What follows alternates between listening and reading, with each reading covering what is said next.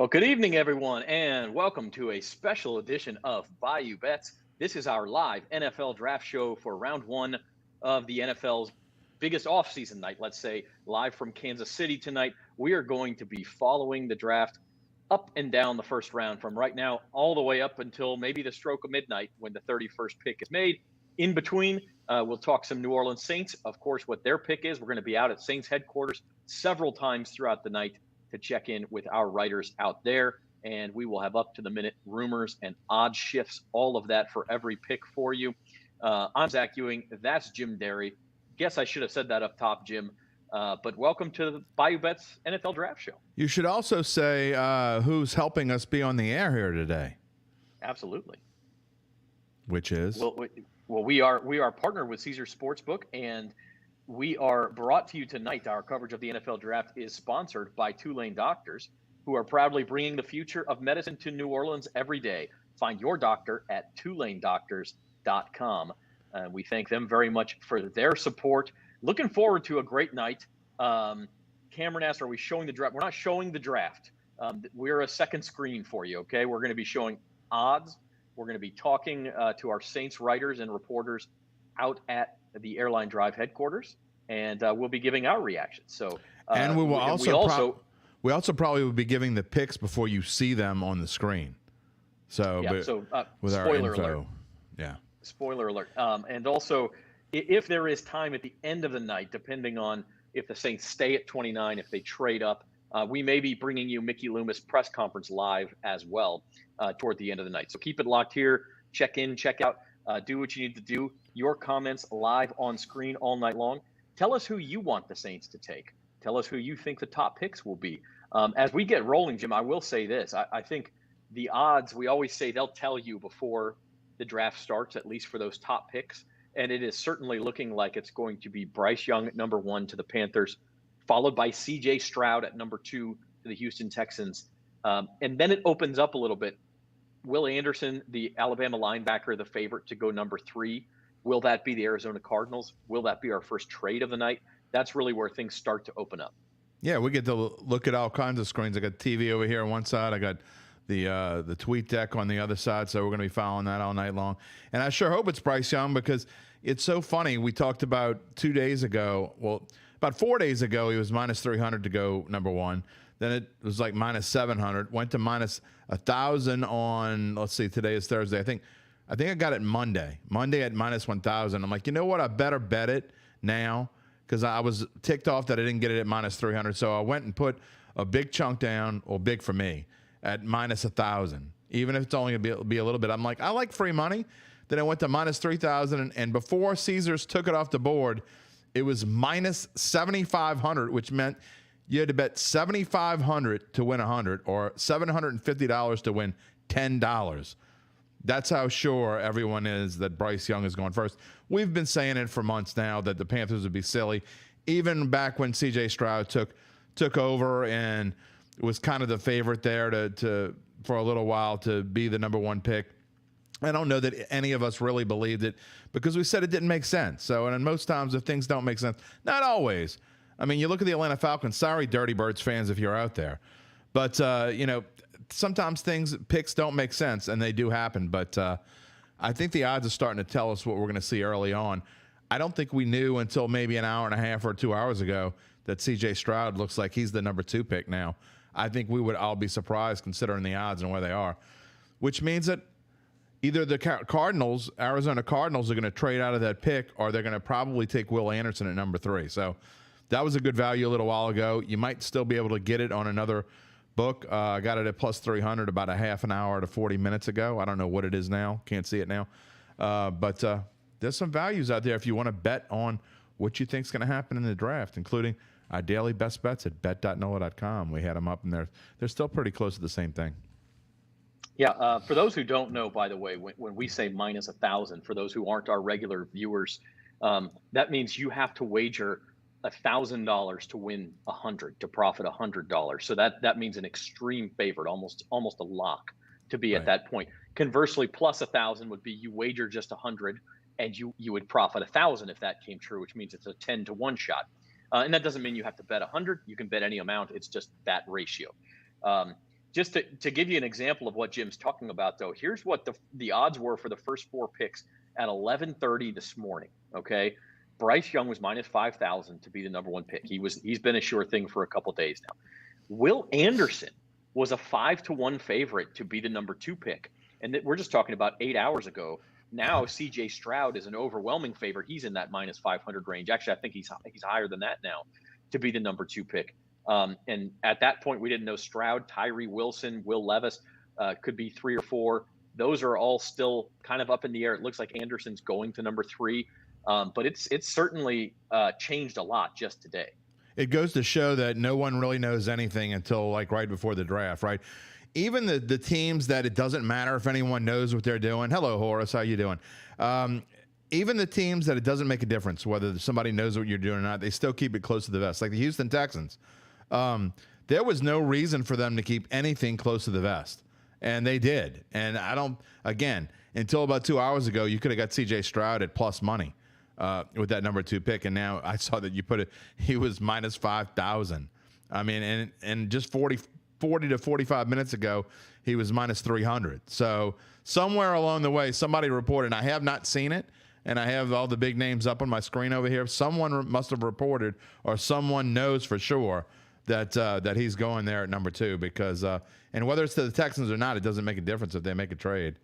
We do have official news, by the way, Jim, from Shams Charania, who's usually an NBA breaking news reporter for The Athletic, but he knows a lot of the agents. He's plugged in. He's tweeted now it's official. The Panthers are selecting Alabama quarterback Bryce Young at number 1 overall. So that is the first thing that we can do. And we know that Bryce Young is our guy. Yep, and I'll change that on the fly here. Yeah. So he's going to go number 1. That was certainly expected, and that is what's happening. So Bryce Young off the board at number 1. The odds you'll see on these screens, by the way, are from a couple of days ago. So that gives you an idea of what was expected a couple of days ago because, an hour before the draft, you were going to have to pay thousands of dollars to profit anything on Bryce Young. Probably it wouldn't be worth it no matter what you did. So, Bryce Young is your number 1 pick to the Carolina Panthers, and we're off and rolling. We are, and it's funny because I don't see it anywhere.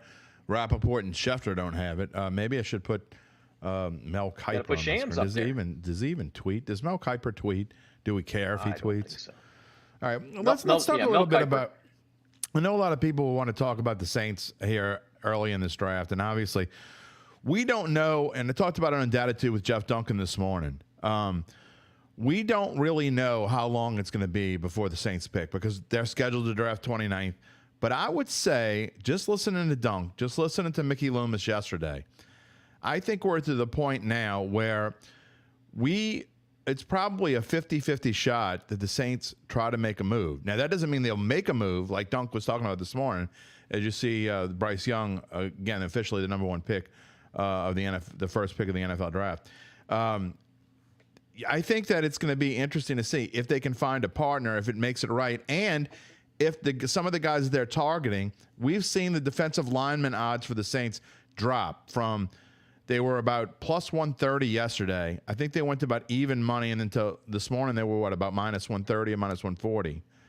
And then before we went on the show, Saints odds you told me were minus 200 to draft a defensive lineman, which means somebody knows something. But then again, I don't know that we can put any stock into those odds because I really, truly believe the Saints don't know what they're going to do. They have, like Dunk says, they have a board of about 15 to 20 guys on their board. Okay, and if 2 of those guys drop to a certain point, then they may try to trade up, and they're not going to trade up high. They may trade up only a few spots, maybe into the low 20s, 22, 23, I think is about the limit when you can start looking at it. Is what Jeff said, and I believe him. So I think as we go along through the night, for Saints fans that are going to follow us here, we appreciate you watching us on bet.nola.com or nola.com, wherever you're watching. But I think as we get closer to the middle of the draft, middle of the first round, we are going to start wondering, all right, is it going to come? Are the Saints going to make picks? And that's when we're going to start going out more to Saints camp. We're going to talk to our Saints writers throughout the night, Zach, and they're going to have more info. again, the last time I did this way back in 2015, which was a weird draft, it was Andrus Peat and Stephon Anthony in the first round. Saints had 2 first-round picks. But, I asked Dunk at that time, not too long before the Saints were going to pick, asking him what was going on in that war room. And you know what he told me? He said, well, they're watching the draft just like you are. And really, until it gets to a certain point, probably 5 to 7 picks before they're supposed to pick, and then they start worrying about looking at who's on their draft board, and they got the whiteboard. It's probably a little bit more elegant than a whiteboard, but they will start getting a little nervous, a little antsy around the 18 to 20 range, and maybe then start trying to make a move. So I think that's what we're going to see. It's going to be interesting as we go along, as Roger Goodell is on the podium now, about to introduce the first pick. I think they're just starting the draft. They're not officially announcing the first pick, although we have already told you that we have confirmed through social media. I think my least favorite part of the draft is this waiting when everybody knows Bryce Young's number 1 pick. The draft starts at 7. Well, at about 7:02, Bryce Young should be on the stage. Yeah, I agree. And why instead waste it's the going to be 7:20. So while we wait for the rest of the draft to commence, the Houston Texans are next, and we expect them to pick C.J. Stroud. That one's not quite as much of a lock. Let's do a few announcements. Number 1, again, we are brought to you by Tulane Doctors, our live coverage. We really appreciate that from them. Number 2, subscribe to the Bayou Bets YouTube channel. If you are picking up what we're putting down, we talk sports betting. We talk Louisiana sports every Monday and Thursday, live at 4 p.m. You can join us live. We're going to show your comments on the air. We're going to answer questions. We're going to talk some trash with you, quite frankly, especially Jim, because that's what he likes to do. And if you can't watch at 4 p.m., we're on demand on that Bayou Bets YouTube channel. So do us a favor, subscribe, and we've got something in it for you too. If you subscribe to the Bayou Bets YouTube channel by the end of the night, we are giving away an NFL jersey of your choice. In fact, we're just going to give you the gift card to the NFL shop, and you can go get the jersey you want. $150. It's just a random sweepstakes. We're just pulling a name from anybody who is subscribed to the channel by the end of the night. So hit that subscribe button on the Bayou Bets YouTube channel. If you're watching on Facebook or Twitter, anything else, go over there to the Bayou Bets YouTube channel and hit subscribe for us, and you're going to be entered to win that gift card. So that's where we're at. And as mentioned, we're about 10 minutes away. Luke Johnson, the first Saints writer who's going to join us, he'll tell us a little bit about what's going on out in Metairie. Jim, you mentioned the odds for the Saints to draft the defensive linemen are up. We asked our viewers last week, what position will the Saints draft first? Not what would you do, but what will the Saints do? And 69% of them, 207 of you, on board with that defensive lineman pick. I know, Jim, you've kind of disagreed with that throughout the time, but defensive tackle particularly is a need for the Saints. It is, but I don't know that you can really. I think your better value is going to be to go get that later. I think there will be enough interior defensive linemen later in the draft, whereas I think the Saints' bigger needs are on the offensive side of the football. You just spent all this money on Derek Carr.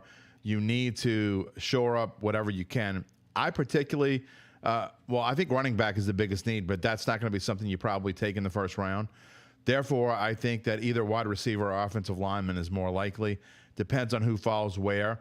But my bet is at this point in time, if I had to bet right now, I have not placed a wager on it, but I really think the Saints going to go O-line. So that's kind of where I'm thinking. I've changed my opinion over the past couple of days. I think I said wide receiver earlier in the week and a lot last week. I said wide receiver, but I've kind of changed my thought process, and I think it's going to be offensive lineman. That would be my my choice. If I were picking right now, I would say they're going to pick O-line. Jim, we do have one opinion is from our guy we talk about quite a bit, Michael Thomas, saying, "Let's go Saints. Let's get us a frontline guy who's ready to put his hand in the pile." So he wants MT's on my side. Yeah. Well, that could be defense. Well, that could be. You're right. It could be defense. It could be defense.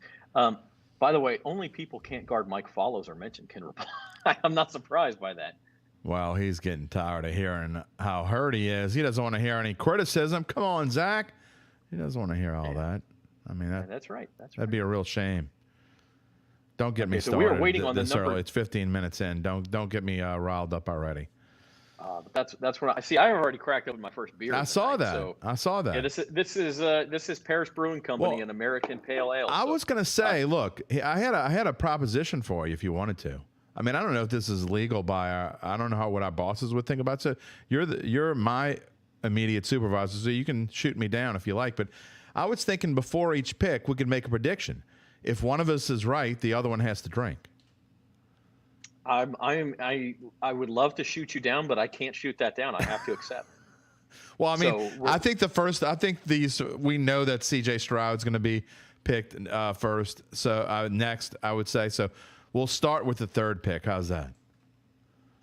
Yeah. What if we both pick the same thing and then we're both right? Then we each got a drink. Then all bets are off, right? I mean, then right, nobody. Okay. Or maybe we just put $1 down on the table for each pick, and when we're different, whoever gets that pick correct wins the dollars that have piled up. Zoe reminds us that you have to drive home. I am home. Yeah, but no, I have to drive home, but that's in like 5 hours. Like, look, it's one pick per 20 minutes. Well, good Lord, okay. I hope you don't get pick number 30 right. I hope I don't get pick number 30 right and 31 right. I'm just drinking beer. I'm just taking a swig. I'm not going to finish the drink. Well, I'm going to have to go find the Fireball, I guess. I'm too young for that. Or I mean, I'm not that young anymore. I was going to say, you're too young for Fireball? Yeah. This could get ugly really fast. You're definitely going to want to stick around and watch this show as we go along. I think by about the time we get to pick 29 at the Saints, it could get ugly, folks. I mean, it really could. But I'm looking forward to going to Saints Drive and seeing what our partners out there have to say. Again, all of our Saints beat writers, including our columnists. And by the way, I'm watching this. Why are the Panthers taking any time? Everybody and their grandma knows they're going to take. It doesn't take that long to bring the card to the NFL just wants the TV show to go on. For God's sake. That's what, yeah. This is one of the problems I have with this stupid circus that we were at last year, by the way, in which, we had to move from NFL headquarters because we couldn't get an internet signal and we couldn't do it. Not only could we not do a show from NFL headquarters in Vegas last year in the media room, we couldn't do a show. We couldn't even get on the GD internet. I don't know if I could say, I don't know how family friendly we are, so I'm going to wait till later. But it's insane. It's insane that they do it this way. I mean, just get on with it. Yeah. Anyway, they're still doing the preamble. Everyone knows Bryce Young is the #1 pick. Again, if you don't want spoilers, we're probably not the show for you. Exactly. We are going to be ahead of the draft. And we are going to be checking out here in just about 5 minutes. Luke Johnson, Saints beat writer, will be joining us from Saints headquarters on Airline Drive in Metairie. And we'll get his finger on the pulse of what the Saints are doing. We are waiting on #2. We do believe it will be C.J. Stroud. And by the way, our other poll question this week, we asked y'all, what do you think, or who do you think will be the second quarterback drafted? And C.J. Stroud. By the way, when we asked this question, Will Levis was getting a lot of love as the #2 pick. And so credit to you all for voting in C.J. Stroud. And this is what I think has been the logical pick the whole time. I mean, C.J. Stroud was the favorite to be the #1 pick, as you mentioned, Jim. Our viewers weren't fooled. They weren't fooled. They were never fooled. They weren't listening to that Will Levis stuff. All those Gabe Henderson was having a heart attack. That was my favorite part about the whole thing. It was awesome. I mean, and we were like kind of yanking his crank a little bit. That was just fantastic. Yeah. So see, Gabe Henderson, our one of our writers here at bet.nola.com, is a big Houston Texans fan, lives in Houston, and he was terrified that they were going to take Will Levis with that #2 pick. It looks like he can breathe easy. It's still early. They could still change their minds. I haven't seen anything about the Houston Texans being. No, it has not been confirmed yet. Let's talk just for a couple of minutes, Jim, about the difference between Bryce Young and C.J. Stroud. Yeah. Besides the Vanderbilt test. Yeah. Well, that's part of it, though. I mean, there's this S2 cognitive test that isn't even really a test in that it doesn't have like traditional questions and answers. And C.J. Stroud apparently did very poorly at it, while Bryce Young did extremely well. So what does that tell you? I mean, is this a situation like we've seen C.J. Stroud play? There's nothing wrong with the guy's cognitive ability in the games. Right. So who cares? Our Spencer the Guru says, hey, look, he can struggle under pressure. He's not the most mobile guy. Bryce Young, certainly more of a threat to take off and run. Do you have any concerns about C.J. Stroud as an NFL starter? Does this mean he's like bad at geometry or can't recite Shakespeare?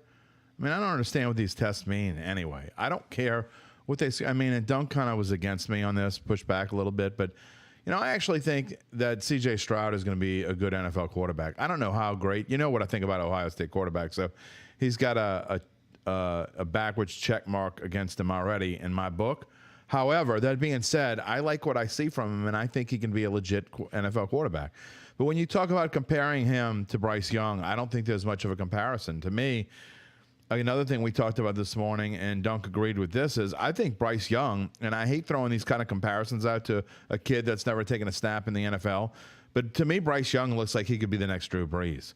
I mean, and not just because he did score great on this stupid test, whatever it is, but he has those, whatever you call it. I'm going to call it stupid test. I just think that he has all the intangibles. I wish, of course, that he were a little bit taller, and honestly, shows you how great this kid can be. The fact that a 5'10" quarterback is going to go the number one pick in this NFL draft. Because other than Kyler Murray, who can do things with his feet, legs, and do all sorts of things, and he's regressed for sure, they don't. A lot of short quarterbacks don't get taken early in the draft. We saw Lamar Jackson fall off. He was supposed to go early in the draft, and he kept slipping and slipping and slipping. And the Ravens got a huge gift, and now they got a quarterback that they're paying $260 million to over the course of the next 5 years, which we've never talked about yet today. But I think Bryce Young has it all. I think, sorry Saints fans, but as the pick is officially coming out by Roger Goodell, I think that Bryce Young is going to be a thorn in the Saints' side for over a decade. That's what I think. Yeah, and by the way, a lot of these top picks are going to be guys who face the Saints next year. Carolina Panthers, of course, face the Saints twice a year. The Houston Texans are on the Saints schedule next year. Yeah. The number 4 team in the draft, the Indianapolis Colts, are on the schedule next year. The Atlanta Falcons pick 8th. They're coming up next year. Here's a look at all the Saints 2023 opponents. And I want to say 10 of the top 14 picks in the draft are on the Saints schedule next year. That counts the Texans twice.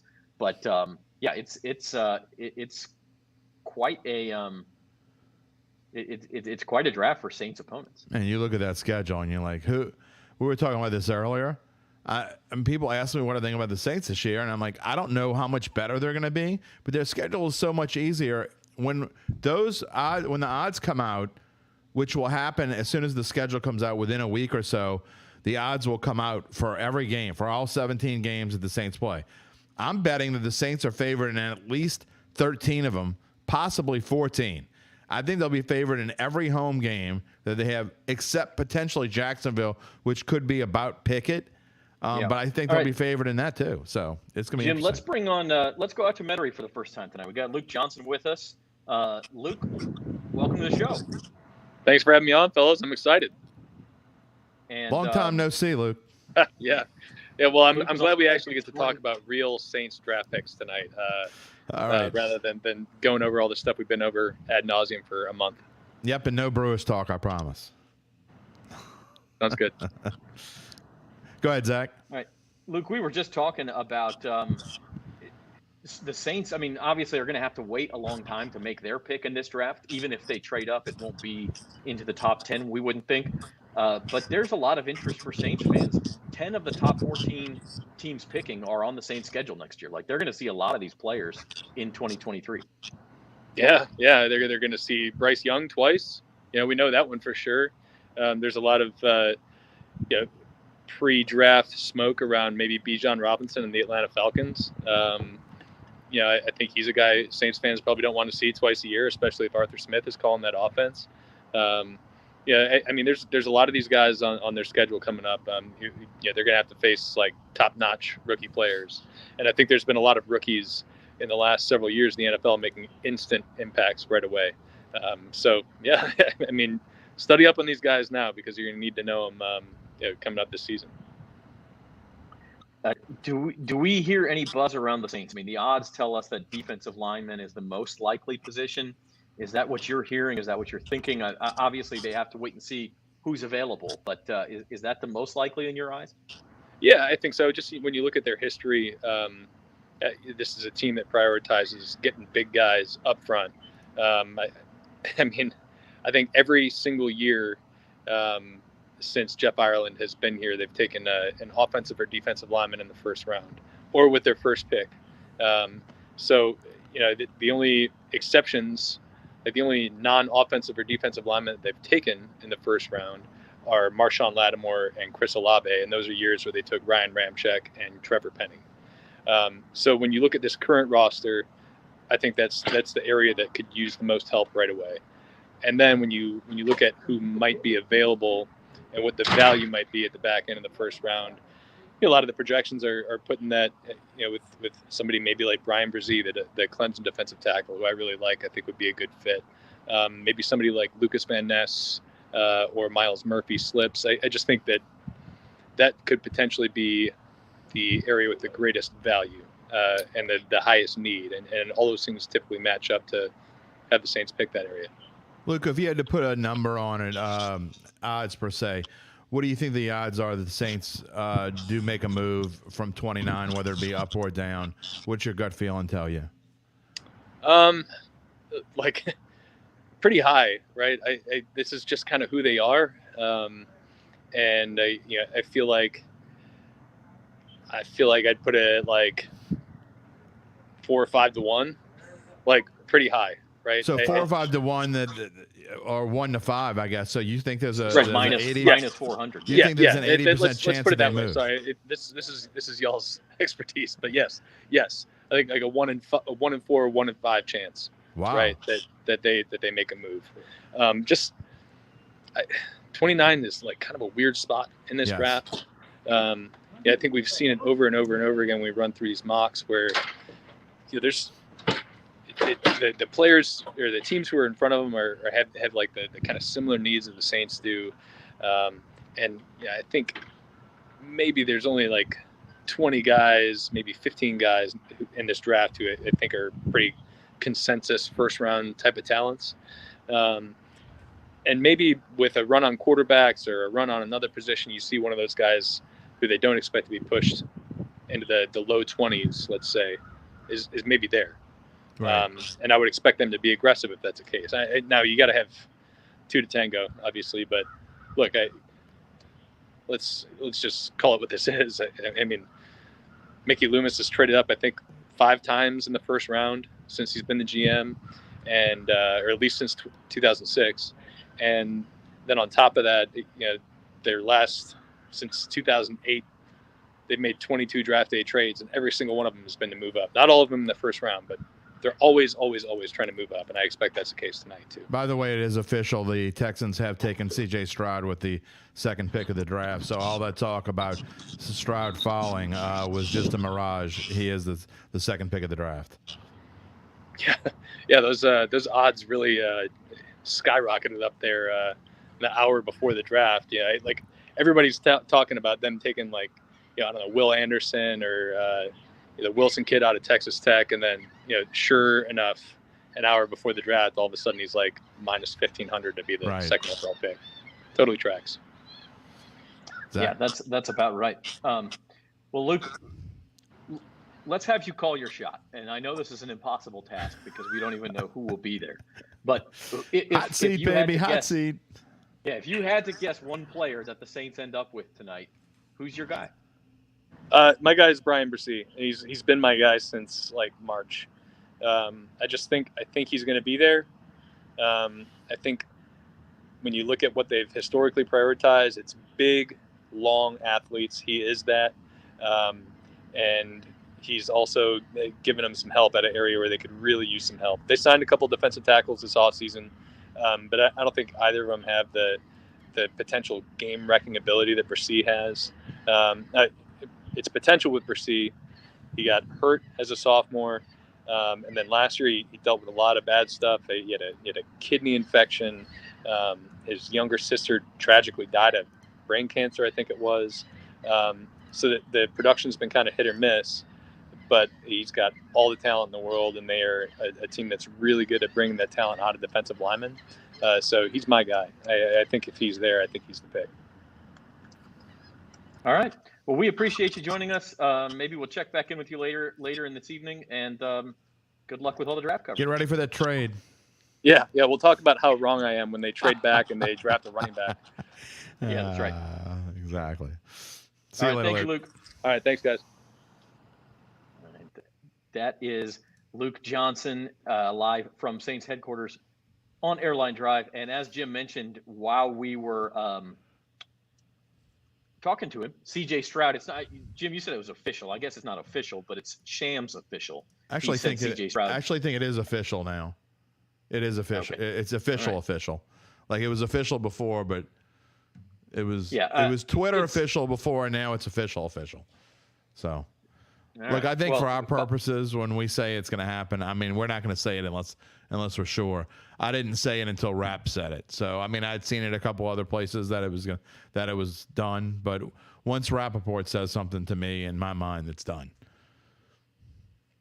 Did we match on we did not match on purpose, but We both talked just about that stylish. before we came on. We're both wearing black. Yeah. And yes, Nick, Uncle Big Nick, spoiler alert, we will be giving out spoilers. So we're going to get the picks faster. Look, the NFL is putting on a television show, and they want you to watch the television show. And you're welcome to do that, okay?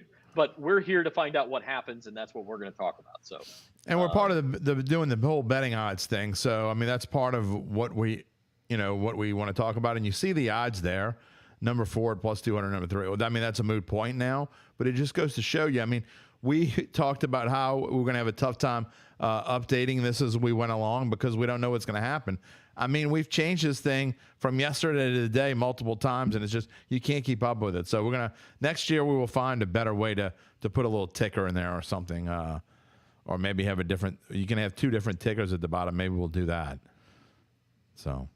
Yeah, maybe so. By the way, a note from my friend Evan Barnes, who covers the Nets for Newsday, but he said this is the first time that 2 Californians were taken with the first 2 picks of the NFL draft since 1969. So yeah, pretty crazy. No doubt about it. And with that said, we are now with the Cardinals on the clock. We'll see what they do, if it's Will Anderson, if it's a trade. And we're going to take a quick break, and we'll be back to find out right after this on the Bayou Bets Live NFL Draft Show. We are Tulane doctors. Physicians and scientists working side by side to advance academic medicine, develop state-of-the-art medical treatments, and provide inspired patient care throughout the Gulf South.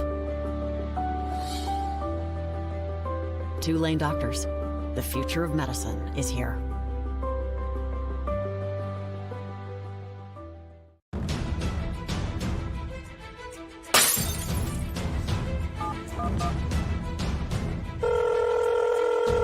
Kenner 911.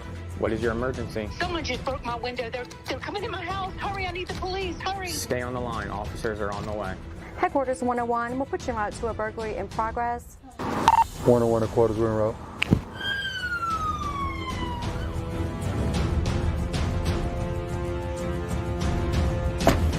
If you're interested in a career in law enforcement, please come check us out in the city of Kenner. We offer a great compensation package, a beautiful city, and a great team. Do you have what it takes? Please check us out at www.kennerpd.com.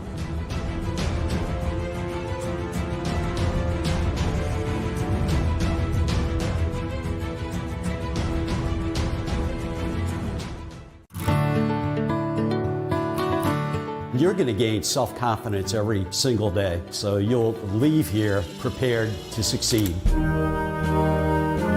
We want our graduates to be the shining examples and the shining stars to their employers. I have the tools I've gained, use my hands and my knowledge, and I put them together and should create something that's special. The program met everything that I needed it to meet. If you know it's a passion for you, then just act. Take the come here. All right, we're back live because there's been some movement here in this draft, and the Houston Texans have made a trade with the Arizona Cardinals. And let's see, am I getting paid? I hope I'm getting paid. There's a trade. So the Cardinals swap spots with the Texans, which is weird, by the way. Texans are going to get 2 of their guys. Yeah, they sure are. And does that mean they took Will Anderson? I sure hope so, because if they do, I believe that is the rumor. Yeah. Ching, ching, ching, ching. Plus 300, so Will baby. Anderson goes number 3, and they get C.J. Stroud and Will Anderson, which Will Anderson was kind of rumored to be the number 2 pick for a long time. In fact, the odds were minus 500, and now he's the number 3 pick, but he goes to the same team. And so there was smoke around the Texans getting Anderson. That's why. But look, it's smart of the Texans. You take the quarterback first, and then the price to move up goes down, because if you had taken Anderson first and Stroud was there, you're going to have five more teams looking to trade with the Cardinals and go up. And if you want to get there and get Stroud, that price is going to go up. So they did it in the right order. No question about it. So I assume that means that Arizona will pick 12th. I didn't see the official. Cardinals get the Shefty reports. The Cardinals get the Texans' 12th pick, which is coming up. Obviously, the 33rd pick of the draft, which is the second pick of the second round. They get their first round pick in 2024 and their third round pick in 2024. Wow.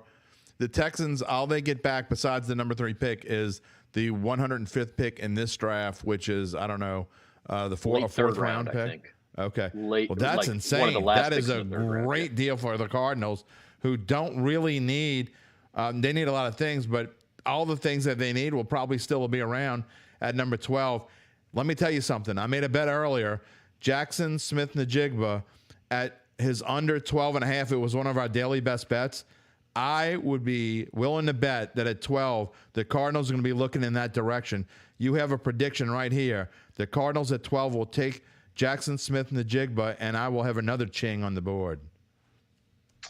All right. Well, everybody likes a ching for Jim, but what's next? The Indianapolis Colts. And the Colts are one of these teams that needed a quarterback.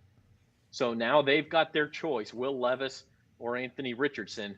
From what we've talked about on Bayou Bets for several weeks now, I'm not sure we like either choice at number 4, but we'll see what the Colts do. We will. And I would move down if I was them, really. I mean, do you want to spend the 4th pick of the draft on Will Levis or Anthony Richardson? Oh, my goodness, no. I don't. Jerry's here. Hey, Jerry. What's up, buddy? I knew he would show up at some point.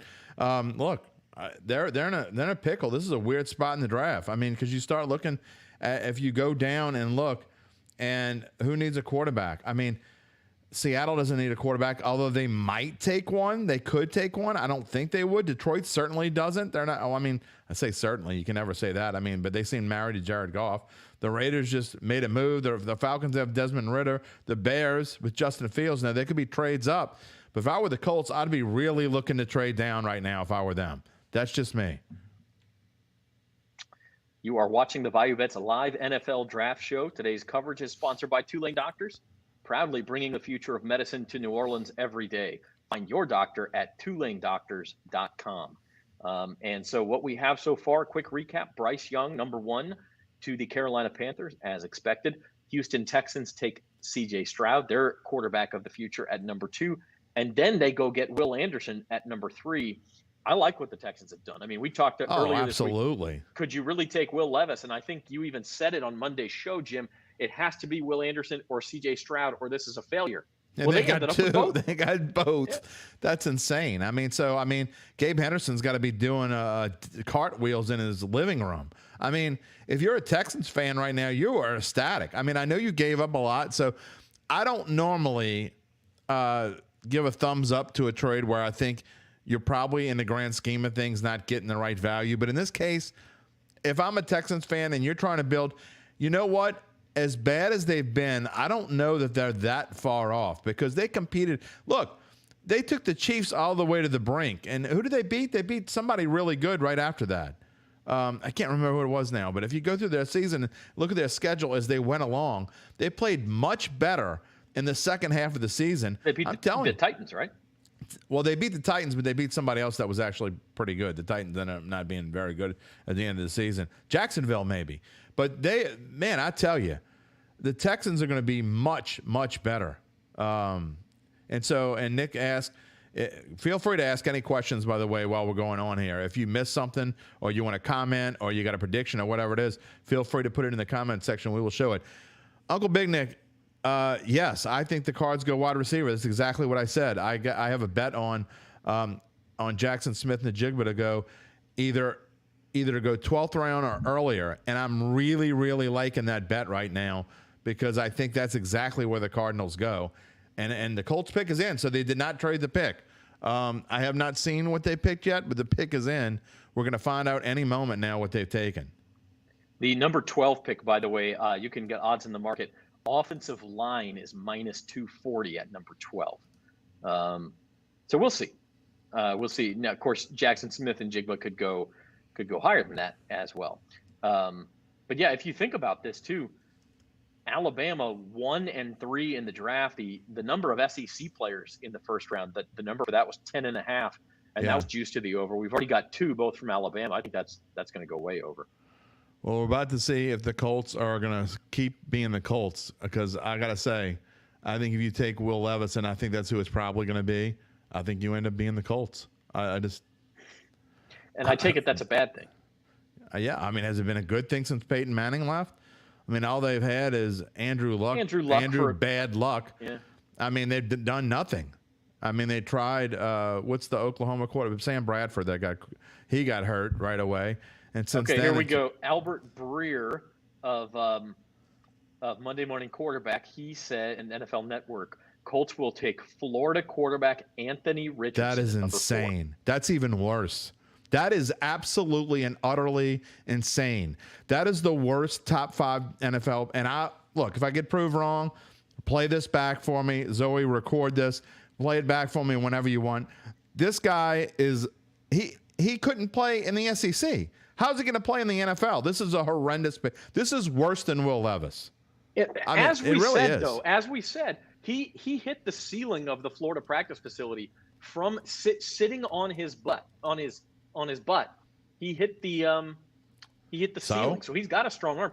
I mean, so in other words, if he's getting bum rushed and he falls on his ass, he's got a good chance to throw it 50 yards to the other team. He's a project. Put it that way. Uncle Big Nick, you don't take a project at number 4. Who is this year's? What is Anthony Richardson then? He's like this year's Jamarcus Russell. I don't like. Well, I mean, so Jamarcus Russell went number 1, and that was a pretty awful pick. In fact, that was worse than this one probably. I mean, Jamarcus Russell ate his way out of the NFL. That's just insane. It really, I don't even know what else to say. I didn't think they were really going to do that. But all this hype, it just goes to show, and Gabe had a great idea the other day about moving the draft earlier. And I guess in a way, maybe you don't want to move the draft up earlier because you'll have teams believing in all the hype and the stupidity of taking a guy who was not good in college. I mean, he can run great, make him a running back. I compare him to, you know who he's going to be? He's going to I think he'll stay in the NFL for a while because I think after he fails as a quarterback, he'll be like Antoine Randall. If anybody knows who I'm talking about, he played for Washington and I forget whoever else, and ended up being a pretty decent receiver.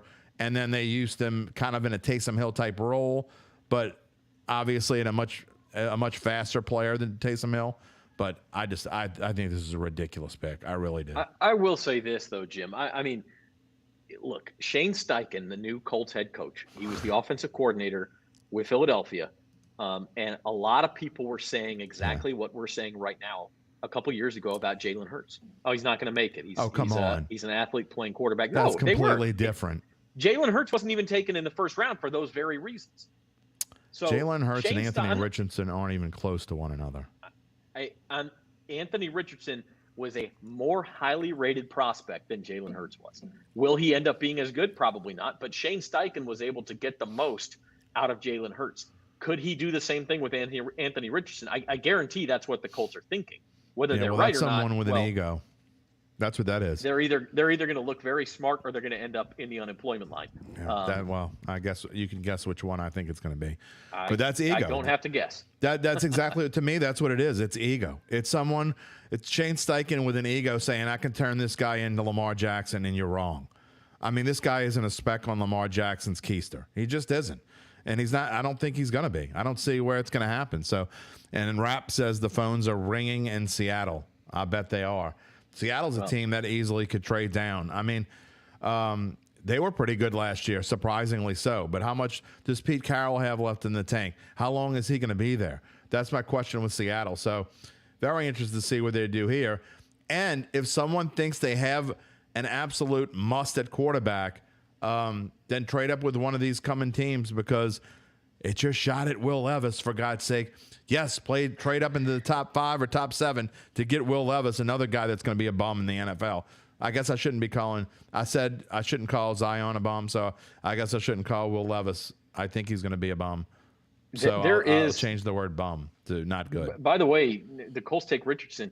There is not another team with a clear need at quarterback until the Tennessee Titans pick at 11. Yes. Okay. That is correct. You know, the Atlanta Falcons, okay, they could, but they picked Desmond Ridder last year. We don't think they'll go quarterback again. The Bears have Justin Fields. The Eagles obviously have Jalen Hurts at 10. Yeah. At 7 is the Raiders, but they just signed Jimmy Garoppolo. So you've got to go all the way down to 11 with the Tennessee Titans pick to find another team with a clear need at quarterback. So if you want Will Levis and you are, let's say the Washington Commanders sitting at number 16, you probably don't have to move up to 5 to get him, unless you think somebody else is. You might be able to move up to the 8 or 9 range and get him. By the way, if you think the Saints are about to move up, well, this is what we've got from the Saints Twitter account. Martin Barnes told them, Saints, go make a move. And the Saints said, oh, you can't see it on there, can you? Can we see that? Gotta move up a little bit. All I can see is Saints make a move. At Saints make a move. How's that? Okay, fine. Admin is going to. How's that? Okay, fine. Admin is going to go get a third piece of Raising Cane's toast. So, in other words, they're not ready to do anything yet. No, they're sitting around. Okay. They're sitting around watching the draft right now. I mean, again, this is something that I've talked about with Duncan before, and we every year we talk about his experience in the war room. Well, he hasn't been actually in the war room, but there on Saints Drive talks about what the Saints administration is doing about now. And I've asked him several times before, including when we had our last draft show, 8 years ago now. And he says, you know what they're doing? They're sitting around watching the draft, just like you and I are. Probably have feet up on the table. I mean, they have a long way to go till it gets to them. We've talked about this, and we talked about it this morning. We talked about it earlier on this show. The Saints are not, they may make a move. I mean, look at Luke Johnson thinks they're going to, it's 80% they're going to make a move. He thinks it's 4-1 that they don't make a move. So I don't know if it's that high or not. But if they do make a move, it's going to be into the lower 20s. It's not going to be into the top 10. It's probably not going to be into the teens. It's going to be in the 20s. So it's going to be later in the night. We'll keep talking about this. So they have their board. If 2 or 3 of the guys that they really want are up there, as you see that Raising Cane's, I wish Spencer's got to be eating that Raising Cane's, I would think. Man, that's a lot of Raising Cane's. I mean, you know. Spencer, you eating that Raising Cane's? Spencer's logged on. Look at all that. All right. I mean, that looks really good compared to, the next break we take. I'm going to let you talk for a while because I never even ate dinner yet. But I think that. Spencer said he got some Raising Cane's. I think that, don't get too excited because the Saints we'll know when they start getting antsy. I think you might see a little movement behind the scenes and they won't be responding on Twitter anymore. I can tell you that. So I think we're a good, let's see, what are we at? Pick number 5 right now. I think we're a good 15 picks away before we can even consider whether the Saints might be moving up into that spot or not to get what they want. And if they do move up, who knows what it's for?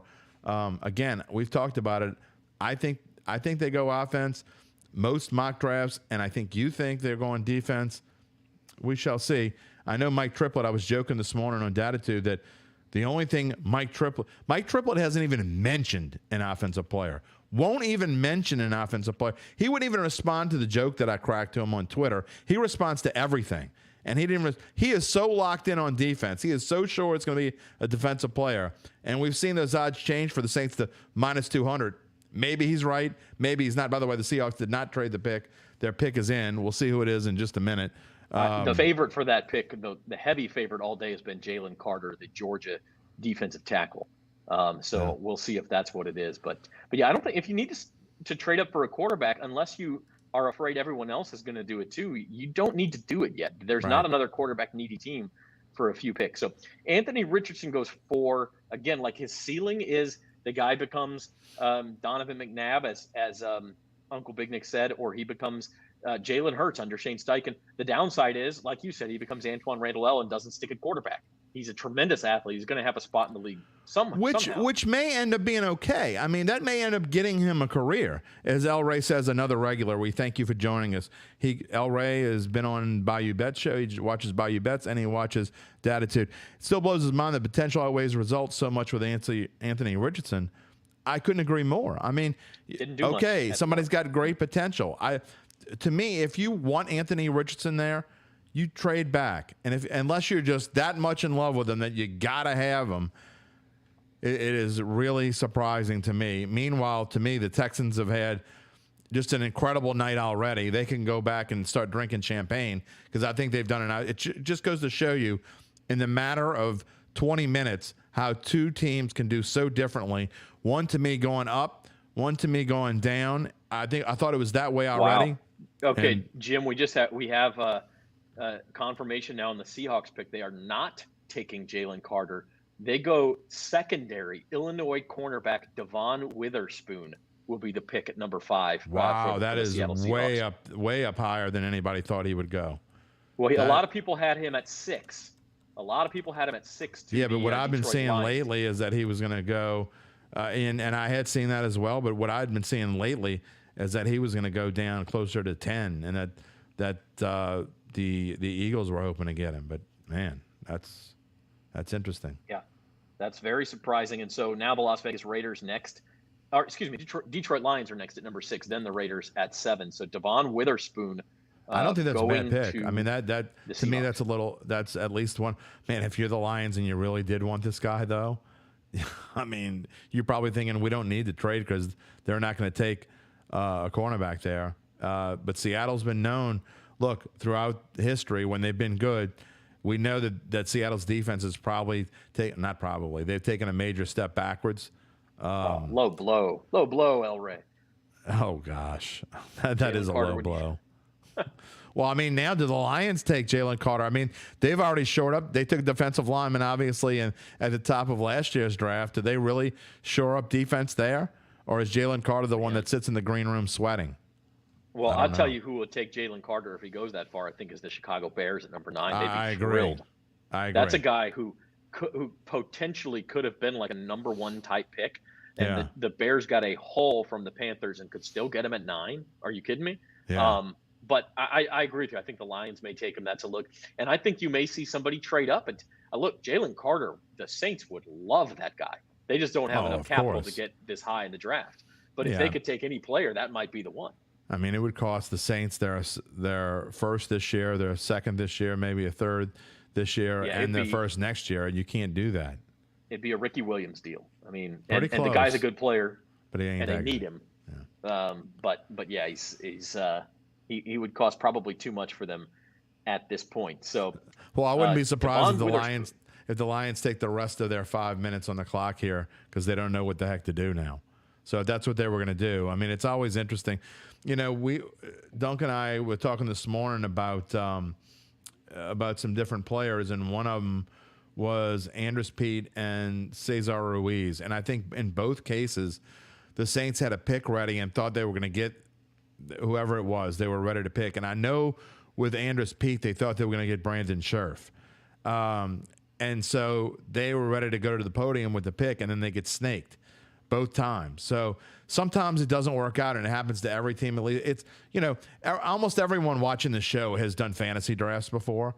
So if you're in a fantasy draft and you're like, all right, this guy's not going to get picked in this round, I'll wait one more round or get it. And I know it's the first round, but, you know, it's coming your pick. You've waited 16 picks, and you're like, okay, my guy's still there. You're writing it in your book as the guy ahead of you is saying, the same name. So that happens in the NFL draft too. It happens in every draft. So I think that maybe the Lions did get snaked right there. It's kind of interesting. Do you see them trading this pick, or do they just go ahead and say, okay, thank you for Jalen Carter? Well, I think it's kind of hard to trade it now unless they had already been talking about it. Unless they had someone that a potential suitor for that pick, it's hard to make a move in just 6 minutes. You can do it, but you would have already had to have conversations with another team to do that kind of thing. So whether they can or can't or are interested in doing it's possible, but I would say at this point it's probably unlikely that they'll trade the pick, although I've already been wrong a couple times. But I did get that ching on Will Anderson. That's the only thing that I've bet on so far. Now, I bet on I'm hoping Paris Campbell gets taken before the Bears pick because I have the Bears taking Peter Skoronski. I forget what the odds I got are. I only bet $5 on that one. So I would love to see that. So my next two bets are Peter Skoronski going to the Bears and Jackson Smith-Njigba going before the 13th pick. So those, but my biggest bet of the night was on Will Anderson at plus 300. So I'll win. I've got Bijan Robinson going before the 9th pick at plus 200. I don't think that's going to happen. But I hope it'll be the Falcons. Really, here's what I say. I hope you lose not because I want you to lose, but because I don't want the Falcons to get Bijan Robinson. Yeah, that's I can definitely understand that. Hey, we're going to have Jeff Duncan coming up in about 10, 12 minutes after our next break here. Live from Saints headquarters. So that's coming up in just a little while. Want to remind you, go ahead and sign up, subscribe to the Bayou Bets YouTube channel. If you are picking up what we're putting down, we are the place for you. We talk sports betting live. The Cardinals are trading with the Lions. The Cardinals have made a trade with the Lions. So they're going to get Jalen Carter. 6. I would think so. Now, Jalen Carter's available, and they jumped on him. And by the way, the Cardinals, we talk about the Texans. That's a great move for them. The Cardinals got a haul. And so they can give some of that back. That's and absolutely still go get Jalen Carter. Not only, which really, if he would have been taken with the 3rd pick, no one would have said, that's a reach. Nobody bats an eye. Because it's an interior defensive lineman. If you think your defense, you need an interior defensive lineman more than you need Will Anderson, then you take him there at number 3. And meanwhile, Houston calls and says, you know what, we would like to trade up and we'll give you our 1st-round pick next year. And the Cardinals say, okay, we can trade up later and still get what we want. Okay, sure, no problem. So that's a great move for the Arizona Cardinals, and I like to see it. They got a new coach too. Number 6, the trade is they get the number 6 pick. They trade their 12th pick. Yep, and 34. So that's even better move. That's a great move for them. I will also say Albert Breer, who's been breaking a lot of news, says that the Cardinals have had their eye on Paris Johnson, the top tackle in the draft. Please, by far. Please. So that's a possibility as well. Hey, just wanted to finish my thought. If you subscribe to the Bayou Bets YouTube channel tonight, by midnight, we're going to draw a name from all of our subscribers, and we're going to buy you the NFL jersey of your choice. You're going to get a $150 gift card. Unless you're a Falcons fan. We're not buying buying Atlanta Falcons jerseys on this show. We have no control over what you buy. You can go buy a Bobby Boucher, linebacker jersey from South. What was it? South Central Louisiana. Yeah. The Swamp Dogs. I think they were the Raging Cajuns. Oh no, sorry, that's the different South Louisiana. That's just because Spencer's backstage. Had to say it for him. He's shaking his head at me. So we'll see. We'll see what the Cardinals do before we go to break here.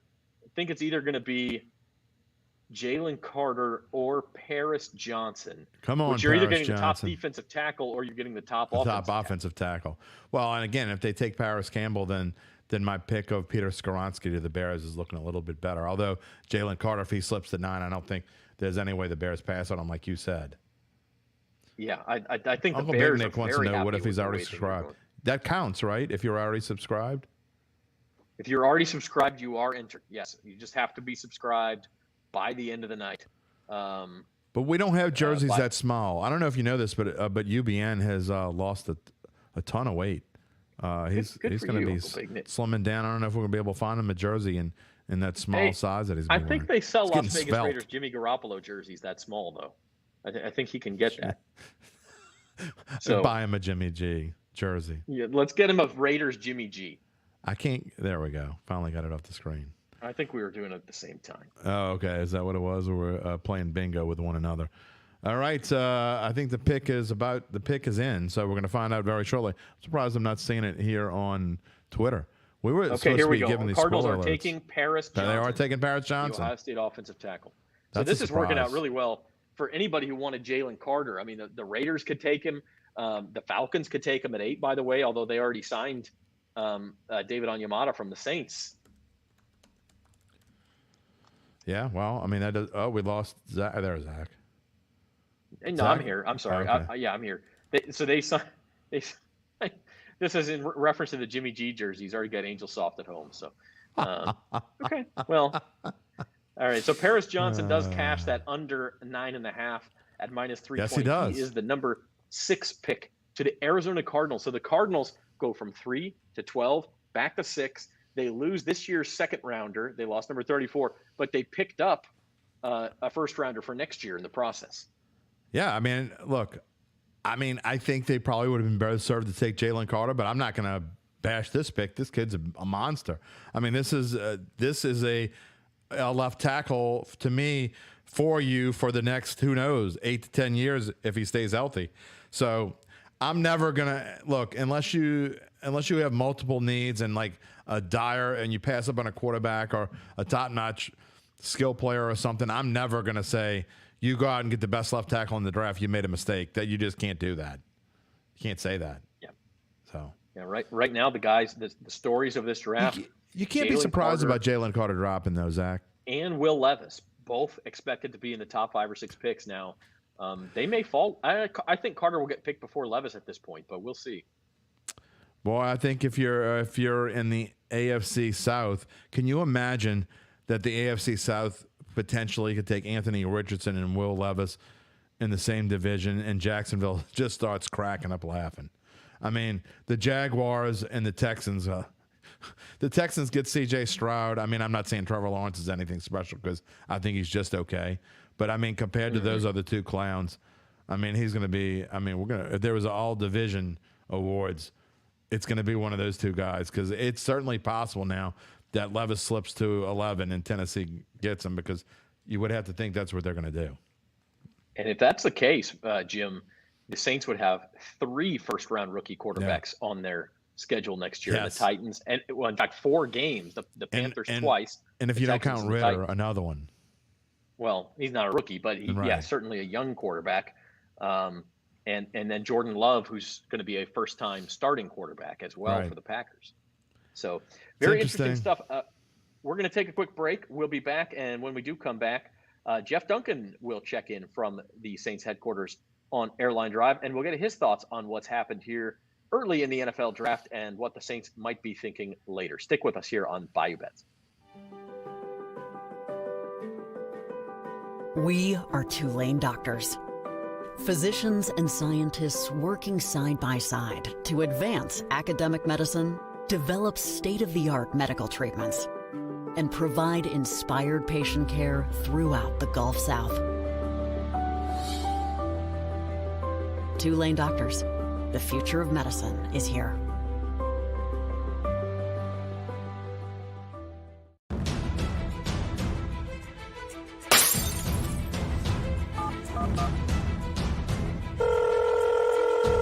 Kenner 911. What is your emergency? Someone just broke my window. They're coming in my house. Hurry, I need the police. Hurry. Stay on the line. Officers are on the way. Headquarters 101. We'll put you out to a burglary in progress. 101 headquarters, we're en route.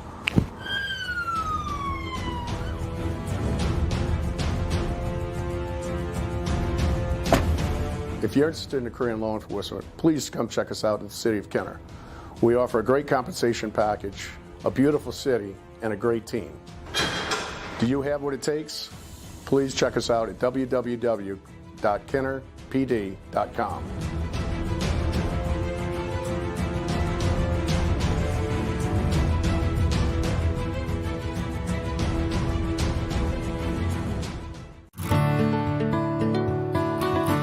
You're going to gain self-confidence every single day, so you'll leave here prepared to succeed. We want our graduates to be the shining examples and the shining stars to their employers. I have the tools I've gained, use my hands and my knowledge, and I put them together and should create something that's special. The program meant everything that I needed it to mean. If you know it's a passion for you, then just act. Take that, come here, join the academy, and you'll be well on your way. Bill Strong Academy, give it up.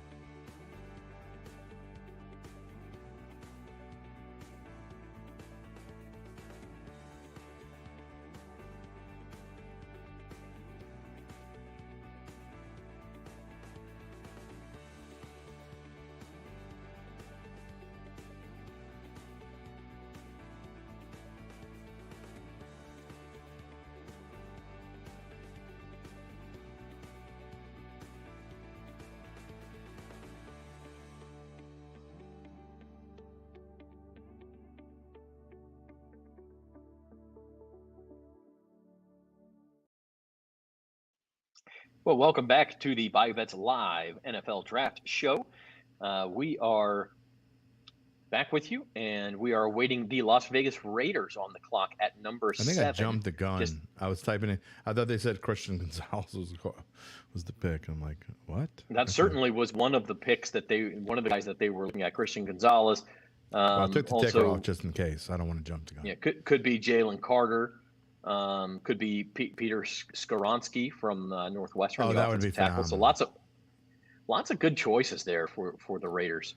And it's been the an Atlanta interesting Falcons night. up next. That's been an interesting night. We got an interesting comment. You can go ahead and put that on the screen before I type this in. Yeah, I don't know. I don't know about this. If Will Levis is there at 29, the Saints need to take him. If not, Hooker in round 2. No. Look, I get that you don't trust Derek Carr, and I think that's fair. Derek Carr hasn't won a playoff game. Tyree Wilson goes to number 7, by the way. Another guy who dropped. Yeah, boy, did he drop in a big way. Remember how all the talk about him, he was going to go number 2? So he goes at number 7. That is not – I mean, the only surprise is that he went that late. It's not a surprise, and we never even talked about him, but not a surprise that he goes there. But back to the original theory of quarterback. Yeah. Look, I think, again, not talking to not just Jeff Duncan, but talking to my other friends who cover the Saints on a regular basis. I mean, you can't consider what we do covering them on a regular basis because, I mean, we cover them from the exterior. I'm talking about the people who cover them from the interior. I think everyone who I've talked to would be highly surprised if the Saints take a quarterback in either of the first 3 rounds. So all the people with the Hendon Hooker hopes, you're wasting your energy. It's not going to happen. And I mean, if I'm wrong, great. Come back and talk to me later, and blast me on Twitter or whatever you want to do on social media. But it's not going to happen. They're not going to take Will Levis. It's just too much capital to give up. Correct. It's too when you need other things to take a first-round pick or early second-round pick on a quarterback. When you just signed one for almost $40 million a year. You're not going to bench Derek Carr next year unless he were to get hurt. You're not going to bench him. No, you're married to Derek Carr for minimum 3 years, probably 4 at the bare minimum. And look, you would be drafting a guy that you would then just be sitting on the bench unless Derek Carr were to get hurt, which, by the way, that's one of the great things about Derek Carr is that he's only really been hurt once in his entire career. Well, knock on wood. But not only that, Zach, but Dunk talks about this morning about how, with Jameis in the fold as a backup, why would you draft a quarterback that would solely be on the practice squad, would not see a down of action? Usually when you draft someone like that, any first-round pick, quarterback or whatever position it is, even if you don't necessarily have a need there. I mean, there were times when the Saints were just solid everywhere. It hasn't happened a lot, but they were solid pretty much everywhere. And even guys get picked in the first round, they play as rookies. And you cannot afford, this team can't afford to make a pick where he's going to sit on the bench and just sit there, because that's what would happen. No quarterback taken that's left has any potential to play regardless of injury. You would take injuries to both Carr and Jameis Winston, whether you like it or not. Again, you may not like Derek Carr. I get that. I don't agree with you. But, however, regardless, that's what the Saints have. And you need to accept it, because that's who the quarterback's going to be. Again, for barring injury, at least the next 3 years, more likely way beyond that. It is what it is. Yep. So Tyree Wilson goes at number 7 to the Raiders. He'll be chasing Pat Mahomes. And the Falcons have a decision to make. And, Uncle Big Nick, will New Orleans ever host? Well, Jeff Duncan's going to be on here in just a minute. He's having a couple technical problems, but he's going to be on, and he will answer that question for you. The answer is probably not, but it doesn't have anything to do with Roger Goodell hating.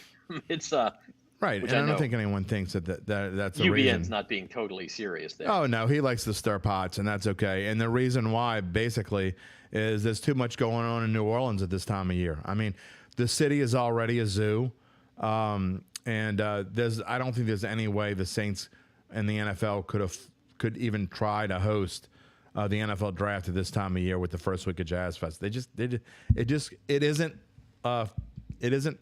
what's logistically possible, I guess is the way to put it. And the PGA, depending on how the calendar falls, sometimes is the same weekend as well. Yeah, that's not as bad. I mean, you can afford to have that, because that's not going to draw 100,000 people. I mean, you and I. No, but it's a combination. Right, and I think this was your first draft last year. Am I correct? The one we went last year, was that your first draft? The first one in person, yes, yeah. Okay, so mine too. And you see all these things on TV and everything, and I tell you, it was eye-opening when you and I walked across. We were walking across that bridge to go, and we were going to go to the media room, but we said, let's just go to the top of the bridge and look down. And as far as away as we were, it was insane, the amount of people. I mean, you see it on TV, but seeing it in person gives it a whole new perspective. And just walking around town, and I had to go get some new shoes the day before the draft, and just walking to go get new shoes, just the people walking up and down the strip, it was insane. So just it's completely different, I think, from a PGA event. And I just, as well as the city's done hosting events, I think it would even be beyond Mardi Gras to have Jazz Fest and the NFL draft in town at the same weekend. I'm not sure we can handle it, to be honest. I forgot that you had to go walk over to the mall in Vegas. Yeah, blew out a socks, shoe. Basically. Yeah, I had a blister the size of I don't know. It was pretty bad. Size of Paris Johnson. Exactly, and so I had to walk and go find some new shoes, because I certainly couldn't walk in those anymore. That was fun. Yeah, it's look, it's been a heck of a draft so far. We've already seen Falcons quite pick a is few in, by the way. surprises. The Falcons pick is in. We will see what it is. I'm waiting to see. You've got some other people up. If you see it before I do, by all means. Yeah, I'm checking right now. Let's see. Rapp hasn't put anything up yet. The Falcons pick is going to be. It is Bijan Robinson. Albert Breer has. They actually made a good pick. Texans running back Bijan Robinson, who some people said, and look, nobody takes running backs in the first round anymore. But it's like he was the most talented athletic player in this draft. Well, there's no question about it. And I mean, it's funny. We talked just a couple weeks ago, really even maybe less than that. His stock was rising, because it wasn't that long ago when there was potential that he could go to remember potential of him going to the Saints. Will he make it to 29? And then, well, I think there's a 50-50 shot he'll make it to 29. And if he does, will he, will the Saints actually pull the card out of the hat? This was never going to happen. No, and it became pretty clear early on that he was not going to make it to the Saints. So, hey, and I know one player isn't going to make you change your pick, but the Saints struggled to defend the run last year. They lose David Onyemata to the Falcons in free agency. They need run stoppers, and so we'll see if they move up to get one in this draft, or if they use a couple of different picks on him. But Bijan Robinson is just going to be another problem. And How about we go to said, Saints camp? Let's bring on Jeff Duncan. He is live from Airline Drive at Saints headquarters. Jeff, thanks for being here. Let me unconnect my he may be having just a few problems. Let's take him out for a second. Yeah, let's see if we they're can muting. That's fine. We can get Jeff reconnected. Live TV, folks. We don't do this very often. We're sports writers at heart. I mean, Zach and I were joking about some things the other day, something that bothered him. I don't even remember what it was. And I'm like, that's because you're an editor at heart. And honestly, that's what we are. So we're still trying to learn this whole this video game. But I think we're doing pretty damn good so far. Yeah, I think so. I mean, when you add somebody in remotely, that's a whole other level of, you need Duncan to be on his game too. Yeah, well, Duncan with Kamara going to the pen to the Saints. The Saints need a running back. But Bijan Robinson's off the board. They're not taking one with this first-round pick. Yeah, not unless it's I think it might be a little bit of a reach for Jahmyr Gibbs, but he might be gone by then anyway. So, that's kind of an oxymoron, I guess, if you think about it. But I don't think they're going to go there. I think they're going to – Oh, wow. Eagles have moved up a spot. So the Bears are not taking Jalen Carter. The Eagles have moved up to number 9. Okay. So the Eagles, you talk about a team that's already terrific in the trenches. Rich getting richer. They could be taking Jalen Carter, or they could go offensive line and take Peter Skoronski. Oh, that would be fantastic. I need him to go soon. I'm just saying. I need Peter Skoronski to go in the next 4 Well, you picks. can't win all the bets. You can't win them all. Yes, I can. By the way, Who says you can't win all the bets? The Falcons' last 3 first-round picks are Kyle Pitts, Drake London, and Bijan Robinson. So they're adding offensive weapons. The question is what's his name? Desmond Ridder, the guy. I couldn't even think of his name. Is Desmond Ridder going to be able to do it? All right, we have Jeff Duncan. I think he's ready to go. Jeff, can you hear us? Yeah, I got you guys. It's all my fault here. Spencer's doing all the good work. Shocking. Yeah, I know. What can I say? All right, well, let's start here. What are your impressions? We knew this draft was going to be unpredictable coming in, Dunk. It has proven to be every bit of that through 8 picks here.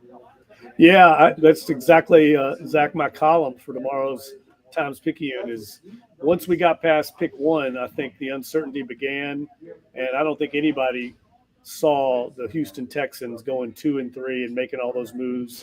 But we knew that. Listening to Jeff Ireland in his pre-draft interview at WWL Radio tonight, even they expected it to be incredibly uncertain after pick 1.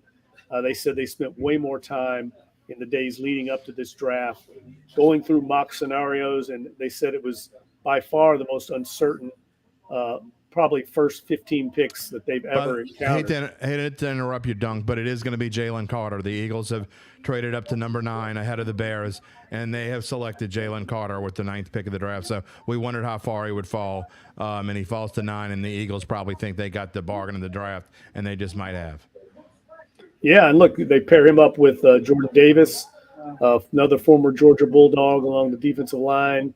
Nakobe Dean's also there in Philadelphia. So you got 3 former Georgia teammates on that defense now with the Eagles. And Jalen Carter, arguably the best talent in the entire draft. And I know the Saints last year, guys, very high on Jordan Davis. They really liked him. They seriously thought about drafting him, trading up to take him. So it'll be interesting to see how those young players develop now in Philadelphia. No doubt about it. The Eagles traded pick number 10 and a 4th-round pick to move up 1 spot, so the Bears basically get a free 4th-round pick. Obviously, the Bears did not want to take Jalen Carter there, trading the pick and getting a free 4th rounder out of the deal. Dunk, we were talking this morning, and we've talked about this in the past, but just kind of to reiterate, it's an interesting spot right now for the Saints because people were joking on Twitter, make a move, want to trade up. Every Saints fan wants the Saints to trade up, right, and get some big name. But really, I mean, would you be surprised if they're doing anything in the draft room? But right now, they have their kicking their feet up and eating canes. Well, I mean, they're definitely going to be working the phones, but there's only so high they can get. I mean, at 29, you've got to have ammo to get up where we're at right now in the draft. And I don't think the Saints want to, unload some of the second and third round pick that they have. Those are very valuable picks. Usually, you get starting caliber players with those picks. So I would be surprised if the Saints made a bold move. I'm not sure there's anybody there that they value that much in what's left on the board to go up. And then you've also, we talked about it earlier, JD, you got to have a trade partner. I mean, somebody's got to want to trade with you. And I'm not sure right now that there's that much of a market. I expect the Saints will get busy here, though, soon. We've talked about it today. I'll be surprised if they end up picking at 29. I really will be. You and Luke Johnson said the same thing. He said he says it's a 4-1 odds against them not moving. So that's pretty strong right there. I mean, you're talking about an 80% chance. I don't know if it's that high, but again, you talked about this morning about just reading through the lines and what Mickey Loomis was talking about yesterday. You could kind of get a sense that, hey, we're ready to move if we can. If those, you talk about how they have their board and there might be 20 guys on that board, and if there are 2 guys left and they really like one of those 2 guys or even both of them, hey, they're going to make a move if they can. Yeah, look, they're aggressive. I mean, they're that way on both sides of the ball when they play games, and I think that carried over from the Sean Payton era. It's kind of, infiltrated throughout the organization of going and get your guy, being bold, being aggressive. And Dennis Allen, just listening to him talk before the draft here, they sounded like they really like where their roster is at right now. They don't feel like they have to reach for anybody. So I think that's going to lend them to even be more aggressive. Go up and get a player you really want because you like where your roster's at. And 8 rookies are not going to make this final roster come training camp. So go up and get a guy that can contribute right away and be a core player for you. And why wouldn't you, right? Yeah, and I think they will. I'll be surprised, like I said. There's a lot of teams that want to trade down. That's already been established. It's just a matter of how high can the Saints get. And is there going to be one of those players, like we talked about, in their top 15 that trickles down into the 20s or into the high teens to where it's feasible for them to trade up and still not give up some of those early picks that they really value. Right. Well, we asked Luke Johnson this question, put him on the spot. So we'll ask you now. If you had to pick one player and realizing that we don't know who will be available and that it's kind of a crapshoot, but who is your guy for the Saints, whether they move up or not? Well, I told JD earlier today, the guy I really like is Lucas Van Ness, the defensive lineman from Iowa. I think he fits exactly what the Saints are looking for right now. I know they really want a 3-technique defensive tackle to plug into the interior defensive line. Now, whether that's first round or second round or third round, I think they're going to get one of those guys in this draft. And Van Ness reminds me a lot of kind of a bigger interior version of Trey Hendrickson.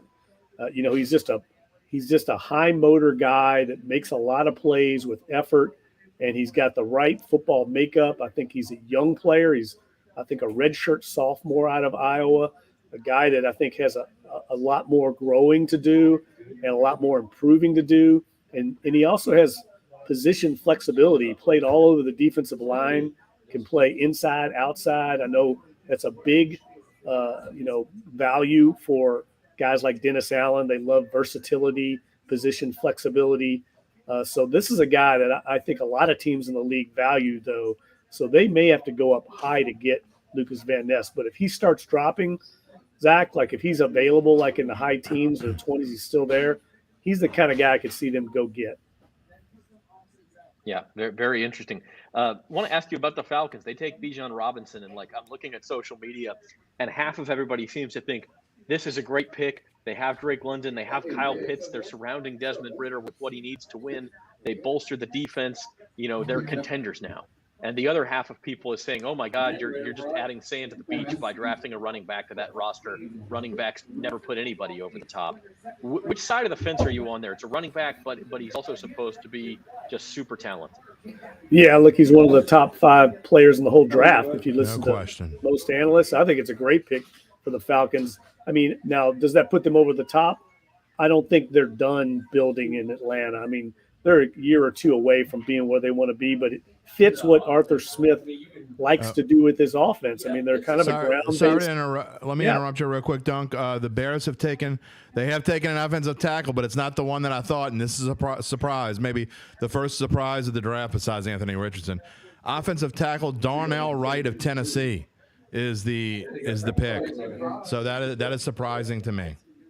Well, it is because a lot of people had Peter Skoronski targeted them, a guy that played college ball there in Chicago, would have been a hometown guy. And a lot of people had Skoronski graded higher. But Wright is a guy that I think a lot of people believe his best football is ahead of him.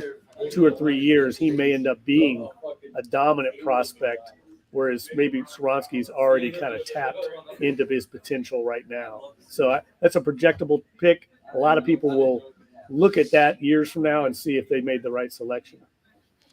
Well, that's what we all do, right? I mean, we look back and talk about whether it was the right selection. And I was looking back at some of the past drafts, and Taryn Walk had a great chart out on Twitter.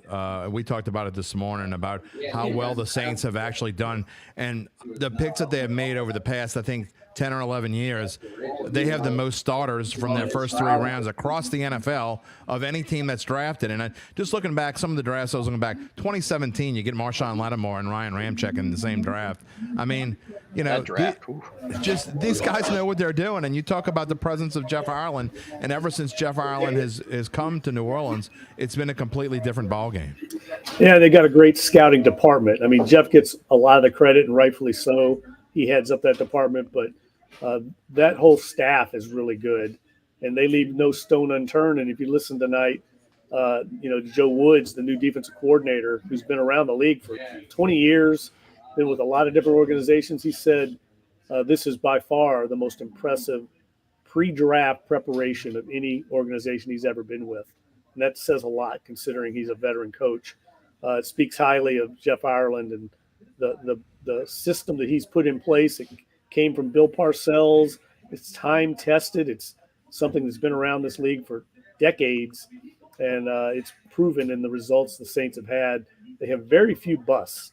Even when they get a guy that maybe doesn't reach the expectations of the fans and even maybe the team executives, they're still productive players. They very rarely have a guy that just doesn't contribute at all, doesn't make the starting lineup when they take them high in the draft. They have a very high batting average.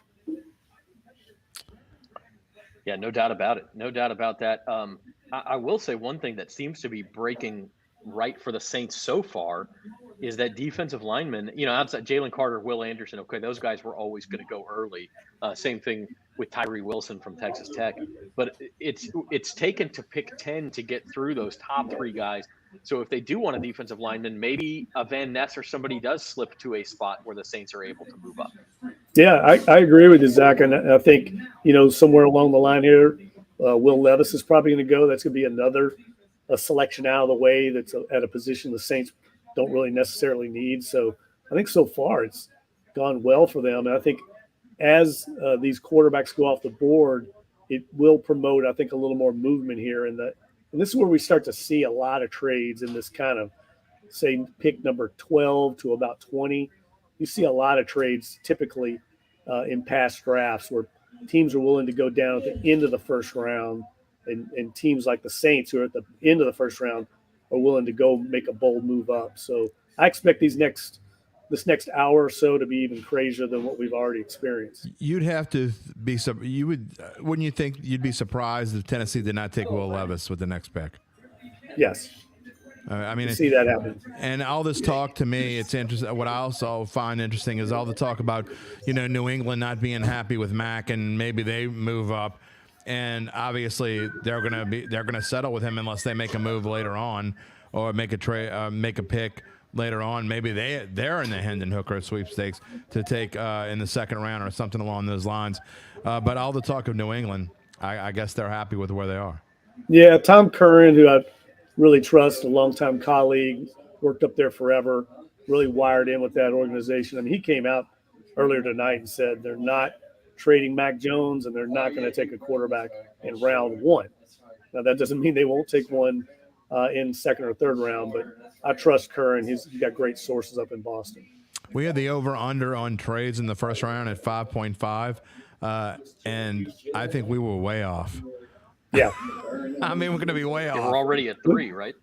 Yes. Yeah, I think it's going to be more than that. And I think, when I heard Jeff Ireland say that all the work they've done pre-draft, I mean, they're making calls, talking to their contacts with all the teams around the league, and he said they don't even know what's going to happen after pick 1.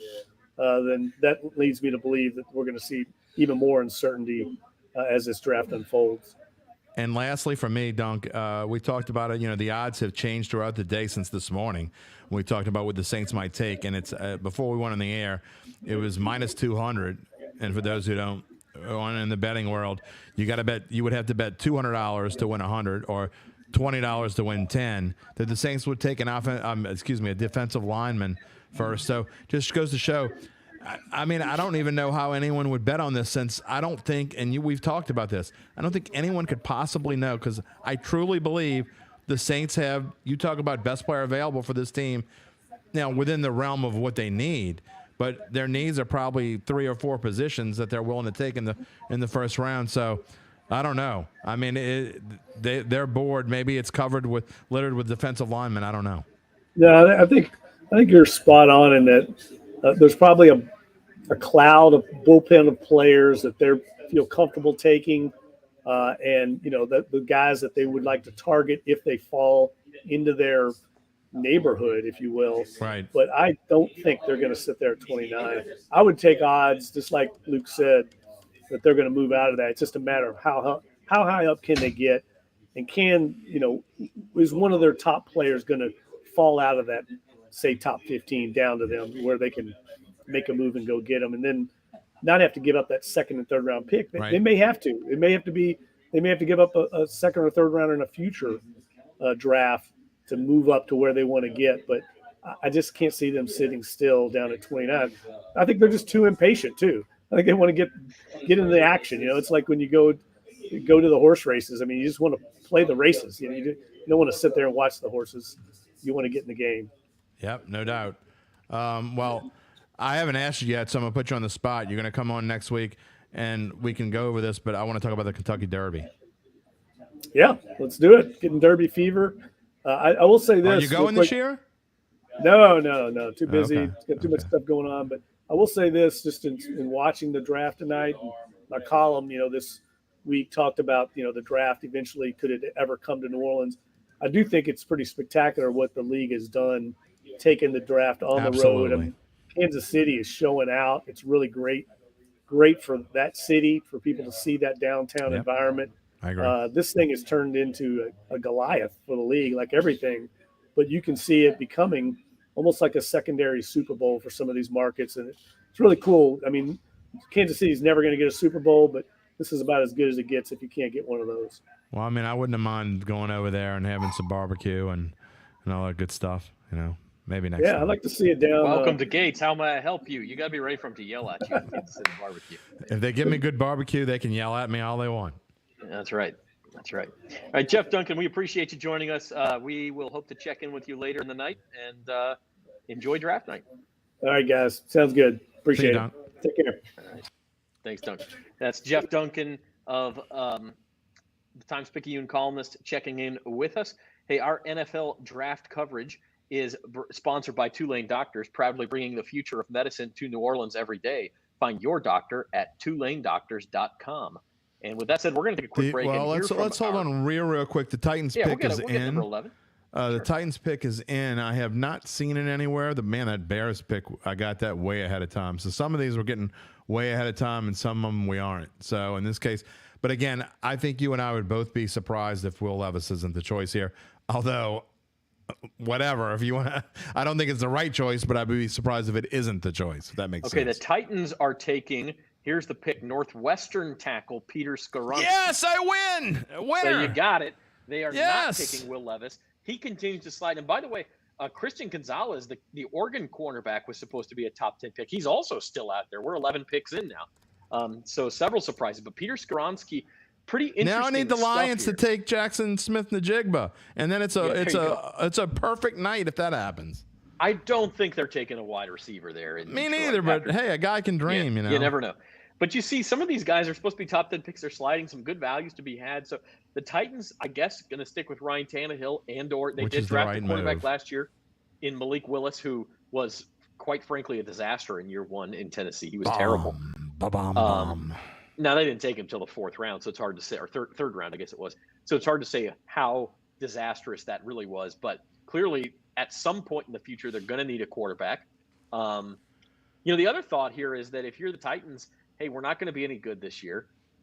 Let's give the ball to Malik Willis. Why is that? Let's give him Are a you chance. sure Derrick Henry's leaving? And if it does bomb, there's a couple of pretty damn good quarterbacks at the top of next year's draft, including Caleb Williams. As I said, there's one that plays for USC that's pretty good. Yeah, somebody is going to end up with him next year. So that's the pick. Peter Skoronski at 11 to the Tennessee Titans. The Detroit Lions are on the clock at pick number 12. We appreciate it, El Rey. Hey, drop us a like, a subscribe to the YouTube channel. If you subscribe to the Bayou Bets YouTube channel, you are automatically entered to win an NFL jersey of your choice. We're just going to send you the gift card and let you pick out that jersey that you want. So just subscribe to the Bayou Bets YouTube channel. We'll pick that name either at the end of the night or early tomorrow. So just make sure you're subscribed by the end of the night. Before we take a break real quick, the line of the night so far on social media with their first round pick, the Miami Dolphins the Miami Dolphins take a call from Tom Brady. Yeah. Yeah. Not gonna happen. Wouldn't that be something? Oh yeah. The offseason just getting going. We're ready for a break. We'll be right back after this with the Lions pick, and we're going to be heating up Saints talk all night long on Bayou Bets. We are Tulane doctors. Physicians and scientists working side by side to advance academic medicine, develop state-of-the-art medical treatments, and provide inspired patient care throughout the Gulf South. Tulane doctors, the future of medicine is here.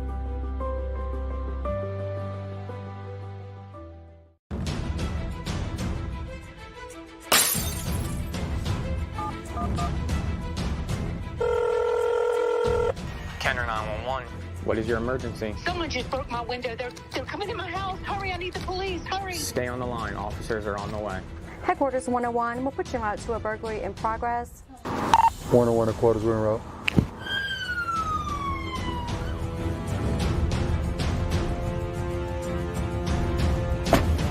If you're interested in a career in law enforcement, please come check us out in the city of Kenner. We offer a great compensation package, a beautiful city, and a great team. Do you have what it takes? Please check us out at www.kennerpd.com.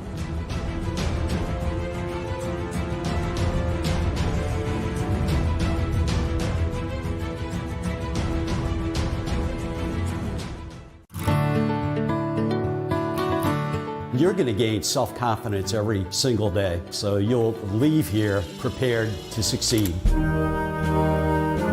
We want our graduates to be the shining examples and the shining stars to their employers. I have the tools I've gained, use my hands and my knowledge, and I put them together and should create something that's special. The program met everything that I needed it to meet. If you know it's a passion for you, then just act. Come here, join the academy, and you'll be well on your way. Bill Strong Academy, give it up.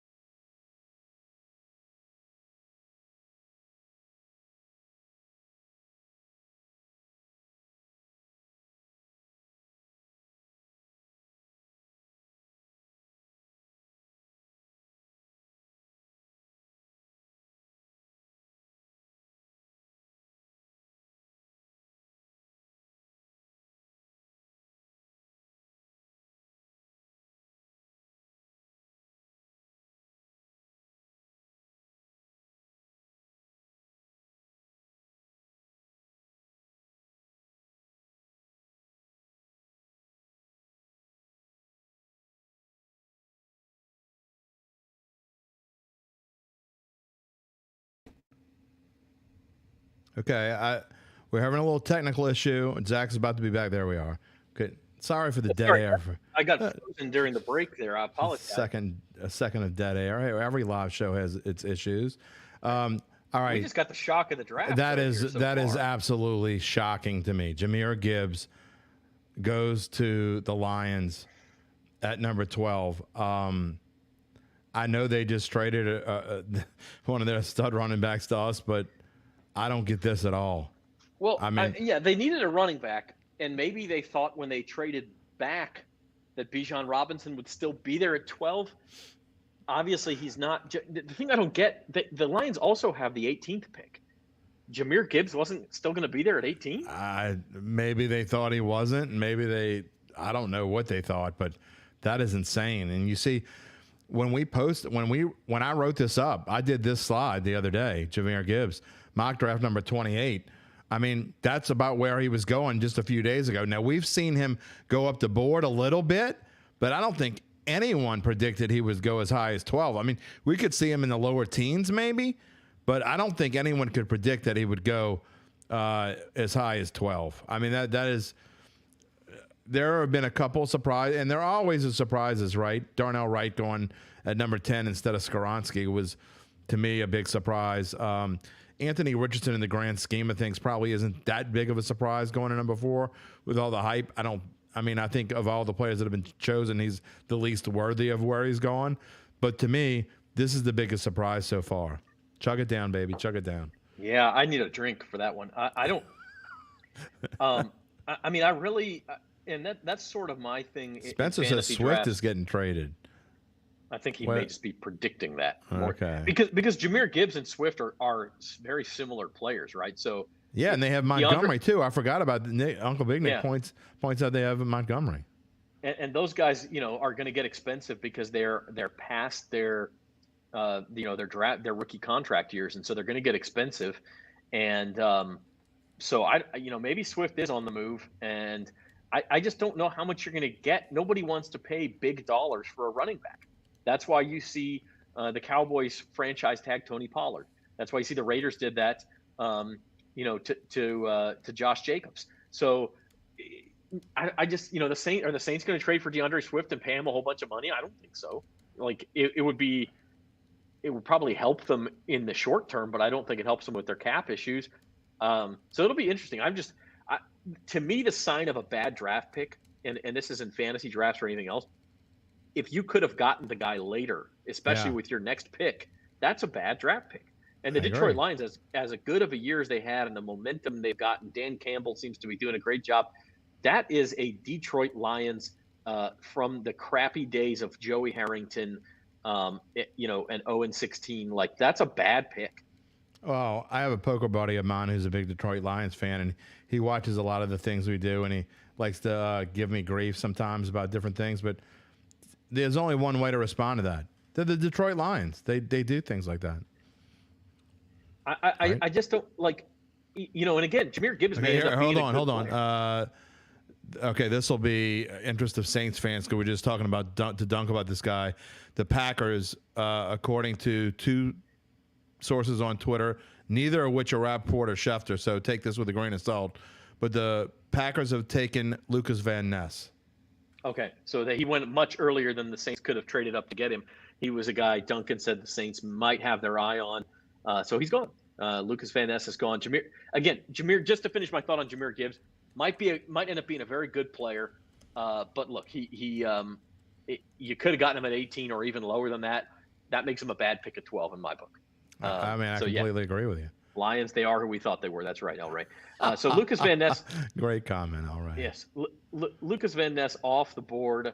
You want to crown him? Just crown him, Al Ray. Crown him. Okay, here's an interesting one for me. The Packers, a very good defensive team the last couple of years. They add to their defense instead of getting a weapon for Jordan Love, which I would have found funny because Aaron Rodgers was always pissed off they never got him weapons. Yeah. So they don't do it for Jordan Love either. It's not just you, Aaron. That's how they draft. That's who the Packers are. I mean, there's nothing. I don't think that's a problem. And I get that they need players, and hopefully if you're a Packers fan, hopefully they go out and get some either in free agency or they get some later in the draft because you can find you can find first-round guys later in the draft. They've shown that already that they can do that. But man, the Packers do what they do, and they usually win. So you can't knock them for it. Although they only have one championship, so. Yeah. Let me ask you this. And by the way, Jahmyr Gibbs was the 6th pick from the SEC. The total was 10.5. So we're already at 6 out of 12 picks. It looks like that's going to go over. Yeah. Patriots on the clock next at number 14. Is this Will Levis? No. I know. I think Bill Belichick likes to blow smoke up people's keisters. I think they're going to go. I think they're going to go Christian Gonzalez here. That would be a good pick too. I think that's a need for them, and Belichick wants people to think he's going to take a quarterback, right? They're not going to give up on Mac Jones. I just don't see that. I mean, it's not time to. I mean, one could make an argument that look, he had a great rookie season. He slipped back a little bit. I don't think the Patriots are that far off from being in the mix. Now, are they going to be as good as the Bills or the Jets? I don't know, but they're not that far off, and they still have Bill Belichick. So I don't think they need a quarterback, and I certainly don't think they would need Will Levis. And unless I'm just an awful judge of talent, I can't imagine Bill Belichick wants Will Levis in the first round. I just can't fathom it. All right. Spencer the Guru has some thoughts. Let's bring Spencer on. We haven't talked to him yet tonight. He's out at Saints headquarters, and he's got some ideas for what the Patriots might do. And I want to get his thoughts on how this affects fantasy football as well, what we've seen so far in the draft. So let's see. Let us bring. Here we go. Spencer the Guru, how are you doing out in at Airline Drive? Hey, y'all, doing quite well. It's been cool. My first time here at Saints headquarters, and it's pretty nice. Filled up on some Raising Cane's earlier, so it's been quite nice out here. I bet they don't have beer there, though. I mean, I gotta say, I like. Yeah, they do not have the brews going. They have some sodas back there that we're taking care of. It's all good. I'm saving up my beer drinking for as we get closer to the Saints because even when they make the right pick. Van Ness had 87 strippers in his house. I don't know, Uncle Big Nick. Don't give him the time of day. Even when they make the right pick, those 4 or 5 picks before they choose, I'm like they're gonna and they usually don't screw it up. I'm like they're gonna screw it up. They're going to screw it up. The Patriots are trading this pick. No surprise. They are trading it to That's the what they did. Oh, they're trading it. Oh, to the Steelers. I think the Steelers. That's probably a trade up for Gonzalez because the Steelers need cornerback or Joey Porter Jr. One of those two, but I would think Gonzalez. All right, let's try. And I imagine they swap Spencer's spots. hair is spectacular. Don't ever say that. It's always spectacular. Spence, your thoughts on some of the early goings? Bryce Young to the Panthers, C.J. Stroud to the Texans. Not a ton of offensive players. Bijan Robinson to the Falcons. What are your thoughts from a fantasy football perspective of what we've seen so far? Yeah, pretty interesting so far. I was shocked at the Jahmyr Gibbs pick, because it's like Swift's got to get traded now. There's no room for all those guys in Detroit because they just signed David Montgomery. So you got to keep him to where I guess they're viewing it as they're going to go with a 1-2 punch of Monty and Gibbs because Gibbs more of a third down back. And Swift, I don't know who's going to take him, but he's going to be on a different roster come week 1. There's just no way he stays in Detroit because I think someone would give him like a 3rd or 4th round pick. I don't think. How about give him a black and gold jersey? We could take both the Lions running backs. Right, yeah, good fit. Yeah, bring the backfield duo back with Jamal and Swift, and Kamara's still on the roster though, so I doubt. Okay, and the pick is in, guys, for the Steelers. It's going to be Georgia offensive tackle Broderick Jones. So another offensive lineman. Oh, they're going to corner. Yeah, interesting. But yeah, Broderick Jones. I said it in the private chat there. I was thinking the Pats at 14, if they had stayed, were going either Gonzalez, Jackson Smith, and Jigba, or Broderick Jones. So I'm guessing that's why the Steelers – and I know why they traded up, because the Jets at 15 could really use an offensive tackle. I bet the Jets are really kicking themselves right now, especially since they swapped with Green Bay. By swapping with Green Bay, that now cost them a chance at one of the big 4 tackles because Darnell Wright's gone, Paris Johnson's gone, Peter Skronsky's gone, and now Broderick Jones. Yeah, so it's been a run on offensive linemen. And I said on Monday, I thought the Saints might go O-line because those were the guys who might slip to the back end of the first round. Well, now it looks like wide receivers and tight ends are starting to slip, but also defensive linemen. I mean, we've only seen outside of those top 3 guys, we've seen Van Ness go now. But a guy like Brian Brissy, who Luke mentioned early in the day, he could still be there into the 20s, which is where we expect the Saints to kind of target maybe a trade up. Or you could see, I mean, what if Jackson Smith-Njigba goes another 3-4 spots? Do the Saints try to make a move for him? Maybe so. I mean, they could use another slot guy because Michael Thomas, not the most reliable. I mean, I could maybe see it. It's just, I think that JSN, someone's going to probably make the move. And it might be somebody like the Chargers, because I know they've got Keenan Allen still, but their receiving core is getting a little shaky outside of him and Mike Williams, where I think they might make the move. The Vikings could be in the mix, but I don't think the Saints do it, though, because there's more pressing needs, is my point. More pressing needs. I agree with you, Spence. I threw that out there, but really, Smith-Njigba, besides being another Ohio State receiver, which no problem with that, but he's a little bit of a smaller guy, a speedster. The Saints have those guys. If they're going to go wide receiver, they want the big, tall possession receiver who can go up and get a contested catch, maybe a Quentin Johnston, that sort of guy. I don't think it's Smith-Njigba. But things are not falling terribly for the Saints here because Dalton Kincaid, Michael Mayer, both of the top 2 tight ends are out there. Still several defensive tackles out there. So it's not a bad spot. And I see Zoe's starting to update the cork board, so we may go to that here in a few minutes too.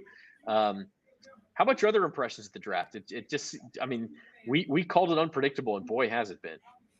Right. Yeah. The thing that really shook it up was really the Texans trading up at 3. You know, that's what kind of set it off, because the Stroud thing, that was a really good smokescreen by the Texans, making people think they were going to go with someone other than Stroud. And that just goes to show how you can't trust a lot of these pre-draft reports. So that just was kind of par for the course. But, yeah, the things that kind of stood out to me, the Bijan thing. I know, Zach, you had predicted that Bijan would probably go 8 to Atlanta, but I wasn't buying it. I was thinking that was just a lot of smoke. Didn't really buy the hype there. But Bijan is the kind of prospect, though, is worth the top 10 pick. So I wasn't shocked by it. I was a little surprised, though, because I was thinking Atlanta would probably go with an edge rusher, being that that's a more pressing need for them. But when Tyree Wilson got sniped by the Raiders, because I was thinking, man, if I'm Atlanta, I'd take Tyree Wilson all day. But when he went to the Raiders at 7, I was like, maybe Bijan will go there now. And sure enough, he did. But I was just surprised that he actually went in the top 10 with the way the NFL has just devalued the running back position. A lot of teams anyway. Atlanta, though, is one that ran the ball a lot last year. Tyler Algier had a nice rookie year, but it sucks for anyone that has him on their dynasty squad, because with Bijan there, it's not going to be much left for Algier. And then the Anthony Richardson thing kind of surprised me, because a lot of people had Will Levis penciled in to Indy, but now they got Anthony Richardson, which I feel is a pretty good fit, because him and Jonathan Taylor, they'll be able to do the power run scheme with Shane Steichen, kind of like he did, his Phillies OC with Jalen Hurts and Miles Sanders. So I think that Richardson and the Colts could work out. Yeah, that was my next question for you. Of the 3 quarterbacks who went in the top 4, who would you take first in a fantasy draft? I mean, is it Bryce Young, which probably makes the most sense? Or do you take Anthony Richardson thinking you're going to get a big floor with him with rushing totals? Right. I mean, I'm in a dynasty league. I'm going Bryce Young, because I feel like he's got the most long-term potential as far as someone that I think will be a starter in this league for the next decade plus. But if I'm just in a traditional redraft league where you just draft a new team every year, I'm going Richardson, because I think there's a good chance Richardson, even though he's a project, the Colts might just throw him into the fire, because the only other quarterback they have on the roster is Gardner Minshew, who they're paying backup money to where I think they might just kind of like take the L this season, throw Richardson in there as a rookie. And while it won't be pretty in reality for fantasy, if he's racking up 50 to 100 rushing yards a lot of weeks, he'll still be pretty productive. I mean, look at Justin Fields last year. He struggled as a passer, but was a great fantasy quarterback because of his rushing. So I think Richardson's the most intriguing for fantasy, at least for this season. The Jets on the clock now. It's interesting, guys, because the Jets. I don't trust. I'm not going to announce that. Okay. The Jets' biggest need coming into this draft was offensive line, and with the Steelers making that move to number 14, and the Jets had to go from 13 to 15 in the Aaron Rodgers deal. Remember, all the top 4 offensive tackles are gone. Broderick Jones, Darnell Wright, Peter Skoronski, and Paris Johnson Jr. are now gone. So the one thing we have not seen any of. When was the last time you saw this? In the top 14 picks, 2 running backs taken and 0 wide receivers taken so far. Yeah, that's weird. I will say this. It has been odd. There are some interesting. We haven't talked about social media a whole lot, except for the picks that we've got ahead of ESPN and the like. But there's some hashtag Saints. Some of these comments are funny. One person puts, "I love the amount of trades being made tonight. I'd be okay if the Saints stay out of it, though." Another one says, "Say, bruh, if Levis is there when the Saints select, I'm going to be nervous, LOL." Actually, he said nervous AF. You can figure out what that means. They're not going Levis. Come on. That's just silly. I agree that's silly, but you never know. Somebody else writes, "We're getting into dangerous territory where Mickey Loomis is going to start trying to trade up for Will Levis." That's not going to happen. No, we don't have to worry about Commanders that. at number 16 for Levis. That makes a ton of sense. No, it makes no sense. So there's some interesting comments on there that are worth reading. I like how Ray thought Osiris Torrance. I'd be okay with that. Guard from Florida. Jim, you got to explain what you said. Why does Levis to the Commanders make no sense? Why did Levis to the command? I didn't say that, but I will tell you that Levis in the first round doesn't make sense. So I didn't say it, but I will say it now if you want me to. Levis to anyone in the first round makes 0 sense, but neither did Anthony Richardson. He went with the 4th pick in the draft. Of course, the Colts are becoming the new worst team in the NFL. I mean, I really, truly, if they didn't have Jonathan Taylor, they would be the worst team in the NFL, and they still might be the worst team in the NFL. Come on, they have a decent defense. They're awful. They're awful. They're going to be awful. We'll see. They have no quarterback, and they're awful. I think enough people are on Anthony Richardson to where there might be something there. Let's see what Anthony Richardson has. I'm seeing it. I mean, he's a freak athlete. He's got all the physical tools that you want. I mean, it's just one of those things. As a rookie, he'll probably stink. And it's going to depend on how much work he puts in. The pick is not officially in. Oh, I'm sorry, Spence, but there have been at least 4 people saying that it's Jackson Smith-Njigba here. So, and they're shaking hands in the war room. Yeah, they're shaking hands. For the war Jets? Room. Yeah. Another weapon for Rodgers. And I think that makes a lot of sense. Look, we were just talking about how he was bitching with the Packers about never getting offensive weapons. Well, now he's going to have a plethora of weapons if they actually took Jackson Smith-Njigba, and I think that is a steal at the Jets, and I like the pick if that's actually what the pick is. That is an example of we don't know that you yet, take by the best way. player available.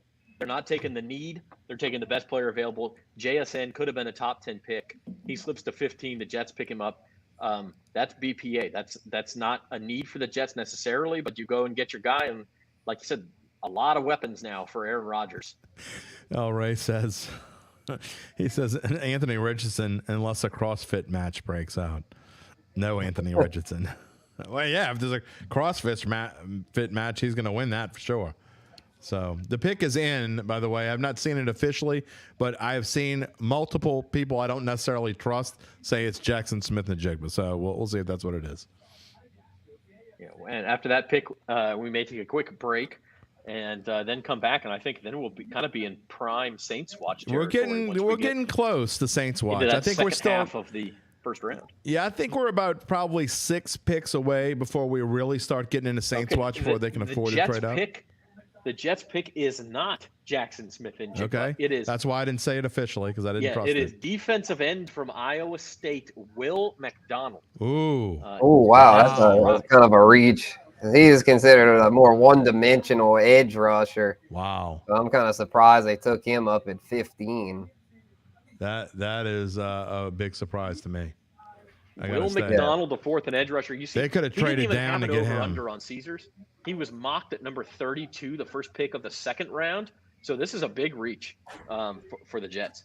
Yeah. I don't like this. I'd rather, if I was a Jets fan, I'd rather JSN because it's like, I mean, you got Lazard, Hardman, and Wilson, but you could use another weapon or two over there. They didn't get Odell. You know, they didn't get everyone on Rodgers' wish list. So I thought the JSN thing would have made sense, but oh well.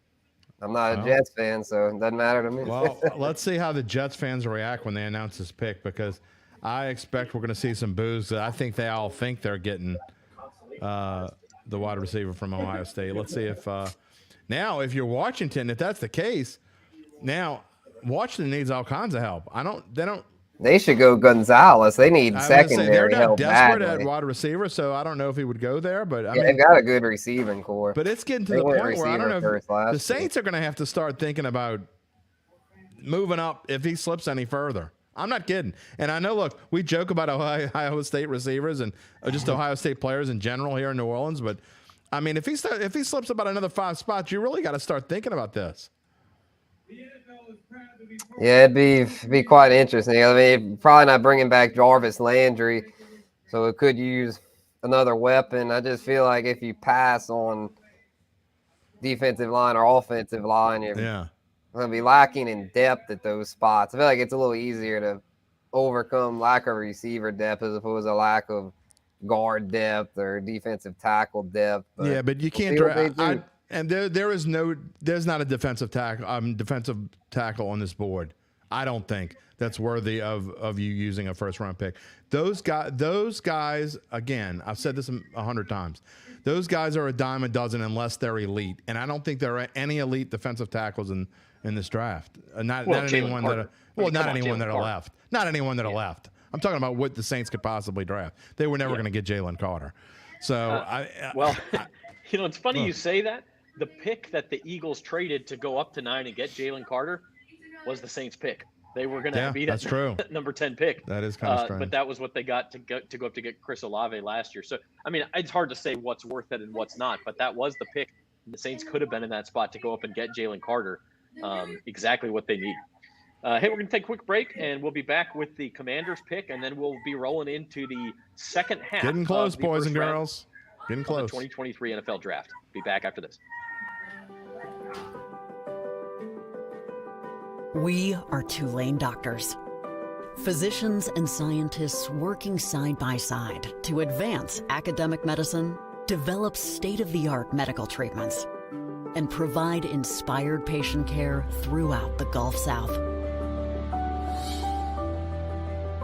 Tulane doctors. The future of medicine is here.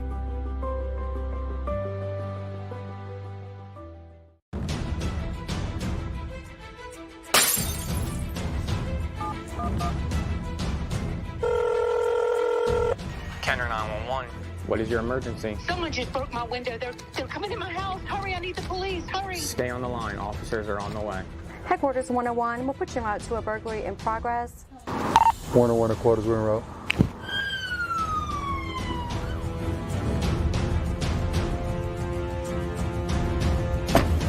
If you're interested in a career in law enforcement, please come check us out in the city of Kenner. We offer a great compensation package, a beautiful city, and a great team. Do you have what it takes? Please check us out at www.kennerpd.com.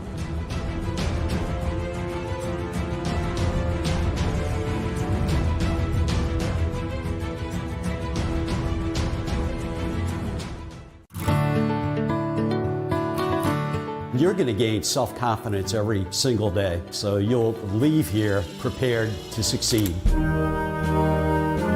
We want our graduates to be the shining examples and the shining stars to their employers. I have the tools I've gained, use my hands and my knowledge, and I put them together and should create something that's special. The program met everything that I needed it to meet. If you know it's a passion for you, then just act. Come here, join the academy, and you'll be well on your way. Bill Strong Academy, give it up.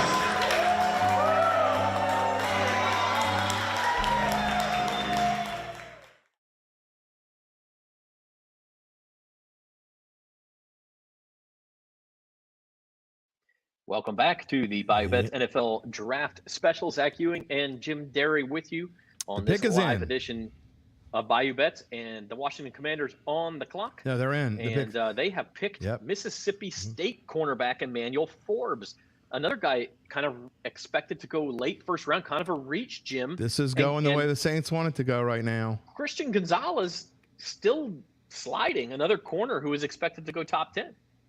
Yeah, for sure. So I don't know what's up with that. And the Saints don't need a cornerback, but what do you do if he's still there when you draft? You don't need a cornerback, but maybe, I don't know, maybe you trade with someone who does. It's a ways to go before we get to 29. The Saints don't trade 29. down, but if you could get 2 more second-round picks. They don't often. Yeah. Well, look, I think that it's getting to the point now where some of the players that the Saints are probably looking at, they probably have more players on their board right now than they probably thought they would have. You look at some of the players that we've been talking about. I mean, Kalijah Kancey's still on the board. So that is actually one defensive tackle that I wouldn't take that, but I guarantee you he's on the Saints board. So if he keeps slipping and they keep taking these cornerbacks, which a position the Saints don't need, great. That helps out the Saints. So I guarantee you that's a player that they're looking at right now. You look at some of the other names on this list, and man, Will McDonald was way down my list, and I'm trying to go down here and see. With the Saints, here's another position that we haven't talked about, and I don't think it's a big need, but if a guy like Michael Mayer is still around at 29, do you take a tight end in that spot? I don't know. I really like Dalton Kincaid, the Utah. And a lot of people do. Yeah. And he's higher on a lot of other draft boards. But as far as mock drafts go, Michael Mayer is higher, and that was actually one of our best bets. So he needs to go. What pick are we at now? 17 coming up. 17 coming up. I do have a small wager, although that was the daily best bet of the day, that he would go before pick, I think 24. That he would go before pick 24. So we're getting close. I don't know. To me, I think a tight end is going to go off the board before then, whether it's Kincaid or Mayer. I don't know. But if those two guys slip, again, I don't think the Saints could go wrong picking a tight end there, especially a guy like Mayer. I personally like Mayer better because I think he's maybe a better pass catcher. But I don't know. We'll see what happens. But so far, like I said, the more cornerbacks that get taken off this draft list, and there's a linebacker, the Saints aren't going to take a linebacker. Nolan Smith is going to get taken before the Saints draft. You got to think Will Levis is probably going to get taken before the Saints draft. So these are players that the Saints aren't going to take and probably aren't on their board. So far, things are going well for the Saints with where they pick. Now, it's a little bit too early to get too excited because obviously, still 12 picks before the Saints are draft, at least in their position of the moment. But, hey, you got to like it so far. Yeah, no doubt about it. Hey, we appreciate each and every one of you joining us tonight.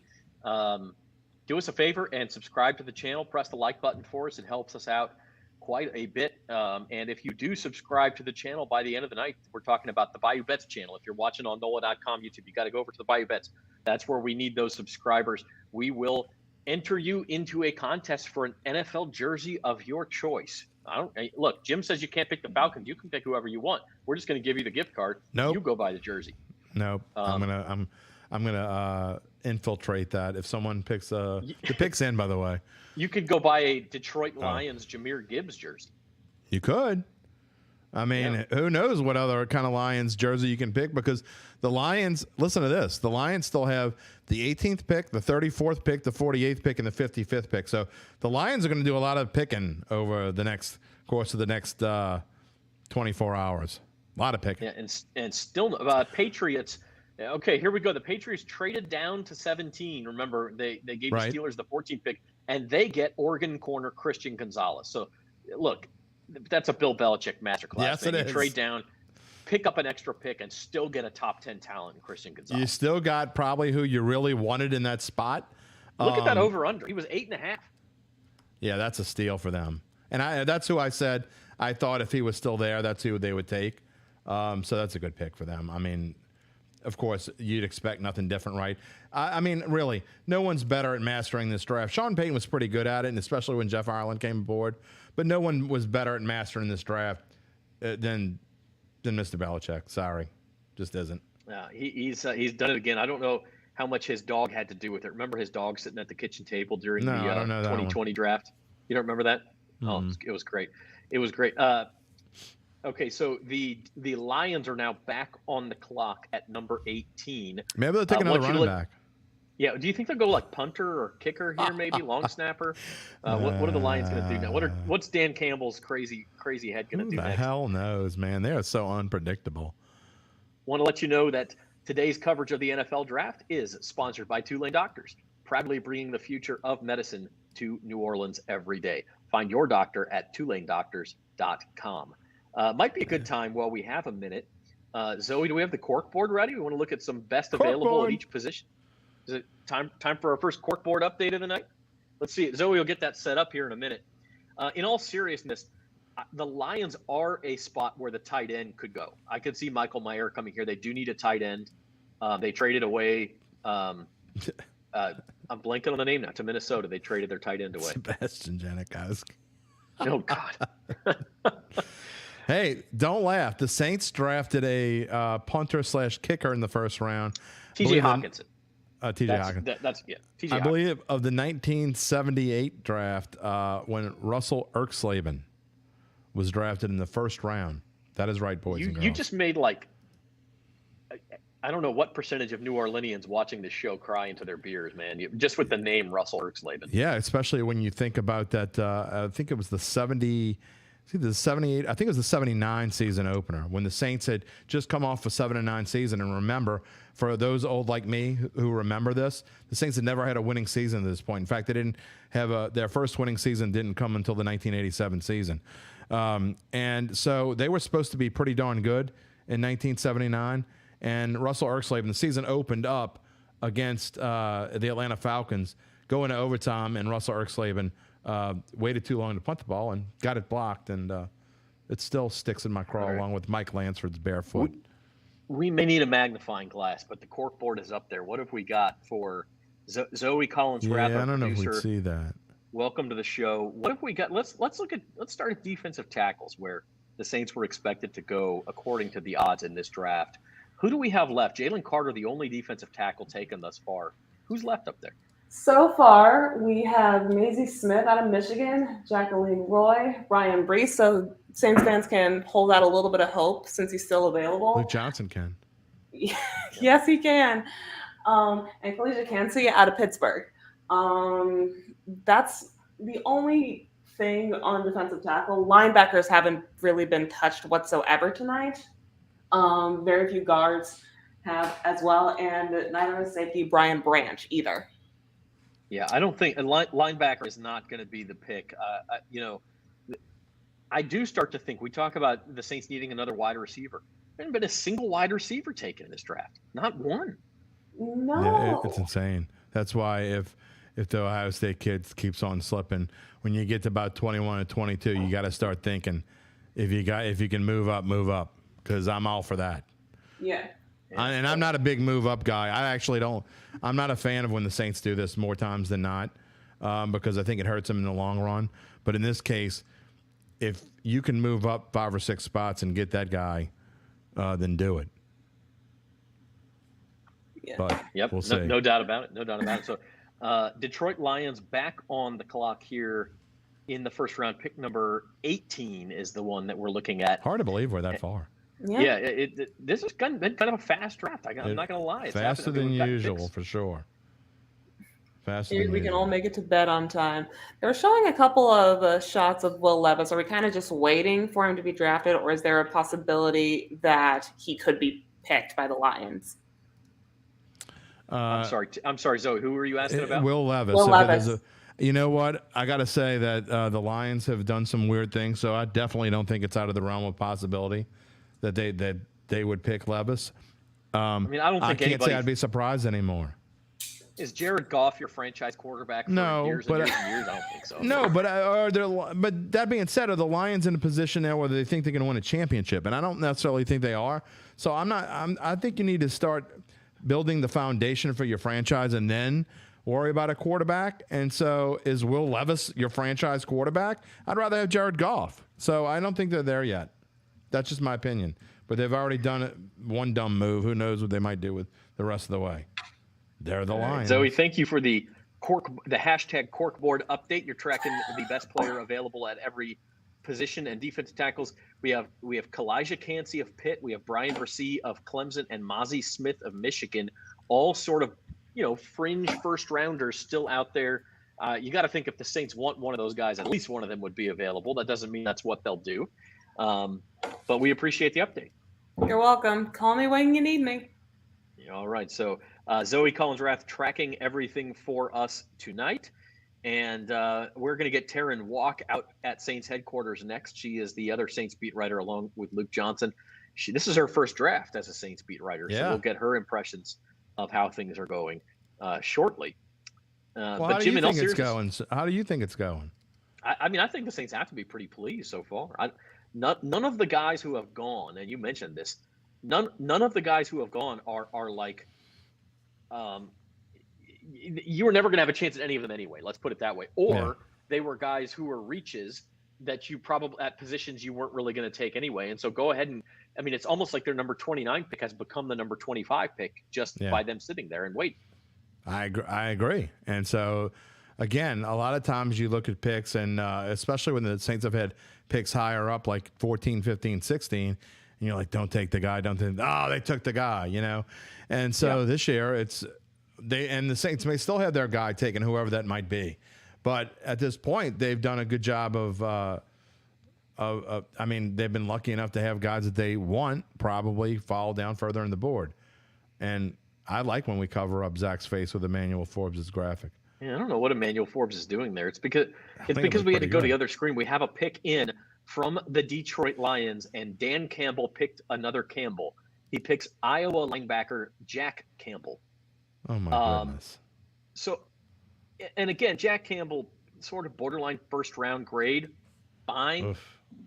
Wow. There's Emmanuel Forbes over my face again. We'll get Jack Campbell up here in a minute. I didn't do it, I promise. Yeah, here he is. Jack Campbell. And I mean, look at that mock draft. This is, by the way, the mock draft numbers we have here are from the consensus mock draft. And as of about 2 days ago as well. Yeah, as of about 2 days ago. But he was number 42. Like, again, if you're the Lions and you had picks, well, first they had pick 6, and granted they added to it. I'm going to go to ESPN's thing and see where the best player available, where he was ranked at the moment. But 12 and 18, you walk away with Jahmyr Gibbs and Jack Campbell. I got to go to the second page. Yeah, Dan Campbell's a different dude, but he is being very different tonight. I got to go to the second page. In fact, I got to go well down on the second. Good Lord, am I going to have to go to? No, there he is. You're going to go to the third page? 41. He was the 41st player, best player available at this point. And again, Jim, I said this with Jahmyr Gibbs. I'm not saying even the best that linebacker Jack Campbell, available. Jack Campbell, excuse me, might end up being a fine player. But I don't get if you're the Lions, you pick again at the start of the second round. If you're a Lions fan, you're pissed off right now. Yeah. Like number 37 or something. Like Jack Campbell, very well. Jahmyr Gibbs certainly would have been there at 18. And Jack Campbell probably would have been there at 37, I think it is, the Lions pick in the second round. Here's how bad I think this is of a pick. They would have been better served to take Will Levis there. Oh, and that is damning from you, because we all know what you think of Will Levis. Well, I mean, come on. Jack Campbell? I mean, they would have been better off with Jack Wagner. At least he can sing. Yeah. Incredible. I'm old, though. People don't even know who the hell Jack Wagner is. The next team on the clock, by the way, another NFC South team, the Tampa Bay Buccaneers on the clock at number 19. The Bucs are in full rebuild mode. Could they go Will Levis? Maybe. I don't think they thought he would be here. I'll tell you that. Please, go for it. Do it, Bucs. Do it. Take Will Levis. Jim Derry is tempting you. Let's bring Taryn on. He's tempting you. I feel like we're on the Jerry Lewis telephone here. Yeah, absolutely. Hey, I love it. Taryn Walk, Saints beat reporter, is with us. Thank you for joining us live from Saints headquarters, Taryn. Oh, wait a minute. Hold on. Let's try now. Can we? We got Zach audio problems muted again. her. No. Can you unmute her? It says it. Yeah, Taryn, can you unmute yourself? We'll see if that at the bottom of the screen there. Did I do it? No, I didn't. There we go. There we go. We got it. Oh, okay. Right. Technology. Yeah. Okay. So, Taryn, your first Saints draft as a beat reporter for the team. things I think you have to say are going pretty well for the Saints through 18 picks. No, I think so. It's a kind of waiting pick by pick to see if they make a move up more so. So on the edge of my seat until it's their turn. But nothing has been the fact that no receivers has gone has been a kind of a shock, but you get 2 running backs. So we'll see who's left when 29 rolls around, or if they do make a move. I wouldn't be surprised. I mean, they've moved up every year since 2008, except for 2012. So you would be surprised, or you wouldn't be surprised? Would not be surprised. I would not be surprised. Okay. And I'd be surprised if they ever move back. Yeah. Yeah. Taryn put together a fantastic look at how all of the NFC South teams have done in the draft in the past decade or so. That was a great chart, by the way. Yeah, want to talk about that in a minute, but you touched on something I want to get to too. The life of a beat writer on draft night. Because you don't know. I mean, it's not like a game where you say, okay, the game's going to be over around 10:30, or they're going to pick at 10:45. They might pick at 10:45. They might not pick at all tonight. They might pick in 5 minutes. So you mentioned being on the edge of your seat. What is it like for an NFL beat writer on draft night? For the most part, you are just kind of chilling and seeing what happens and watching it as you would with friends, family, just without a beer. So we're here at the facility in the media room, kind of just all watching it together and seeing what happens. It is kind of interesting, especially now that I follow all these NFL writers, having the news break before it's on TV. It almost ruins a little bit of the fun and the suspense. But if I were like watching at home and not for work purposes, I would definitely mute all of Twitter. So it's a little bit of a waiting game. Yeah. I've covered the drafts before from the college side because I covered Alabama for 4 years. And they've already had 3 go today, that would have been a busy night on that side. So it's definitely a different perspective to do the team side rather than a player from a college side. All right. The Bucks pick is in. I haven't seen what it is yet, but it is in. Kalijah Cansey. They did take a defensive tackle. So that's one potential player off the Saints board for sure. So that is one. It's been an interesting draft, and Taryn, we talked about it being unpredictable, but let's ask you about those NFC South teams you charted. And the takeaway, the Saints have done very well, and maybe there's a reason those other NFC South teams have been through multiple front offices in that time. Yeah, that project as a whole originally started with just focusing on the NFC South, so I dove into those 4. And while the Buccaneers have had the most picks since 2013, aka the last 10 drafts, in the first, second, and third rounds, they didn't have the most who are still active as of last year, which was the Saints. I can't remember the numbers off the top of my head because I ended up broadening the search so much more to all 32 teams.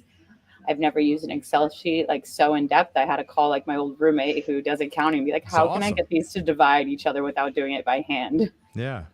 But it was really interesting to like break it down numbers because I'm a big numbers nerd, but you could definitely see that the Saints are one of the better teams when it comes to drafting. And then there are some where you're more surprised that they're not.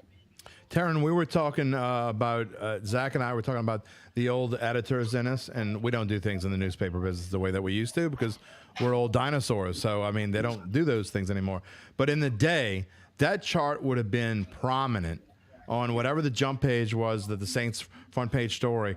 We would have had a 5-column by whatever chart with that one. And so it literally jumped out at me as an editor. That would have been one we would have been talking about in the newsroom. How do we make this big? And we probably would have taken a piece out of it and put it on the front page. But what had you come up with that idea? What made you look into how good? And were you surprised by the numbers after you dove into it and saw how good they were? I don't want to say I was surprised that they were good because everyone was talking about it and that's what like spurred the idea. So it was just confirming that, like, do the numbers back up what everyone is saying? And they did.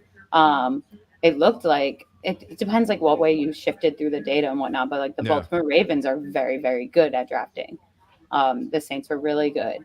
And one thing that like I was surprised the most, it was the only team in all 32 who out of their last 10 first, second, third round draft picks doesn't have a single All-Pro was the Bengals. And I was like, oh, that like there's numbers like that just stick out where you're like, oh, that's surprising.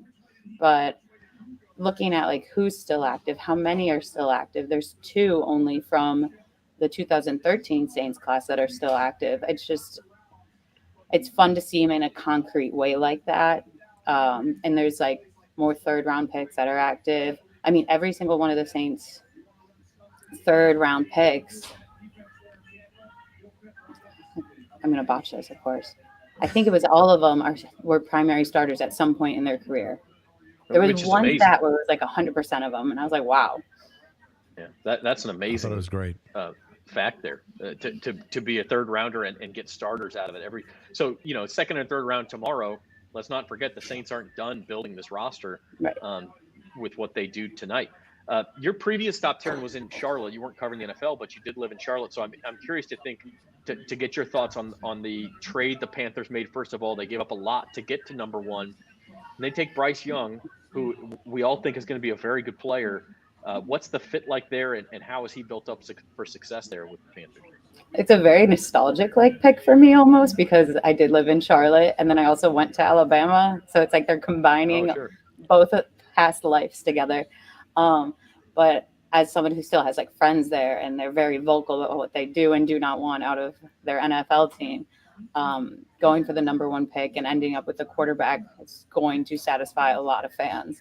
I had it our friend group me was already blowing up thank the Lord we got a quarterback finally, because they just had been rotating them so much or settling for mediocre consistency. So I'm excited to see what Bryce Young can do, especially when you see all of the recent Alabama quarterbacks out there like Mac Jones, Jalen Hurts, Tua Tagovailoa. They're all doing well, and now Bryce Young is the 4th one in the past 5 years.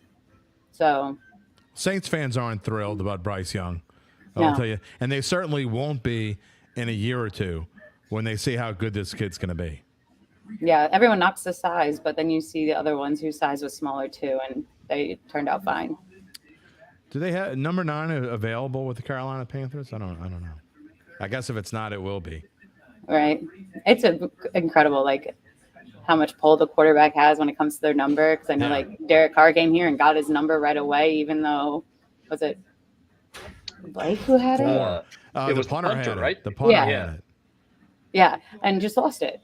I'm quarterback punter. I know, but he just made $100 and some odd million. I'm sure he could afford giving the punter a little bit of cash on the side. That's it. Blake Gillikin. Yeah, that's his name. Blake Gillikin. Drawing a blank. So Blake probably got at least at the bare minimum he got a nice Rolex or something. I mean, I would like to find out.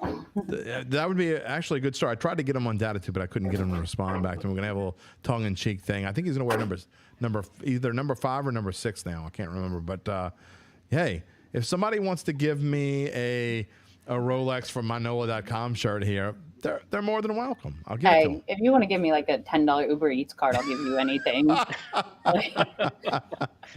All right, so back to the Saints before we let you go, because I know you're super busy. But if you had, we put Luke and Dunk on the spot, so we're gonna put you on the spot. Make a prediction right here, and I tell you what, we'll make it easy on you. You don't even have to tell us a name, but give us at least a position. Yes, she does. Yeah, all right. We made it the other mistake of name. Give us a name. What's your prediction? And look, granted, now remember, when you make a prediction here, if you're wrong, Zach Ewing has to do 5 shots of Fireball. Oh, then I'll definitely be wrong. Let's go with someone who's already picked, so I'm already wrong. I love it. Perfect. In the great words of Pitbull, Dale, Fireball. Oh, man. Yeah, I love it. All right, give us a pick. We did. I'm going to stick. I don't even remember who I picked, which is really bad for our mock draft online. So I'm just going to stick with consistency and pull up who I picked. But I'm pretty sure I don't even know how to pronounce his name. So that's okay. I don't even remember what Duncan and I talked about this morning, and that was 9 hours ago. For the mock draft, just for consistency reasons, I picked the Kansas State defensive end, Felix. He's got a hyphenated name. Yep, the hyphenated last name. We'll let Zach pronounce that one. I got to look at it. Okay, hold on. I'm going to try. I got to look at it too. I'm going to try it too. Anudike Uzoma? Here it is. Anudike Uzoma. Uzama. There you go. Yeah. Thank you. That one. I actually think, I don't. Again, I've been saying all night, I think it's going to be offense, and I guess I hope it's going to be offense too, but I like what this kid has done. I think he could be. I think that's not a bad choice. So if they go that way, Woo. it'll be the Not a end bad of the choice. line. I'll I'm take starting that. to think, and I know we've said all night that the Saints are going to trade up, and Mickey Loomis basically telegraphed that he wanted to trade up, and he Right. trades up every year. With the way this is going, they may not need to trade up. They might not.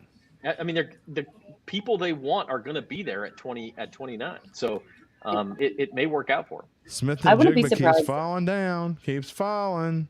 It's Like about either time to way, I start wouldn't looking. be surprised because they even said, or Mickey said yesterday, how there's no really must-have position. So why go through that hassle when they're just building depth? That's right. That's right. So I don't know. Yeah. Well, How you're about gonna we keep find it clean? you're Clean gonna and find green. out you're gonna find out pretty soon, and you're gonna be banging that keyboard pretty shortly. I bet. Yeah, probably. All right, Taryn Walk, Thank we you, appreciate Taryn. you joining us here on the Bayou Bets Draft Show. Enjoy draft night. Thanks for having me. Thanks, Taryn. All right, that is Taryn Walk of the Times-Picayune and Advocate Saints beat team. Getting closer, Seattle Zach. Seahawks. It's getting closer. It's getting closer. Seattle Zach. Seahawks on the clock at number 20, and that pick is in. Let's see if we can find out what it is here. We're going to get to another break here pretty quickly. Seahawks are taking Jackson Smith in Jigba. That great is pick. a loaded That wide is a receiver. great pick. Look, you add him to DK Metcalf. They still have Tyler Lockett too, right?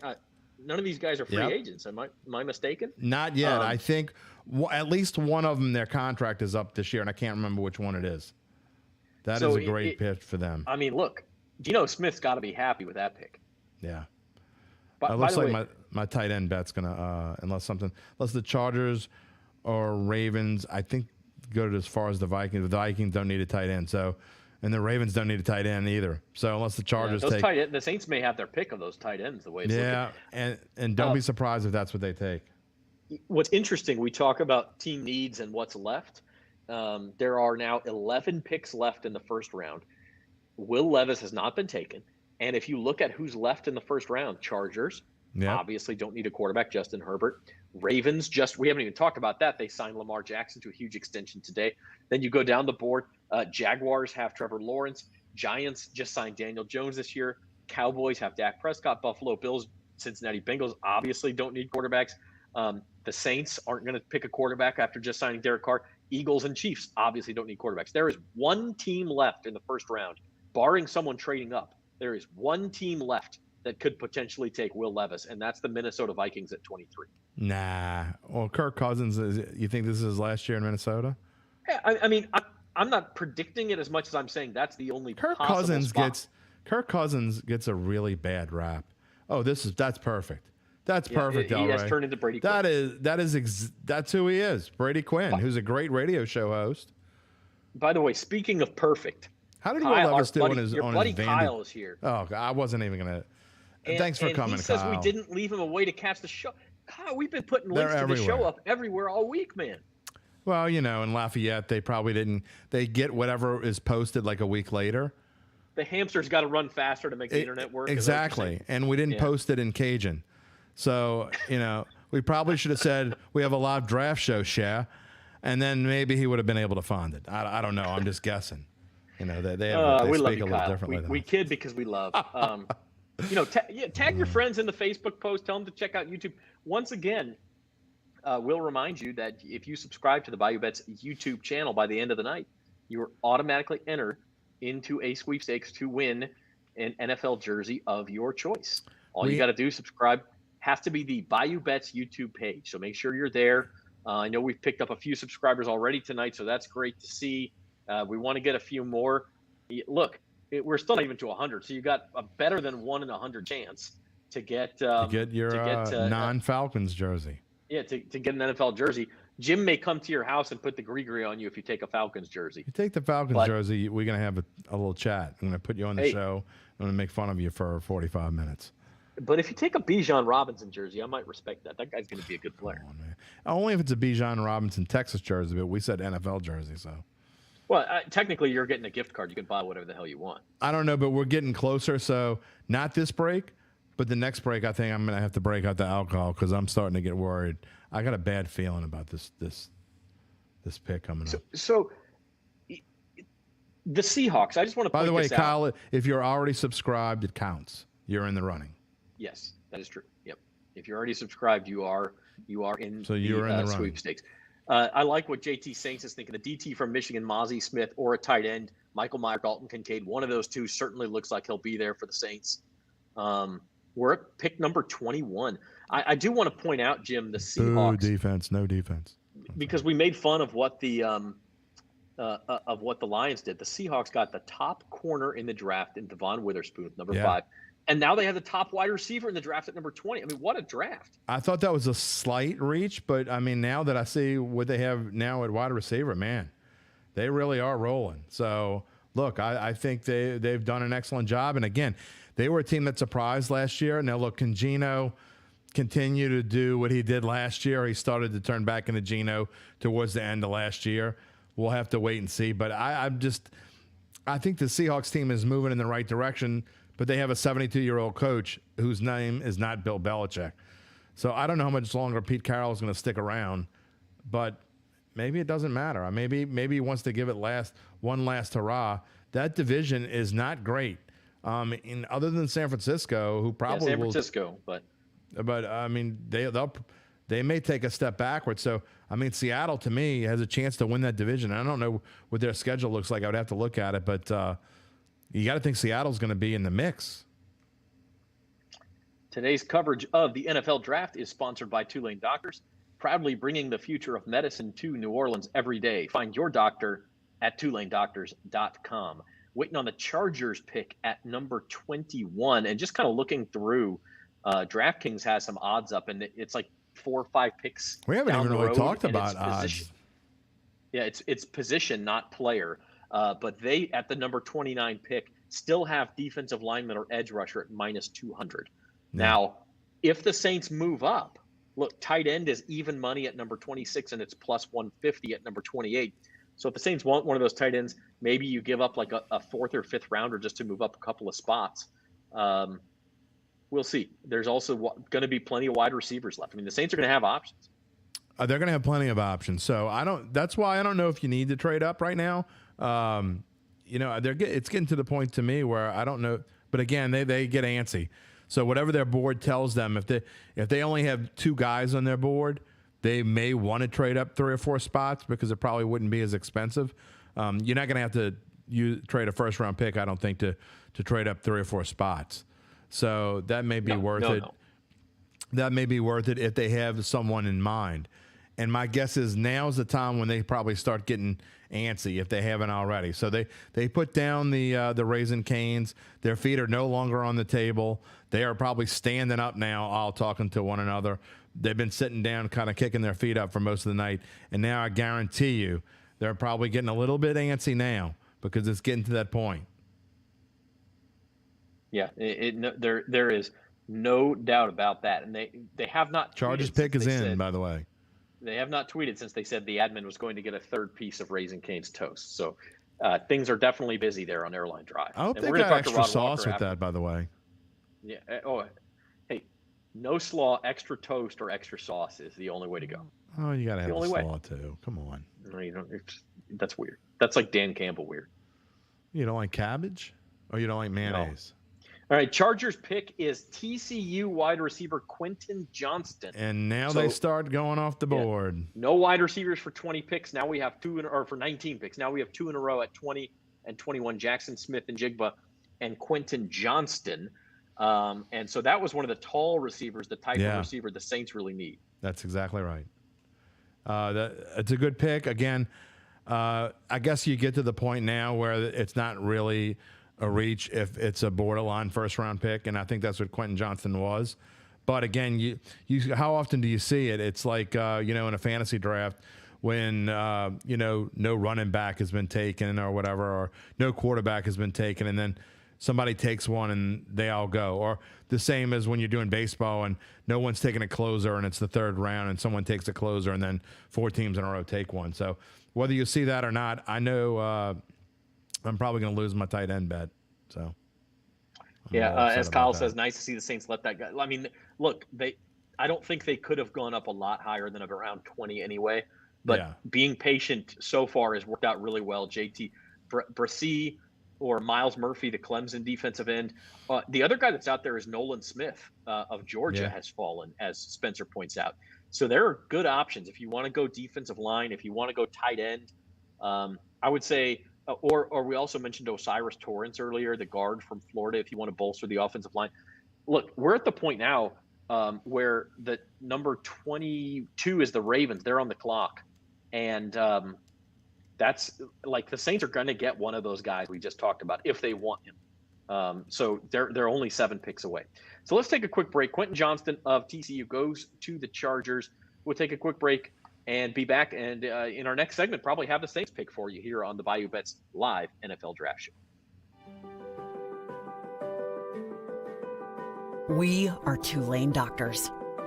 Physicians and scientists working side by side to advance academic medicine, develop state-of-the-art medical treatments, and provide inspired patient care throughout the Gulf South. Tulane doctors, the future of medicine is here.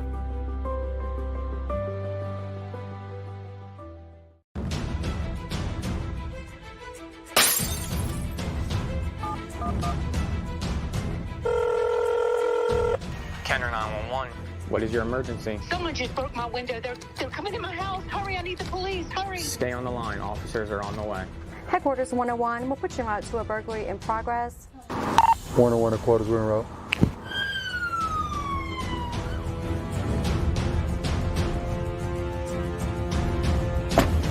If you're interested in a career in law enforcement, please come check us out in the city of Kenner. We offer a great compensation package, a beautiful city, and a great team. Do you have what it takes? Please check us out at www.kennerpd.com.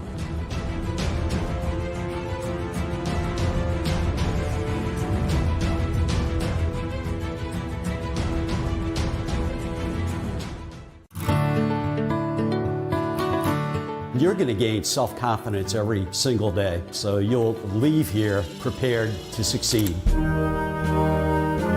We want our graduates to be the shining examples and the shining stars to their employers. I have the tools I've gained, use my hands and my knowledge, and I put them together and should create something that's special. The program meant everything that I needed it to mean. If you know it's a passion for you, then just act. Come here, join the academy, and you'll be well on your way. Bill Strong Academy, give it up.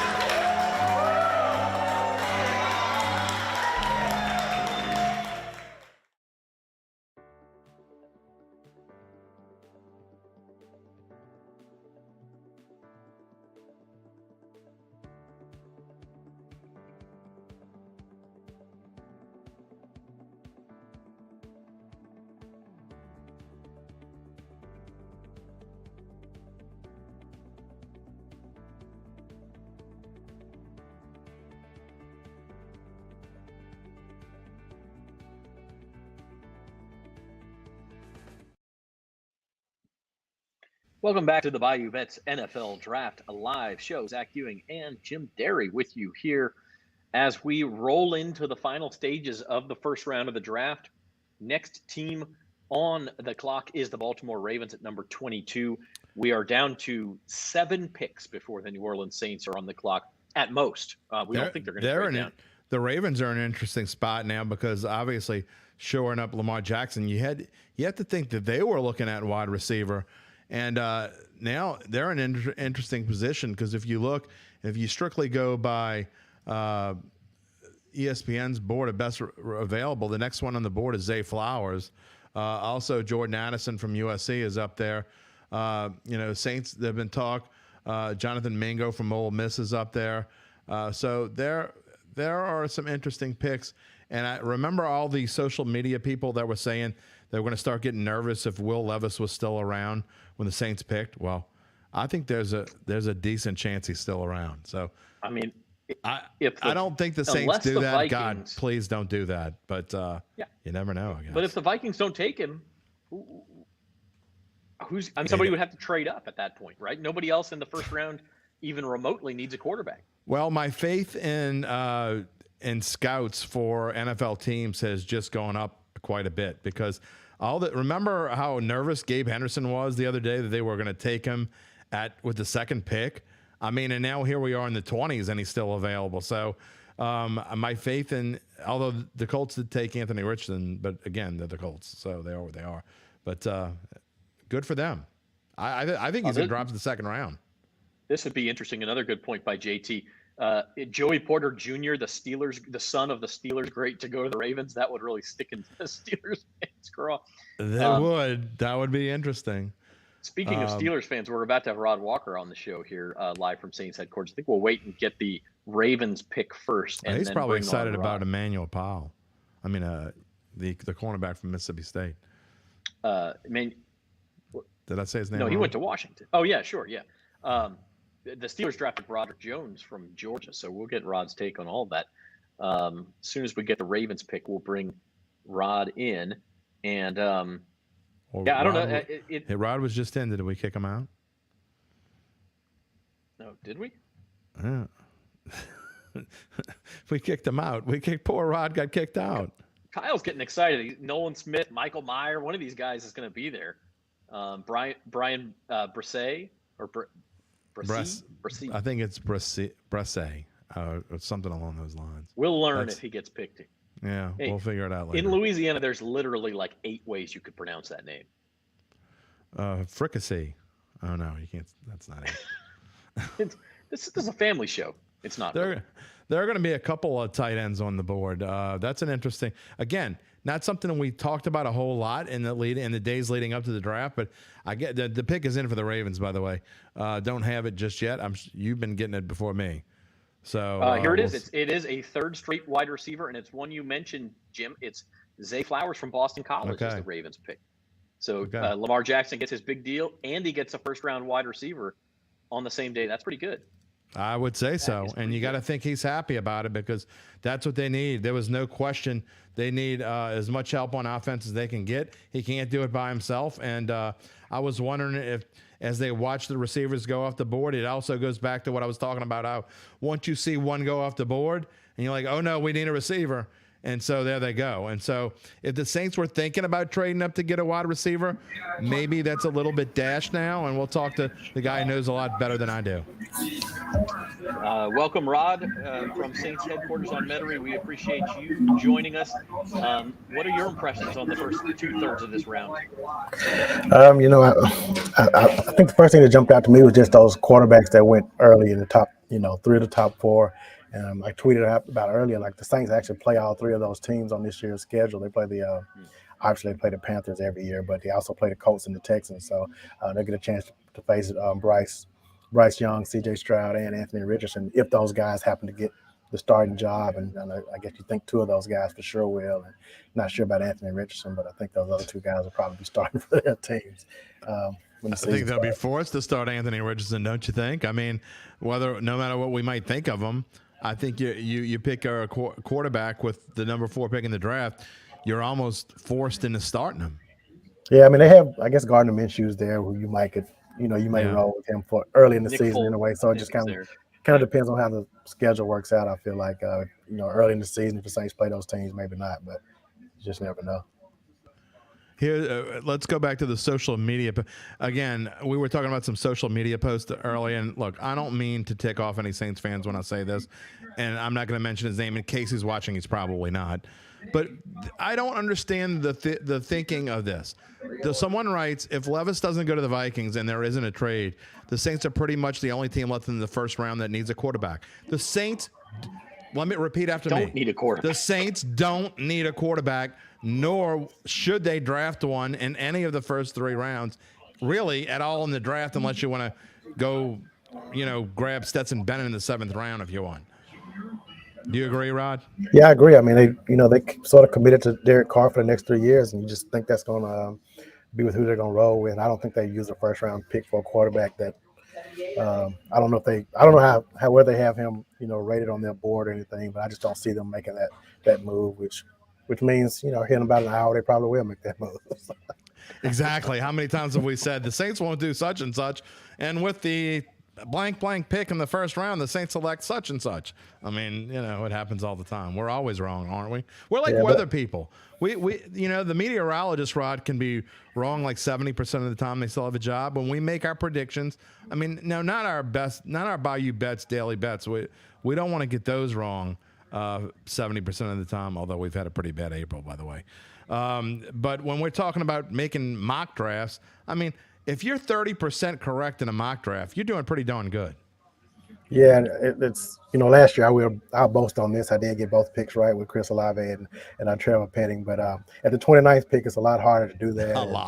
I'm leaning towards them. I just think they're going to go with a defensive tackle. I think they're going to fill a need, and so that's where I think they'll go with that pick. But it was a lot easier for us in the old days when we were picking prep games, and all we had to say was Curtis was going to win, right?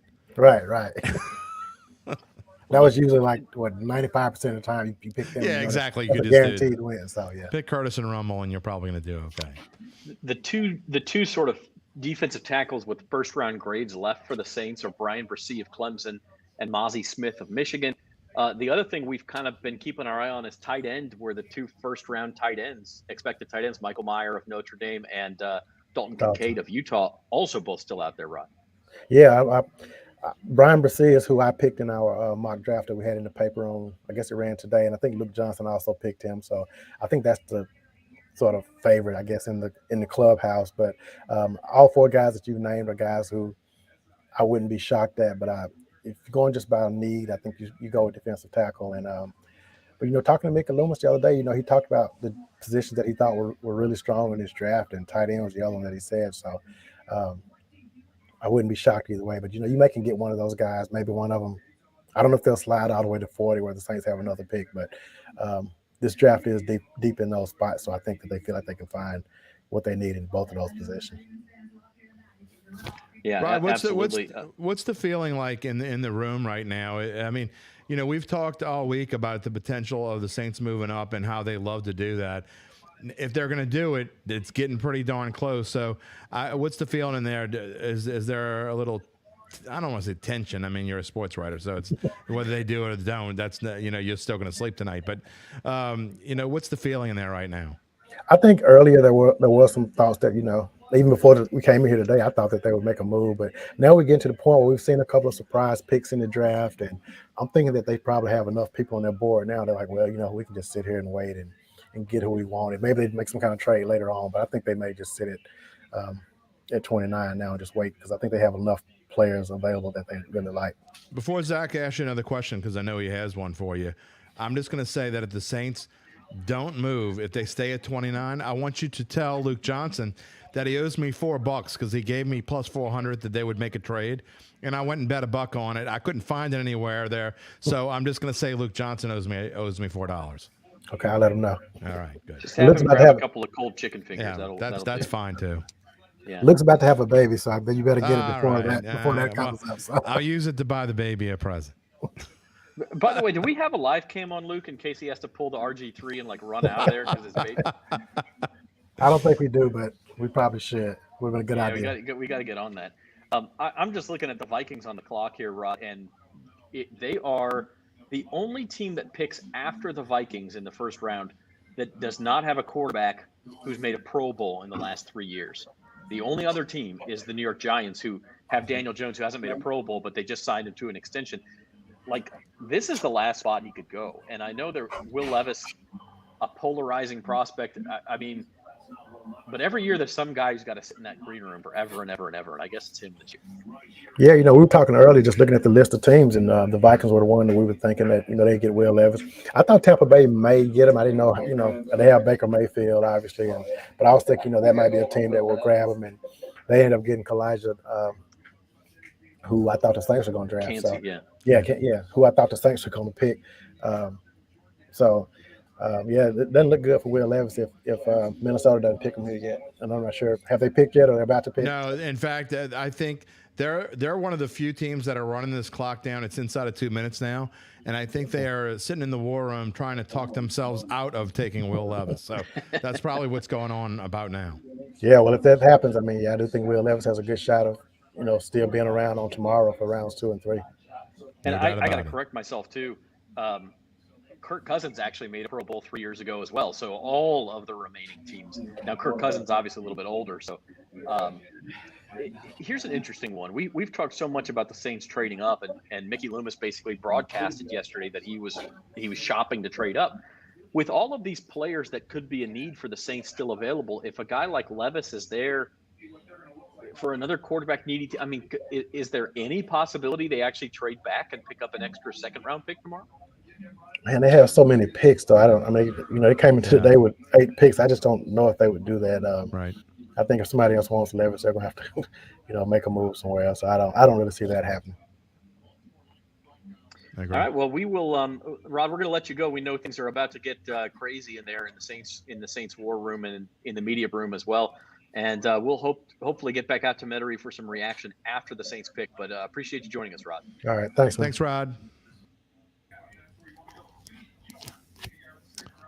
I'm trying to go through. I have a message here. I think someone wanted me to read something on the air. You're frozen there, Jim. Oh, there you are. Okay. Oh, sorry. Saying I'm going to my message board. Someone messaged me to put a question on the air. Big time mistake if the Saints go defense in round 1 now. All the difference makers will be gone. Only rotational players left. The DT cupboard will be bare. I don't know about that. I mean, I still think they should go offense, but I'm not going as far to say the DT cupboard is completely bare. No one that I would take personally there, but I'm not Mickey Loomis, nor am I Jeff Ireland, nor am I Dennis Allen, so they know better than me. But okay, we have the Vikings pick here, Jim, and it is not Will Levis. It is a fourth straight wide receiver. Wow. Jordan Addison of USC. So 4 consecutive, after none for 19 picks, we have 4 consecutive wide receivers. Now that's a surprise because they don't need I don't think they needed a receiver, but I guess they figured they couldn't pass. So I mean, whatever. Do what you think you got to do. The Jacksonville Jaguars now on the clock. There are now only 5 picks before the Saints go, and I mean, this is like a dream scenario. The guys who have been picked are not. I mean, some of them obviously the Saints would be interested in, but nobody you really expected to be there at 29. I guess you could say Kalijah Cansey if they really wanted him. He's gone, but he's about the only one that I feel like the Saints may have snapped their fingers when he got picked. Yeah, one of the things I just mentioned about the difference makers, but again, how many difference makers are there at defensive tackle? So I don't know, man. It's an interesting scenario that the Saints are in. Nola Boy Ryan says Nolan Smith. I mean, I think a lot of people are starting to think that. The Saints don't need a linebacker, and I've talked about it, but I guess at some point, if you're as good as you think you are, you go if you can get a guy that for a while was projected to be, I mean, Nolan Smith was projected to be a top 10 or 12 pick. And if he falls to you at 29, at some point you kind of have to think about it. I mean, Nolan Smith he's technically a linebacker, but he's an edge rusher, right? He's an outside linebacker. I mean, he's a guy who helps your front 7. Yeah. He's not an interior linebacker where that's really not a need, and that's one of those positions where you can find a dime a dozen. So I like the pick of Nolan Smith. KD says everyone we wanted in the first realistically still there with no trades. Can consider trading back. I mean, it depends on what people offer you. Like Rod said, they've got 8 picks this year. They don't really have 8 holes on their roster, but maybe like what if somebody offers you a second-round pick next year and you only have to move back 3 or 5 spots or something? I mean, maybe that's a consideration. Maybe, but I think they work too hard to get into the first round. You kind of feel, at least as a fan or someone from the outside looking in, that if you traded Sean Payton and you trade that first-round pick, you kind of feel cheated a little bit, don't you? I mean, I don't. That probably doesn't come into the factoring of whether they make a trade or not. I don't think they think of that at all. But I think that fans would think of that. You feel a little cheated if now all we got for Sean Payton is a second-round pick, or whatever else you can get.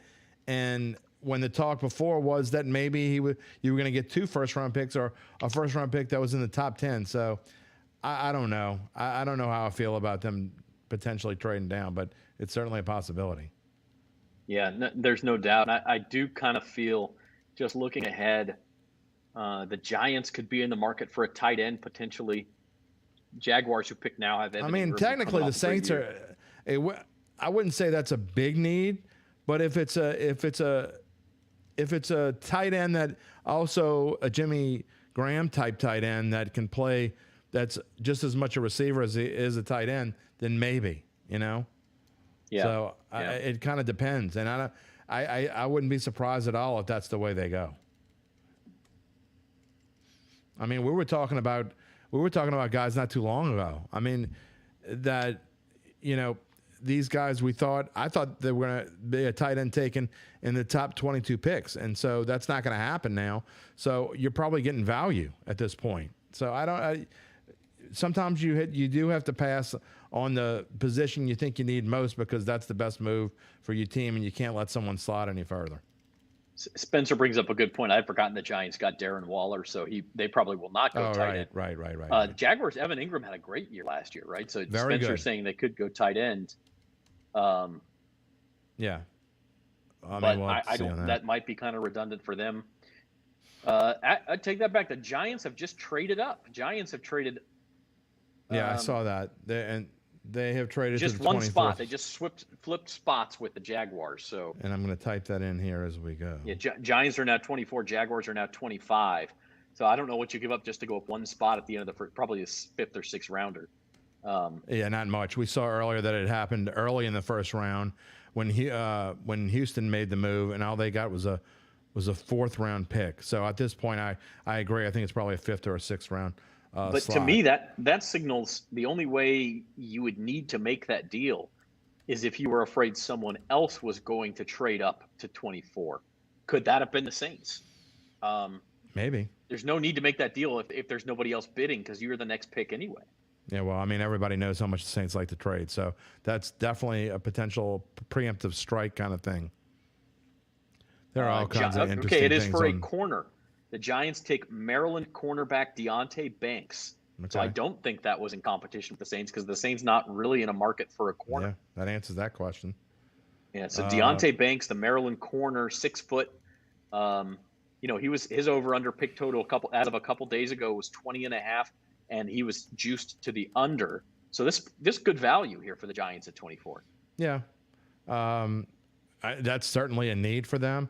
Doesn't surprise me they'd want him. Why would you move up a spot though? I mean, who behind you really needs a corner? Maybe Cincinnati.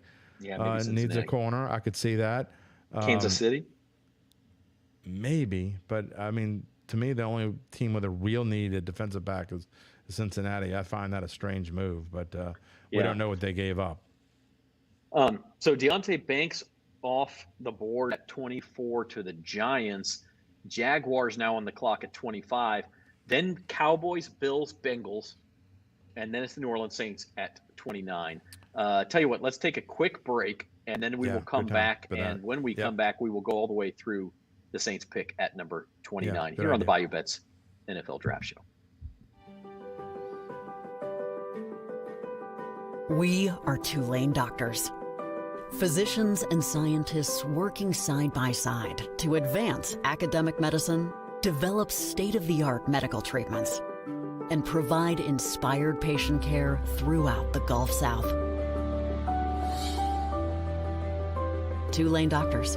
The future of medicine is here.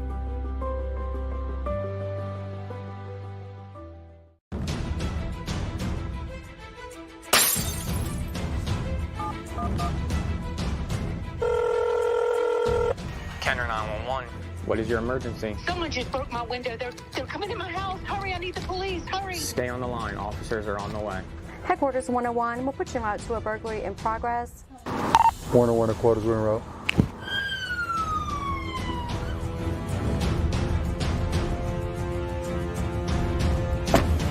If you're interested in a career in law enforcement, please come check us out in the city of Kenner.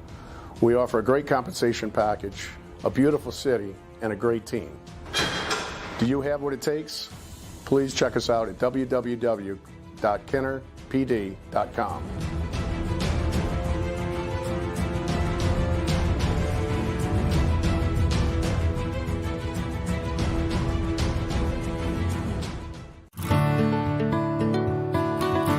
You're going to gain self-confidence every single day, so you'll leave here prepared to succeed.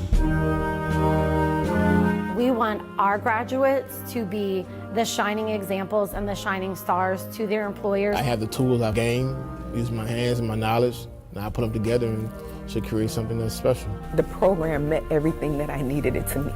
If you know it's a passion for you, then just act. Take that, come here, join the academy, and you'll be well on your way. Bill Strong Academy, give it up.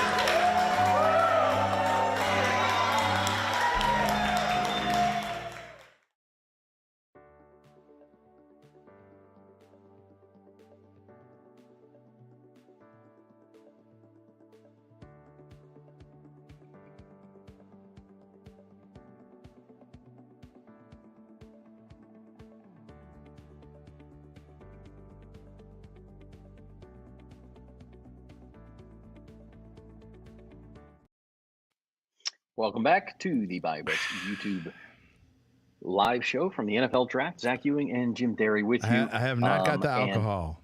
I have not got the alcohol. You busted it out, huh? No, I didn't do it. I'm going to have confidence that I don't need it.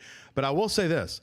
Looking at social media, I don't know who Sally Mitchell is. She looks like a nice elderly lady who I would love to go get cookies from at Christmas. Oh, I can't wait to see where this says is that she is confirmed from her good friend Earl that the Saints will pick Will Levis at pick number 30. So I guess that means they're trading down since they have the 29th pick of the draft. But I hope that her good friend Earl is incorrect.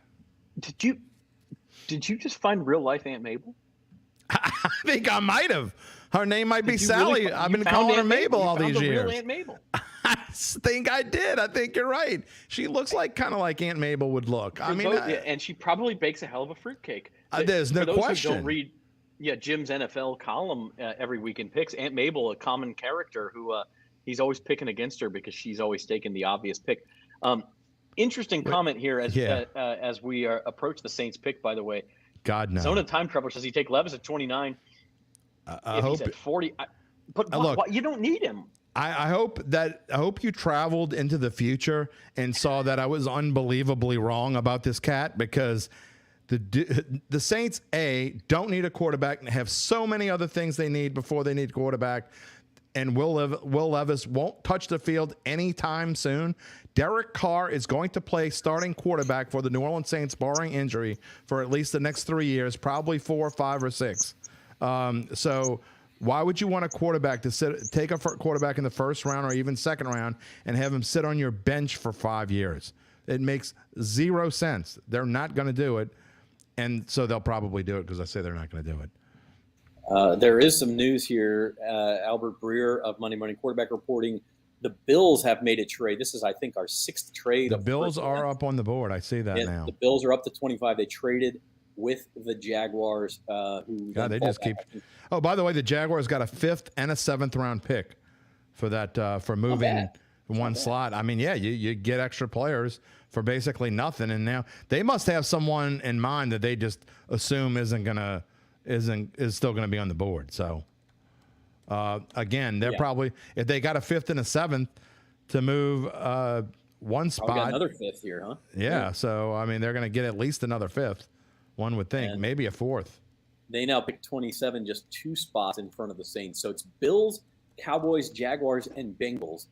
Then the Saints are the 5th pick up right now. And then Eagles and Chiefs to end the first round. So we're wrapping things up. Maybe it's a conspiracy. They're just trying to host the Saints. Sorry, I had to get that voice out once. Right now, things are working great for the Saints.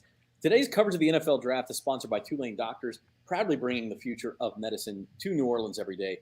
Find your doctor at TulaneDoctors.com. And we appreciate everybody joining us. Hey, call your shot here. The Saints are 5 picks away. Put in the comments who you think the Saints will pick. Two questions. Who do you think they'll pick? And who do you want them to pick? Okay, 2 very different things for some people. The Jags also got the 130th pick of the draft. What round is that, Zach?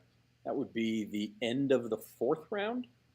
Okay. So that's pretty good. That's a pretty good deal for them. If you have somebody you want already. Look, I'm going to go. I mean, man, these tight ends are falling, and I got to think they're going to take one of them at this point. If they keep falling, if they're both still there, I mean, either Mayer or Kincaid would be a great addition. You talk about the Bressies of the world. I know that's who Luke was talking about, and if Luke and Mike Triplett are both correct and they do take defense, that's probably the route they're going to go. But honestly, I got to think Kincaid and Mayer are both on the Saints board. Okay, so the Bills are in, and they just took Dalton Kincaid. Okay, well, there you go. So the first tight end is off the board, and it is Dalton Kincaid. Man, I could have got that at plus 200. Damn it. So, yeah, Dalton Kincaid goes at number 25. I really like this kid. I don't know if anybody remembers the game Utah played against USC last year. Yeah. And Dalton Kincaid had like 20 catches in that game for 200 and something. I mean, now USC couldn't stop anybody. Exactly. Couldn't stop Tulane, no offense. But nobody could stop this kid. I mean, Dalton Kincaid is the truth. And Kyle says he best they take Meyer. They took the other tight end. They took Kincaid. I think Michael Meyer may go to the Cowboys. That's a possibility. For a tight end. They're on the clock now. They always have multiple tight ends anyway. They have lots of tight ends. So that wouldn't be a surprise either. But again, if Mayer falls to 29, I haven't been advocating for tight end, but that kind of fills the same kind of role that we were talking about, another pass catcher for Derek Carr, and we're talking about wide receiver, offensive lineman, and I think that would be a fine pick. I don't think that would be a bad pick if that's who they took. If you look at offensive guards and who the best are available, if you just go by the ESPN board, which is what I have on the board, I know people are talking about Osiris Torrance, but actually ahead of him, one spot is Steve Avila from TCU, but he's got a grade of 34. So at this point, maybe you wait. Osiris Torrance got overall grade of 42. Does that mean he'll still be there at 40 tomorrow night? I don't know. But do you go that route? I'm not sure. So I think the Saints are great at best available as long as it fits into their needs. And right now, picking a receiving tight end like a Michael Mayer, assuming he's still there, wouldn't be a bad pick. Otherwise, there are several other options. Then I think you probably do have to go defense. And we talked about Felix Uzama from Kansas State is a possibility. The kid from Clemson, Brian Bressie, and Miles Murphy, actually, who some were talking just a few weeks ago about he could potentially be a top 20 pick. And now he's kind of slipped the last couple of weeks. So lots of options. And so now I think if you're the Saints, I don't think you need to move. I don't see a reason to trade right now because there's still several great options. I got to think there are at least 4 or 5 guys that are on their original board that are still up there. The Bills pick is in, by the way. If you can go to your magic. Yeah. The Bills took Dalton Kincaid. Okay, right. Yeah. I read that. Yeah, I'm sorry. The tight end. So, I was looking at the next pick already. I think that's in as well. So the Dallas Cowboys on the clock now, and the Saints are 4 picks away. Once again, New Orleans, it's time to call your shot. Put in the comments, and we'll show it on the air, who you want at 29 and who you think it'll be at 29. Maybe it's the same thing. Spencer the Guru mentions, is there a medical issue with Nolan Smith? I mean, he's dropping something like there. A rock of talent. There's something there. For him to drop that far, there's something there. But you got to wonder. And again, that's a name that they may be looking at. Mr. Urquhart made his pick, and he says he wants Nolan Smith of the Alabama safety. Look, I'm talking about Brian Branch. I don't. The Saints aren't going to take a safety. I don't think. I mean, again, nothing's going to shock me at this point, but I just don't think they need a safety. Yeah, talented player, but we talk, and this is an argument you've had with Duncan before, Jim. Do the Saints always take best player available?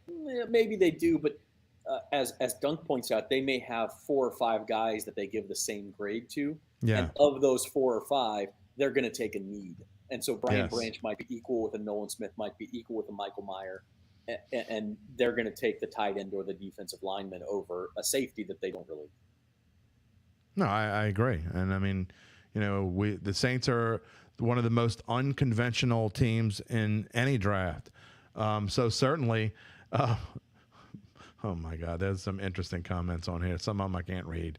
But the Saints are just unconventional. You just don't know what they're going to do. So, man, that Dalton Kincaid pick, man, they have 2 really good tight ends in Buffalo. They're getting better on offense. Yeah, I mean, I think they found out against the Bengals in that divisional playoff game, maybe don't have enough weapons. Triplett saying the top 2 tight end. That was before that pick. Okay. I was like, what is he talking about? Did I miss something? I really like Dalton Kincaid. Really like the guy's game. And he is what the Saints need. And I'm not saying Michael Mayer isn't, but the Saints need the guy who can move the chains. Like Michael Thomas used to be that guy. Can he be again? Maybe. But I don't think they know that. And if you go and get one of these tight ends who on a 3rd and 6 can go make a catch in traffic and help Derek Carr out when he doesn't have anybody open and he's under pressure on 3rd down, that's a good thing. Now, I personally think the Cowboys may take Michael Mayer right here at number 26. It is Possible insane. spot for the Saints to trade up. It is insane how many Saints fans want to take a quarterback, especially a guy like this. It is mind-boggling. If you're one of those people out there and you're watching this show and you want him to take a quarterback, what in the hell are you thinking? What are you thinking? I mean, besides you're just a hater of Derek Carr. Other than that, I don't understand. And even if you're a hater of Derek Carr, I'm going to go on my soapbox again. I got to do this at least once every 20, 30 minutes. Even if you're a hater of Derek Carr, can you have the vision to see that this team believes that Derek Carr is their quarterback and they are not going to make a move? Whether you hate Derek Carr or not, you have to accept the fact that he's going to be your team's starting quarterback for the foreseeable future. And if he gets hurt, guess who's going to be the quarterback? Jameis Winston. You probably hate him too. Okay? But those are the 2 Saints quarterbacks next year. Will Levis is a wasted pick. It's a wasted absolutely wasted pick. There's no reason to do that. This team is not going to do that. They don't do things like that. You were exactly right. And by the way, here's your trivia question, and I think you know the answer to this, but I'm going to throw it out there. Okay. When is the last time the Saints took a quarterback in the first round of any NFL draft? It's got to be Archie, right? 1971, Archie Manning, and remains to be the only quarterback they've ever taken in the first round. It's not going to be broken with Will Levis. Maybe it'll be broken with Arch Manning in a few years. Archie to Arch, which means things did not go. Maybe. Arch Manning's probably a top 10 pick. So Arch Manning is going to be, for sure, a top 10 pick at some point. If not the number 1 pick. For sure, but good question from JT. Jawan Johnson, what's your take? I like Jawan Johnson, and I don't think he's why I don't think the Saints have to have a tight end. Right. But if Michael Mayer, who's supposed to be like a top 15 to 20 pick, falls to you, I think that's a place you can certainly improve yourself. But Jawan Johnson, the guy he had a nose for the end zone last year. He didn't do a whole lot else. They didn't give him a nice contract for nothing. All right. Horace asks, make your prediction. I'm going to go Brian Bresee. I still think he's the most likely guy. It's been defensive tackle the whole time where there's smoke, there's fire. And he's the best guy available. And look, a lot of guys have fallen to this point, but sometimes it's Occam's razor. You do the most obvious thing and take Brian Bresee. How about you? I know this isn't a name, but I think the Saints are going to pick a name that we haven't mentioned all night long. And I don't know who that is. I think they're going to go unconventional route here. I think they hope that Mayer falls to them. But I don't think he's gonna, because I'm with you. I think they're clapping in the war room, by the way. So obviously the Cowboys have made their pick. Jerry Jones is back there with his son, and they're clapping and shaking hands. So they've made their pick. I agree. I think that's who Dallas is going to take. If Dallas does not take that pick, take the tight end, I think that's the route the Saints are going to go, because I do think that he will still be there if he doesn't go here. Let's see if we can get. But I think if the Saints really wanted him, they would have found a way to trade up. So I think their draft board. I think there are multiple guys on their draft board, which is why they haven't made a move. Yeah, and once the Dallas pick is in, it'll be the Jaguars, who have already traded back twice, up at 27. They'd be followed by the Bengals and then the Saints. So they're getting close here, and to the point where you're right. You don't really need Nolan Smith and Brian Bresee, if you want to add to the defensive line, as long as the Jaguars and Bengals don't pick those 2 right in a row, you're going to get one of them without having to move up. Well, Zach, obviously the Bills thought the Cowboys might be taking Kincaid because. Okay, here's one for it's not Michael Mayer. Cowboys reportedly are taking Michigan defensive tackle Mazi Smith, who we have talked about tonight. Yeah, so there is a defensive tackle off the board. Another one after Kalijah Kancey went to the Bucs. So a couple of and Jalen Carter, of course. So 3 defensive tackles off the board in the first round. Yeah, they're not going to go that route now. Yeah, there's one left, and that's Brian Bresee.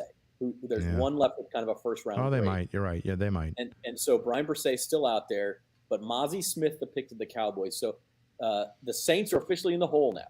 The Jaguars don't need a tight end, and the Bengals, I think, need. Bengals could take a tight end. They could, but I think they're more served to probably go the route of cornerback, defensive back, or maybe even an offensive lineman.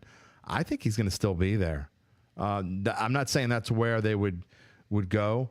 And Zona Time Traveler is back and talks about Nolan Smith would be a great get. Look, I always have a hard time talking about this part of it. I don't want to be politically incorrect, but he's not the Saints kind of player.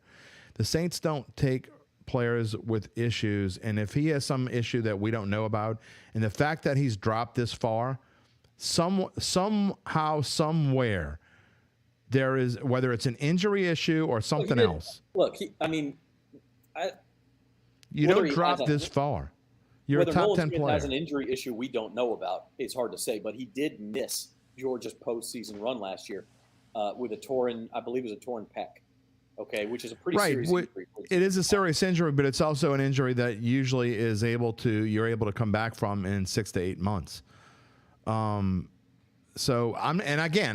maybe they do take Nolan Smith here. I don't know, but I'm just saying that doesn't fit in. The Saints don't normally go out on a limb and take guys that have any kind of skeletons in their closet, whether they be injury issues or off the field issues. They just don't. And so I would be surprised if they go that route here. Again, I'm not saying they won't. Look, they could surprise me. They have before, but I just don't think that's what's going to happen. This is not necessarily a prediction because anything can happen, and the Saints have certainly surprised us in years past. But of the three players we've talked about the most in the last few minutes for the Saints, which would be Brian Bresee, Michael Mayer, and Nolan Smith, they're in the hole. One of those guys will be there at number 29. That doesn't mean they're going to pick one of them, but I think all three of those guys, you're not reaching. You're getting good value at 29. I think the Saints are in a good spot. I do too, and we've talked about it all night long, how this draft is kind of shaped up for them not to have to move up. I agree that they probably would have been better if one of the guys that they really wanted was there and they felt like they had to move up, they would have. But I think their board is deep enough to where they realize, okay, we don't have to give anything up and still get one of the guys we want.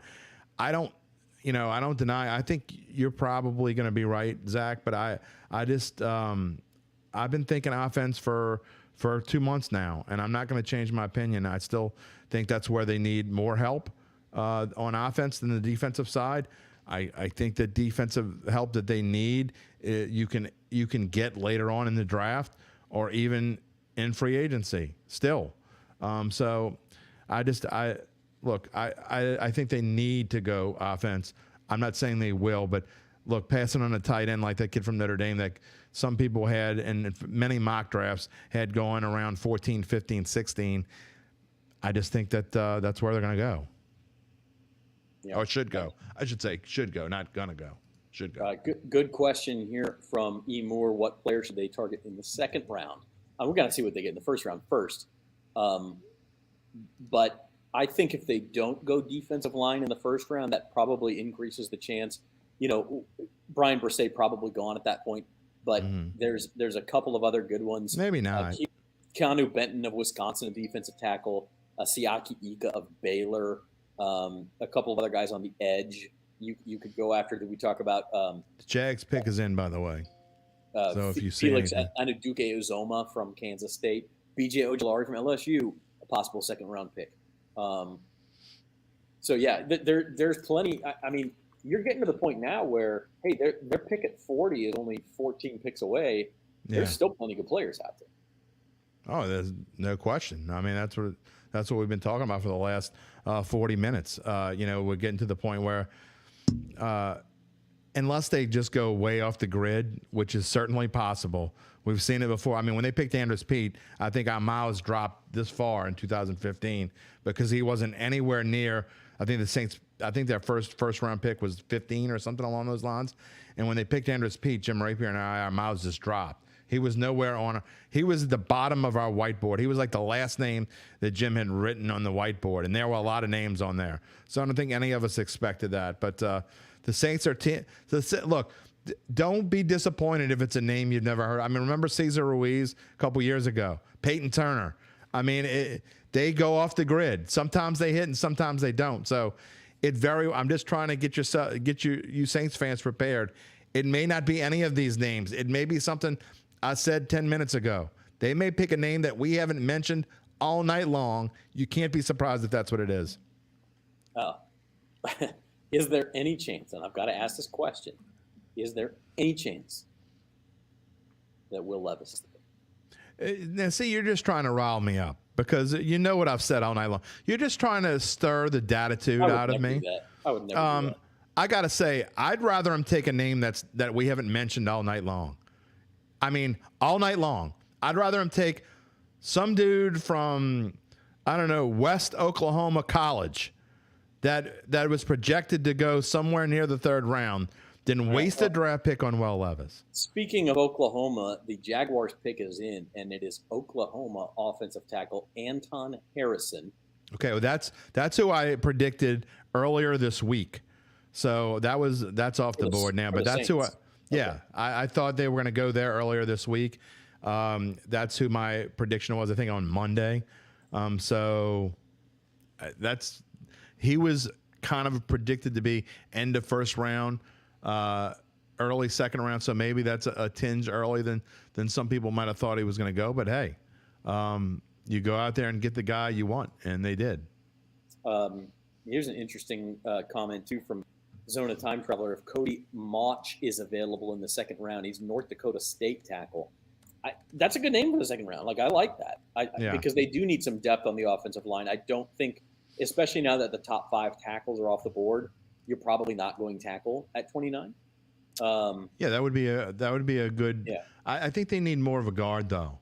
That's why I think Murphy or Tuipulotu, please be D-line. We're talking about first round right now. We could talk about what our second round hopes or predictions are later. But when you're talking about Mock, I think that's more of a that's clearly a second day pick. I think the Saints are going to wait to take offensive line now. I think it's either defensive line or the tight end or someone, or who knows. Again, with the Saints, you just don't know. Their board is so different than everyone else's. It's not. So this is the complete jinx. It is not going to be Will Levis. Okay, so Anton Harrison to the Jaguars. Cincinnati Bengals are on the clock at 28. The Saints are on deck. Good time for us to tell you we appreciate all of you being here. Please subscribe to the Bayou Bets YouTube channel. Sign up for your notifications. If you do that, you get notified every time we go live. We talk Louisiana sports and sports betting at 4 p.m. every Monday and Thursday. Usually Jim and I, sometimes Spencer the Guru. Sometimes we have a guest. We usually bicker at each other. We make some picks. Sometimes they're winners, and you can follow us. Sometimes they're losers, and you can yell at us. But we have a lot of fun. 4 o'clock every Monday and Thursday. And we also want to let you know that today's special coverage of the NFL Draft is sponsored by Tulane Doctors, proudly bringing the future of medicine to New Orleans every day. You can find your doctor at TulaneDoctors.com. And my shameless plug for the Datitude podcast, which in the off season airs every Friday live on all these same stations that you're watching this on at 9:15 a.m.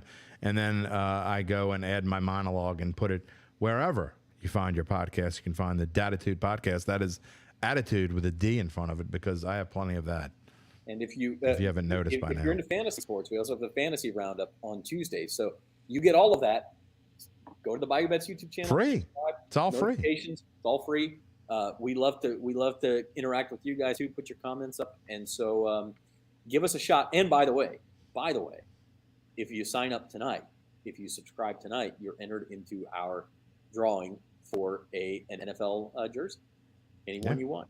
Except Jim says he's going to come beat your door down. I will come to your door if I find out you use this gift card on the Falcons jersey. What if they live in like Morgan City? I don't care where they live. I'm driving. I'll drive. Okay. And then I'll probably expense it, and I'll write it off as something else. Good luck with that. Yeah, Lord knows, I'm not exactly the most timely person with my expense report, so And after the Saints pick, by the way, guys, stay tuned because we will get back out to Metairie. We're going to get Spencer the Guru's reaction, and then we hope to get Jeff Duncan or Luke Johnson back on to tell us their reaction to who the Saints pick. Luke Johnson called Brian Brisset. And by the way, the Bengals pick is in now, so the Saints are officially on the clock. Uh-oh. Dun, dun, dun, dun. Don't know who the Bengals have picked just yet, but I was going to say, you're usually pretty good about finding out ahead of time. Well, Albert Breer of NFL Network is really killing it. Okay, here we go. Bengals are taking a defensive lineman from Clemson, but it is not Brian Brisset. It's Miles Murphy, the defensive end, at 28. Okay. Okay, so, that's it. Yeah, that was who we were talking about earlier, who kind of slipped the last couple of weeks. Miles Murphy was projected for a long time to be like a top 16 kind of pick, and I'm not sure why exactly he slipped, but no one's even been talking about him lately. So I mean, that could end up being a steal. But here we are, Saints pick time, and on the clock. And all of those names we talked about a few minutes ago: Michael Mayer, the tight end from Notre Dame, available. Brian Brisset, the defensive tackle from Clemson, is available. Let me answer this question real quick. From Georgia is available. Good question from Malcolm. If you hadn't, the Dolphins had to forfeit their first-round pick for talking to Sean Payton out of turn, basically. Dun dun dun dun. That's their bad. The Dolphins were going to pick, I think, number 21. Had to forfeit that pick, so everybody moves up a spot, and there's only 31 in the first round this year. All right. So within the next 6 to 7, 10 minutes, but they're not going to take that long. We should find out. I would hope we would find out before everyone else, but I don't know. What do you think our Saints writers are doing about now? Well, Luke is scrounging around the couch cushions for $4 to pay you because the Saints did not trade up. So that's what he's doing. Oh, and or getting a text from his wife that she's having the baby, and he's got to go. Who knows? That would be something if it happened on first round night, wouldn't it? Yeah. So we'll see. If that happens, that baby's got to grow up to be an NFL insider. Oh, you would think. I mean, it's going to be born in the blood. The Saints, about 6 minutes on the clock here. I'm seeing out. Let's go to the social media page. The Saints fans are going. And by the way, your last couple minutes here to give your predictions here. Drop your comments. Who's it going to be? Are you taking Brisset? I got a Mayor take Mayor and Mickey we trust. Christopher writes Nolan Smith, please. So, boy, it's going crazy now. Saints need to draft Hendon Hooker. That would be a no. Saints officially on the clock now. Nolan Smith, come on down. Here's my favorite so far. Bree says, okay, Saints, don't piss me off. That's all we ask. That's the best one. That's so much to ask. No, it's really not a lot to ask. Okay, I'm putting you on the spot here, Jim. If you knew that Will Levis and Hendon Hooker, two quarterbacks that most people thought would go in the first round, would be I don't think a lot of people thought Hendon Hooker would go in the first round. If you thought those two guys would be available at 29, would you still sign Derek Carr? 100,000%. I mean, first of all, I like Hendon Hooker, and I think he's going to be a decent quarterback. But I told you my concerns about him. My concerns about him are this. Exactly. I mean, he won't be able to play next year. He won't even be able to practice until probably late October, early November. So. That's not something the Saints can afford to do. They can't. I don't think they can use that pick, a second round pick, even now, because that's where he's going to go. He might go in the third round. If Hendon Hooker slips to the third round, then all bets are off. I wouldn't mind that so much, but I wouldn't even take Will Levis in the third round. But Hendon Hooker's a little bit different. He could end up. They're not going to be there in the third round. Hey, I do want to let everybody know before the Saints make their pick here. We are going to spoil the pick. We're going to tell you before TV. Yeah, if you don't want to know before TV, you don't want to know, stop watching now. Mute us or turn us off. Yeah, I mean, I hate to tell people to turn us off, but we are going to have the pick before you see it on TV. So if you want to know, wait, what if I don't want to know? Yeah, tell your friends and all that, and we're going to have it for you. If you don't want to know, turn us off and then come back on after the TV announcement. Why do the people keep saying that the Saints are on the clock at number 30? That's like the third time I've seen that. Well, it's the 29th pick of the draft. Because the Dolphins were 21, maybe it's technically the 30. I don't know. I don't know how that works. But another one, Zulfikar says his bold prediction says the Saints will take Will Levis. All right. Fleur-de-Lis says, here we go, make me proud. Some of our viewers' predictions, Rodney says tight end. That'd be Michael Mayer. JT says from Breeze to Brisset. I like that. Zona Time Traveler. What about Uzoma? I think Uzoma might still be there. And you mean still around at 40? You mean tomorrow? Yeah, he might still be around at pick number 4. You said 30. Did I say okay? 4, or maybe you have to trade up to 37 or something. You give up a later round pick to do that. But I think that could be a possibility. Mickey, don't do it. Don't take Hendon Hooker. Could this? I mean, and I know everybody has said no to this question all night long, but the longer they stay on the clock here, a trade back. It's possible, and you bring that up, and I was reading earlier that the Texans trade earlier to get the back-to-back picks. It didn't come until there was with the Cardinals until there was 1 minute and 30 seconds left on the clock. It wasn't finalized. So Saints still officially on the clock and running out of time. No pick yet. No pick yet. Trust me, if it comes out, we've been getting most of them before they're announced, and there's nothing yet. So we're keeping an eye on them. And in fact, Zach's been getting it before me. I was getting them earlier, but now you're getting them before me. So still waiting on that Saints pick. Dane asks, "Are we going to trade out of this?" We just mentioned that it's a possibility. 3 first-round picks left. Okay, here it is. We got your Saints pick. Uh-oh.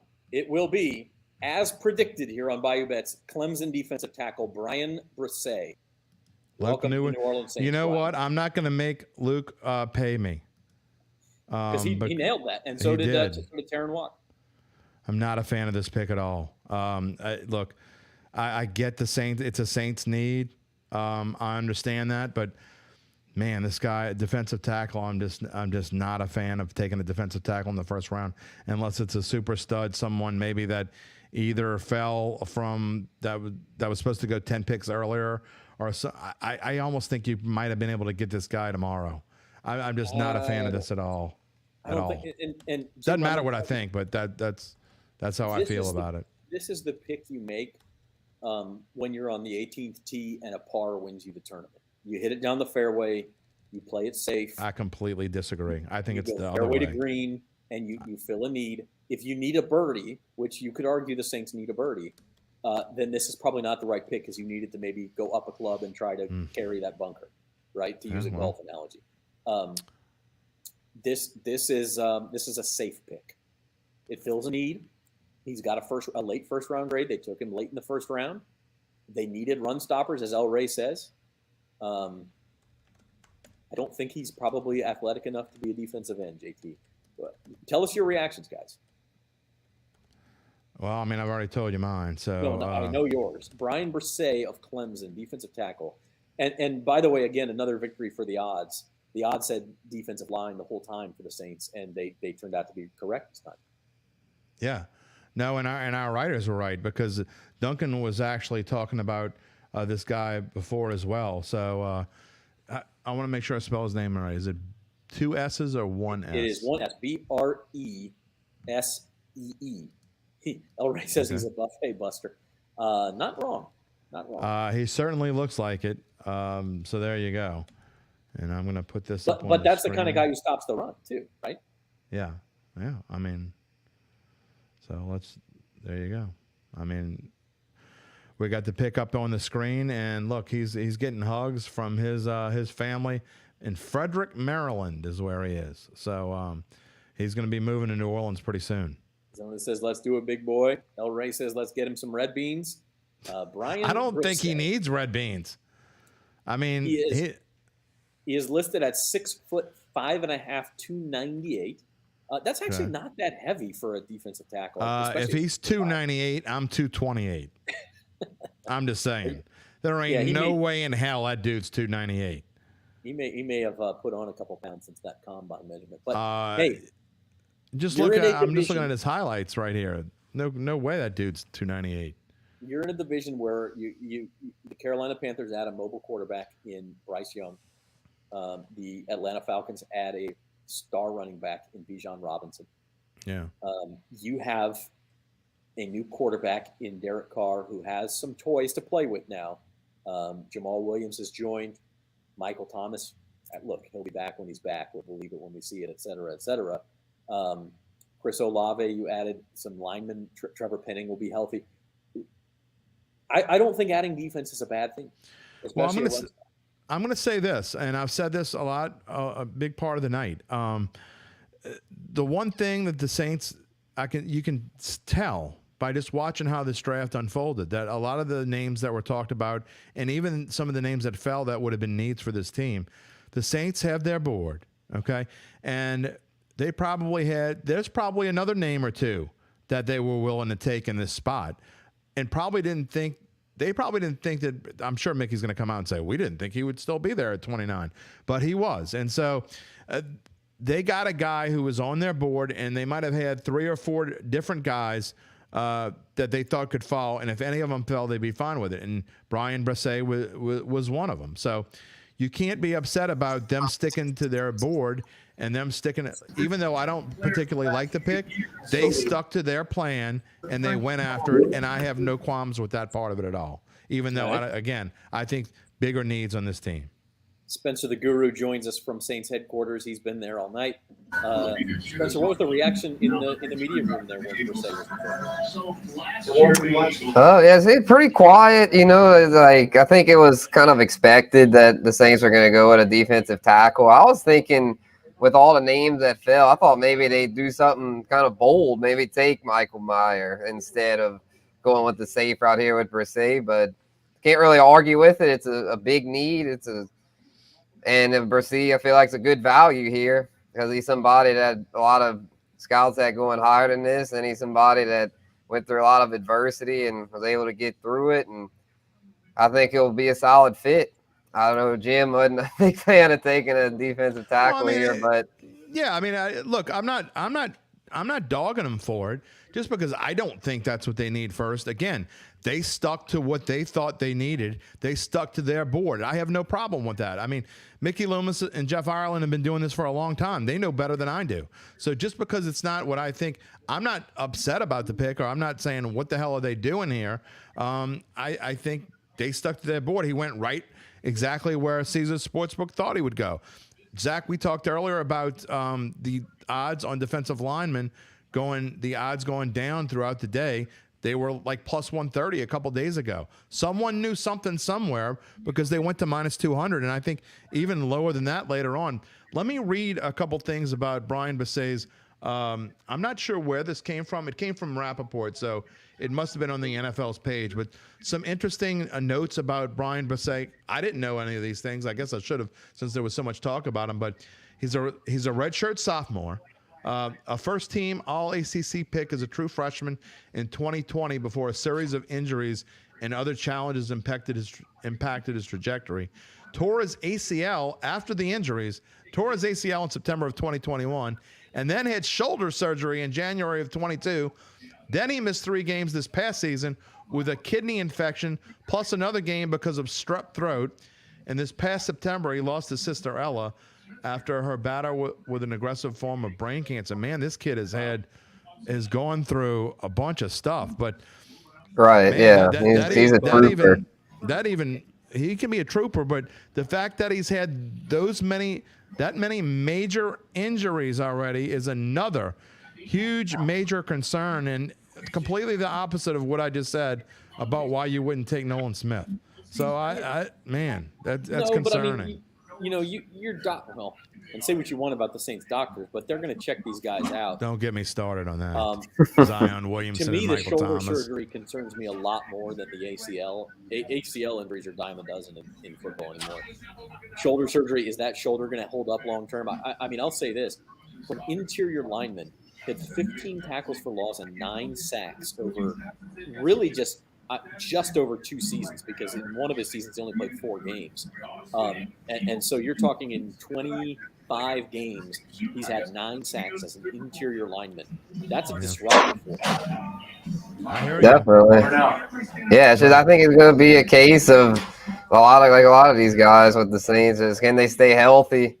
And when healthy, he's going to be a stud. I think he'll be a starter from day one if he's healthy. Well, Clemson probably said the same thing. When he's healthy, he's going to be a stud. But when was he a stud?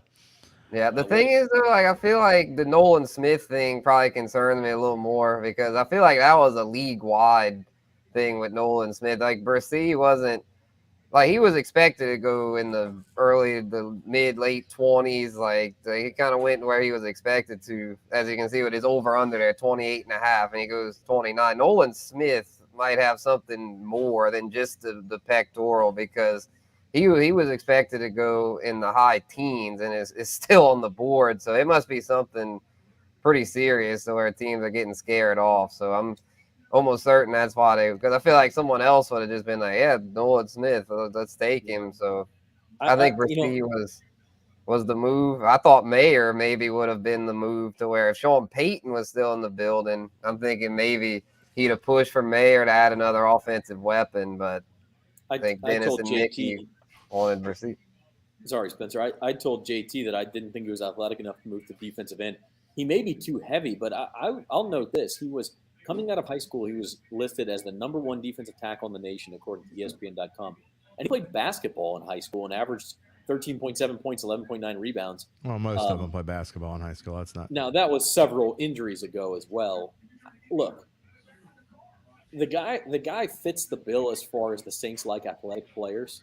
And for a defensive tackle, this guy seems pretty athletic. He's deflected 4 passes in his career. He's going to put his hand up, try to disrupt the line of scrimmage in more ways than one. Not a sexy pick, but like I said, I think this is sort of that you took a 3-iron and hit it down the fairway just to make sure you're going to get a par on this. And you know what, Zach? Maybe that's my problem with it. I don't know. I mean, I can't tell you. I'm like, I didn't know about all those injuries. I didn't know a lot about this cat before, but that is certainly worrisome to me. But again, okay, guys, I'm sorry, Jim, got to interrupt you because the Eagles pick was right after the Saints. They just took Nolan Smith. So another Georgia defender for them. Jalen Carter and Nolan Smith picking at 10 and 30 in this draft. Pretty incredible that the Eagles have continued to add to that defensive line. Yeah, because they were the ones last year that took a chance on the Kobe Dean, the Georgia linebacker that had a lot of medical concerns. He fell to like the 3rd round, and they took him to where they're just trying to rebuild those dominant Georgia defenses, and that seems like a pretty good formula. Well, I guess we'll find out which one turns out to be better, because we've been talking about Philadelphia getting, they get Chauncey Gardner-Johnson, and now they got the 10th round pick from us, and now they picked one of the 3 names that we were talking about. So, I mean, Philadelphia could be a real thorn in the Saints' side for years to come, and things that we might be talking about in next year's draft. Remember when they took Nolan Smith right after the Saints passed on him? Maybe not. I mean, so again, tomorrow's going to be interesting as well, because really, I think tomorrow's the day where the Saints need to go either running back or wide receiver. So we'll see if they do that or not. By the way, the video of Brian Brisset, which you can find all over the place, if they showed on TV, if you didn't see it, hugging his family, some tears in the room. They're all wearing pink shirts that say Ella Strong for his sister.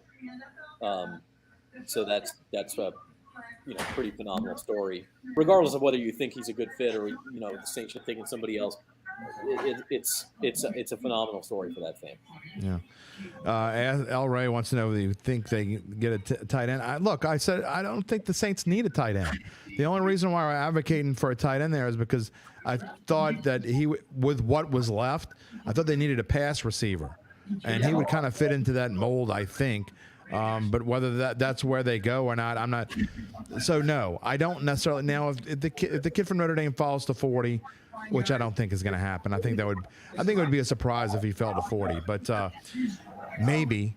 But I still think they need to go skill position player, which tight end is sort of on the borderline. I think it needs to be wide receiver or running back. And the Saints need to jump out in front of there's going to be how we saw that run of wide receivers go? I think there's going to be a run on running backs. And I think the Saints need to get out ahead of that tomorrow. I really do. Yeah, there very well could be, although the 2 guys who were even borderline first-round picks were gone within the first 13. Yeah. What if Michael Mayer is available at 35 and that it would cost the Saints a 4th rounder to move up to get it? I don't think so. I just don't at this point. I mean, what do you have to give up to get him? I think the Saints need as many picks as they can get right now, if for any other reason, not just so much because the Saints have needs. I think just because of salary cap issues, the Saints need to get as many draft picks as they can get in here, because when it comes to training camp this year, maybe more than ever, if they have competitions going on between a rookie and a guy who's making $4, $5, $6 million a year, well, then you need to pick the rookie, and they're probably going to. So I think you may see more surprises this year in training camp than we've seen in the past. And they are right now are okay cap-wise because they had to be, but they're not going to be soon. And it's not going to be, I don't think it's going to be as tough next year to get under the cap as it was this year to get Derek Carr in here and do all the things they wanted to do, but it's still not easy. And I think that's certainly a concern going forward. I think the Saints may regret not taking Nolan Smith. I don't disagree. So, look, again, these are things that, a wise man once said, NFL drafts are judged 3 to 4 years after they happen. So we can sit here, but it's like mock drafts, right? We'll have all these grades all over the place. Now, we just spent 2 months reading mock drafts. Now we're going to spend the next 2 to 3 weeks reading grades. It doesn't matter what you think, what Spencer thinks, what Jeff Duncan thinks, what Luke Johnson thinks, or what I think. The only thing that matters is whether these guys that they draft over today and over the course of the next 2 days end up being contributors to this team in the way that they need them to be contributors. So you're going to swing and miss on a couple. You're going to hit home runs on a couple, and the other one's going to be whatever. Yeah. So I mean that is what it is. Spencer is going to go check out to see if the press conference is starting and seeing if Jeff Duncan or Luke is available to give us their reaction. But Spencer, before we let you go, if we can get that on the air, it'd be great. But I don't know if we can. Michael Mayer. Okay, let's leave him out of this equation for just a second. They had a choice of an edge rusher in Nolan Smith or a defensive tackle in Brian Bresee. They chose Bresee.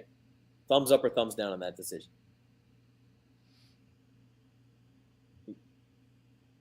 Thumbs up. All right.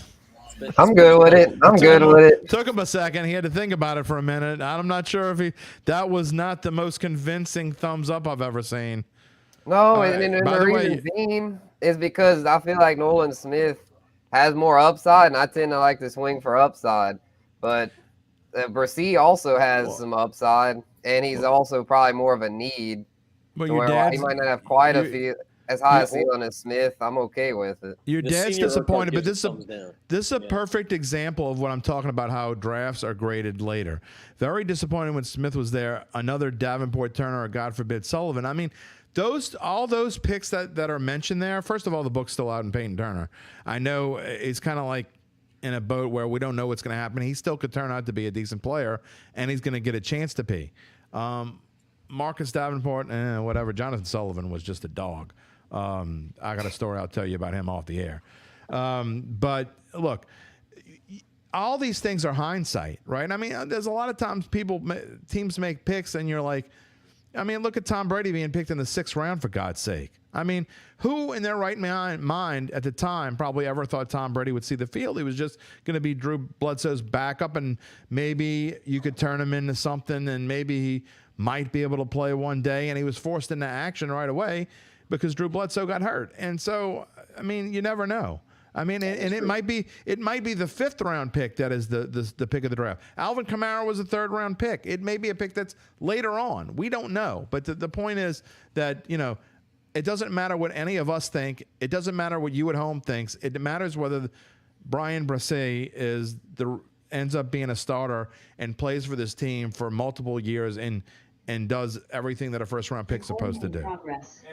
Absolutely. All right, we'll let Spencer get going and see if the press conference is going to start or if we can get any reaction from our Saints team. And in the meantime, we'll take a quick break. Stick with us. We got one more pick. Kansas City Chiefs on the clock with the final pick of the 1st round. We'll do that, and we will wrap up the 1st round and set up the 2nd round for you tomorrow. Saints coming back on the clock pretty early tomorrow evening. Number 40 will be the 9th pick of the day tomorrow, unless they trade higher, so it could be even sooner. But we'll take our last break of the evening. Right now, word from our sponsors. Be right back. We are Tulane doctors. Physicians and scientists working side by side to advance academic medicine, develop state-of-the-art medical treatments, and provide inspired patient care throughout the Gulf South. Two-Lane Doctors. The future of medicine is here.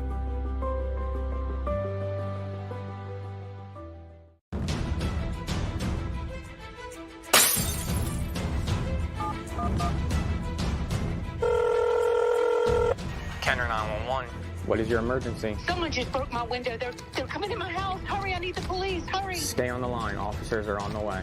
Headquarters 101, we'll put you out to a burglary in progress. 101 quarters, we're en route.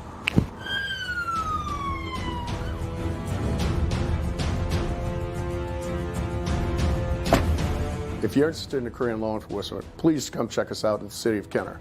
We offer a great compensation package, a beautiful city, and a great team. Do you have what it takes?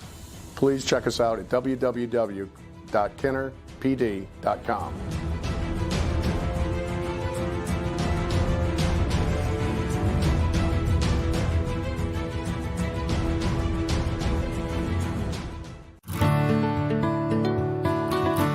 You're going to gain self-confidence every single day, so you'll leave here prepared to succeed. We want our graduates to be the shining examples and the shining stars to their employers. I have the tools I've gained, use my hands and my knowledge, and I put them together and should create something that's special. The program met everything that I needed it to meet. If you know it's a passion for you, then just act. Come here, join the academy, and you'll be well on your way. Bill Strong Academy, give it up.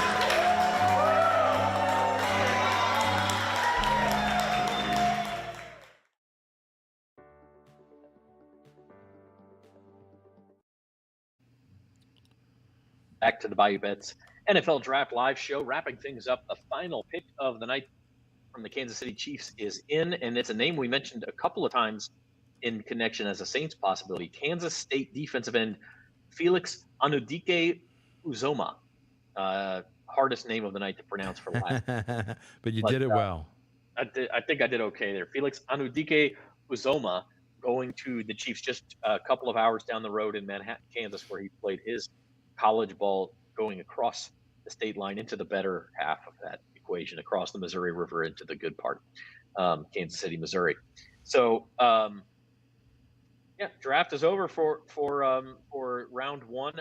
We're going to stick with you another few minutes and see if we can't get a Mickey Loomis press conference or Jeff Duncan. We'll talk just for a few minutes. And Jim, let's start with this. We've talked about Brian Bresee to the Saints, or Brian Bresee. We got to figure out how to pronounce the guy. Yeah, I'm sure we'll find out in the next 20 minutes or so. But the question is, the big question I have is, are they now going to rename it Bresee Mac?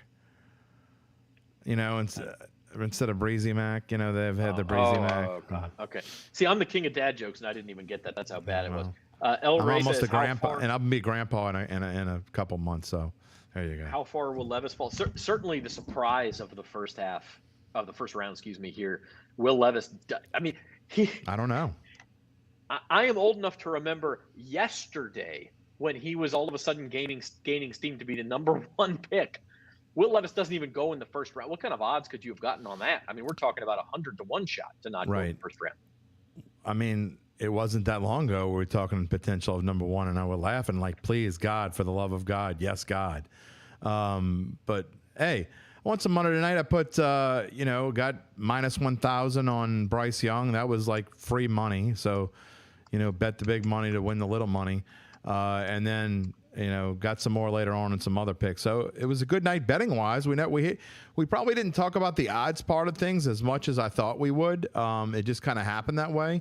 But I think all in all, it is what it is. But yeah, the odds go off the board, and it just becomes difficult to track those. Really, the odds, watching the odds of 2 hours before the draft was a lot of fun. And comment from Zona Time, it was fun. We're not going to be here all night tomorrow, but what we will do is, just 5 minutes before, 5 minutes after the Saints have their picks, we will be here on the Bayou Bets. Yeah, maybe we'll come on YouTube like at channel. pick 36 or 7 and stay on for 5 minutes or so after they pick. I mean, it's Friday night, but we don't have any big plans, so sure. El Ray, thank you. Got dinner reservations with my wife for Saturday nights, just so I could watch the draft tomorrow night and react with you people. And it's going to be a lot of fun. I'll tell you what I have Saturday afternoon.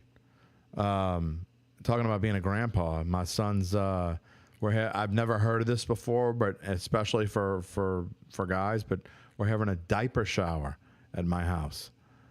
So that's what I'm doing. Is that like when you throw diapers afternoon. On each other? Is that? No, that's when you give the prospective father who better learn how to change a diaper really quickly.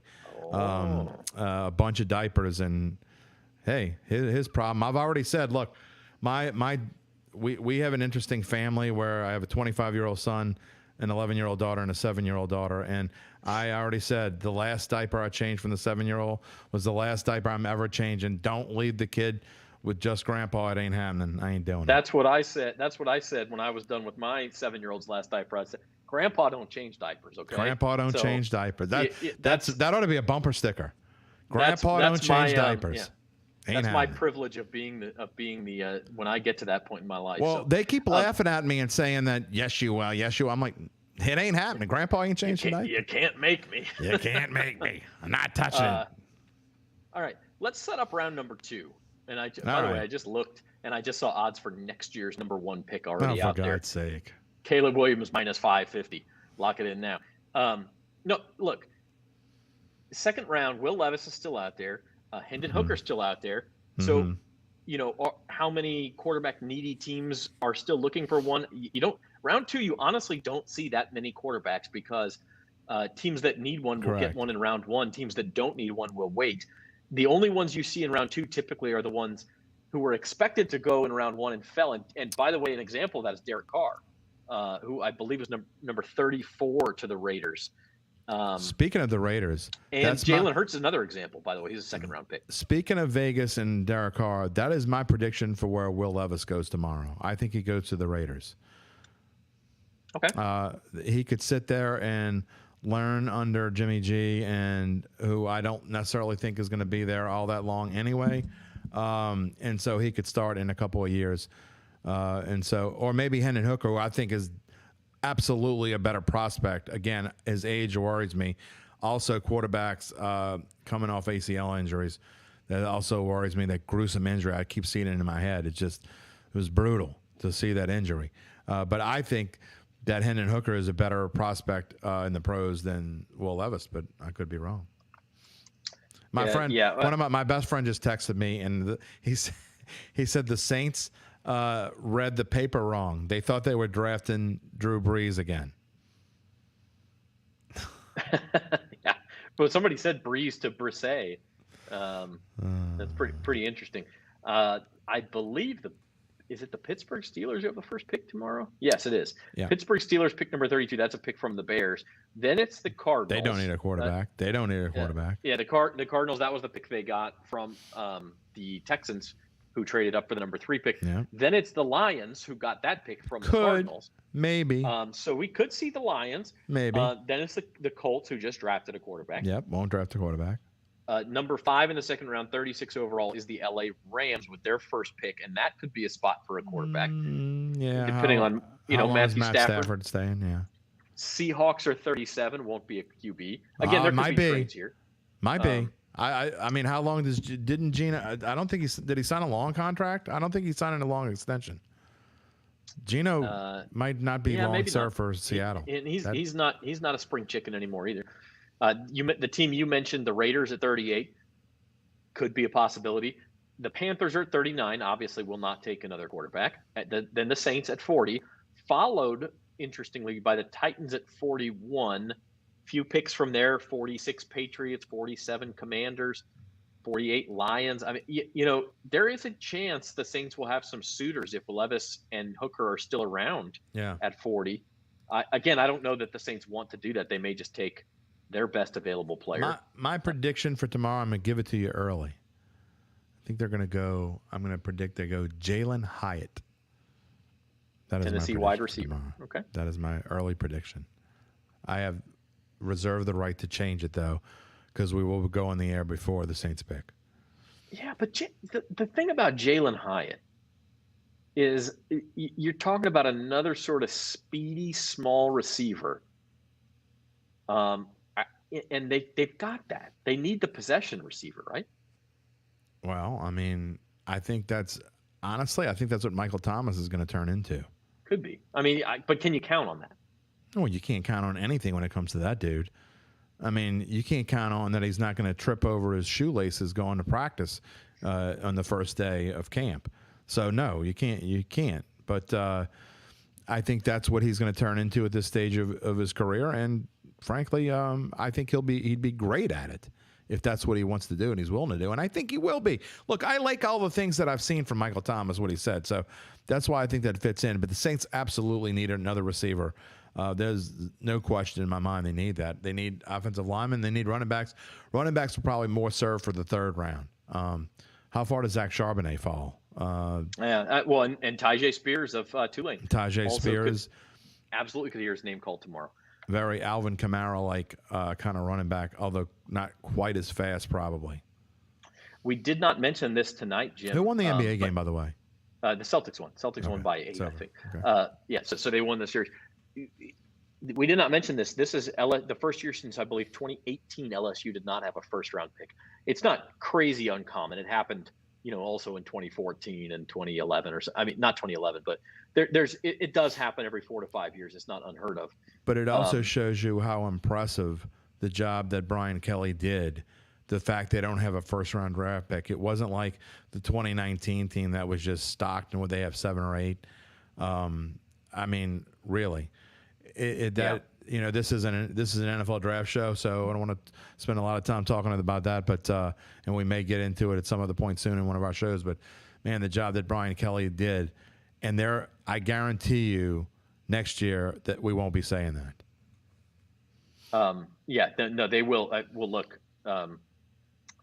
they've got several first rounders next year. I think we'll see what happens. Where will Kayshon Boutte go? Kayshon Boutte. Hey, I'm telling you, if he falls 3rd, 4th round, that's a guy the Saints could look at. I mean, he's a talented player. According to ESPN, he is, of the wide receivers that are available, he is 19th on the list. They have him with, well, my machine's is slowing down now, but 19 on the list means you can probably get him on day 3, and I think that's probably when he will go. Yeah. I think you're right, and maybe the Saints will take a flyer on him at that point. Although, as you say, don't always take guys with those issues. The other name we talked about him a lot tonight, still out on the board, Michael Mayer, Notre Dame tight end. Boy, if he's there at 40, I don't know if you pass that. Well, up. If he's there at 40, I think you take him. My question is if he's there at 35, 36, I mean, and it's only going to cost you maybe a 5th rounder to move up 3 spots in the 2nd round. I think you got to think about it. This is a first-round talent. Who knows with this team? I don't know. I don't know. Yeah. I'm still shaken by the breezy, whatever he is. Sounds like a nice kid and has been through a lot of stuff. He's one of those guys who he may not be a star, but if he's a solid player who helps them, and all of a sudden you look up and next year the Saints allowed a full half a yard less per carry. Mm-hmm. I mean, that's what we're talking about here is he might get a couple of sacks here or there or TFLs, but he's the guy who, those 3 and 4 yard runs that set up 2nd and 6 are now 1 and 2 yard runs and it's 2nd and 8. And that can make a big difference for a defense. Yeah, at least it's not Anthony Richardson. Way to go, Colts. All right. It does not look. I just checked with Spencer. Just still trying to see if we're going to get I think it's probably going to be a little while. Sort of reaction, but we'll hang on. It's usually 40 to 45 minutes after because they have to talk to the kid. They have to set everything up, and so it's probably going to be a little bit yet. Is my guess. All right. Going through this before. Well, let's do some final thoughts then, Jim. Your biggest surprise of the NFL draft first round. Oh. My biggest surprise is probably Jahmyr Gibbs going as early as he went. It's a good one. Like I said, I think the worst pick is Anthony Richardson going at number 4. I think the Colts, I don't know what the hell they're thinking with all the needs that they have. That's desperation. We need a quarterback. And that's also a little bit of ego. Mr. Steichen thinks he can go in there and turn him into Jalen Hurts. Good luck with that. But I think the biggest surprise is with the question you asked, and I think it was Jahmyr Gibbs. We thought that I got to be honest. Well, coming into tonight, I thought he would probably still be around at 29, and the Saints would have a decision to make on whether they wanted to grab him. I thought that might even be a little bit high. We also talked he might be a little bit too Kamara-like, all kinds of things about Jahmyr Gibbs, but that was certainly my biggest surprise of the night. But I think my biggest surprise, and I could go Will Levis falling out of the first round, but instead I'm going to go. We went 19 picks without a wide receiver taken in this year. In this age's NFL, that's shocking. Now the next 4 picks were 4 wide receivers all in a row, but 4 wide receivers in the first round is not a lot, and especially you had to wait till pick number 20. It's a big surprise. Worst pick, yeah. I mean, it's hard to. I just think. I don't get Jahmyr Gibbs. I also don't understand Jack Campbell to the Lions. I forgot about that one. It did not have a good first round at all. They could have got him tomorrow too, I think. Now the best pick to me came right before that, and it was the New England Patriots nabbing Christian Gonzalez at number 17. Guy could have gone number 7, and no one would have batted. I can't disagree with that. That was a great pick. What else you got for best pick? Well, Texas moving up very aggressive. I hate to give them credit for this. There were a couple that are up there and get an A+ for me, and I don't give a lot of A+, first of all. But I got to give the Falcons the credit they deserve, because I know a lot of people were talking about, and Falcons fans bitching about, we don't need another running back, which is horse hockey, because they do, and you always need another running back anyway. I think Cordell Patterson goes off to a kind of a different role. He wasn't meant to be a running back anyway. Tyler Algier, if you got him in fantasy football and you kept him, you're bad. That's a problem. But I think Bijan Robinson is going to be a stud player in this league, and I think the Falcons got a lot better with that pick tonight. Look, how can anyone fault what the Houston Texans did tonight? And really only gave up, what did they give up again? A 4th-round pick, basically? Oh, no, they gave up a first-rounder too, right? They give them next year's first-rounder and a second-rounder this year. They did give up a lot. But what we talked about earlier was, I think the Texans are I don't think they're by any means a championship caliber team, but they play in a really, really bad division. And I think the Texans are to a point where I think that if C.J. Stroud is nearly as good as we think they are, I mean, Will Anderson, he's going to be a stud, I think. So, to me, they got 2 of the best players in this draft by far. Of course, they drafted 2nd and 3rd, but they had the capital to do it, right? They had the draft position. They were in a position they're like, you know what? Let's go all out. Let's just shoot for the moon here. And that's what they did. So I give the Texans and the Falcons a lot of credit. I thought they had an excellent early part of the draft. We'll see what they do tomorrow. But first of all, I don't think the Texans, whatever they do the rest of the way, they're in great shape. Now, the Falcons can still screw things up. They still have time to do that. But as of now, I give them both A+. All right. And by the way, I like that trade for the Cardinals, too, because the Cardinals did not need anybody at 3. They moved down to they moved down to 12, then moved back up to 6 and get Paris Johnson, the highest rated offensive lineman in the draft. Really a lot of times, a lot of times that's a top 3 pick to get the best offensive tackle in the draft. They get him at 6, and they also get a first rounder next year, and they got pick number 33, the 2nd pick tomorrow, which means they're going to get another first round talent basically with the 2nd pick of the day tomorrow. So I think the Cardinals did a good job as well. They lots draft of new another faces. lineman tomorrow. Yeah, lots of new faces. The Saints will see. They're going to see Bryce Young twice next year. They're going to see C.J. Stroud. They're going to see Anthony Richardson perhaps. A lot of the other teams in the top 10 are on the schedule as well. They're going to see Jahmyr Gibbs for the Lions. I don't know what DeAndre Swift's going to be on trade watch. So that's interesting as well. And we'll be back. Like I said, we'll be back. A couple of videos tomorrow. Spencer's coming back. Is Spencer coming back?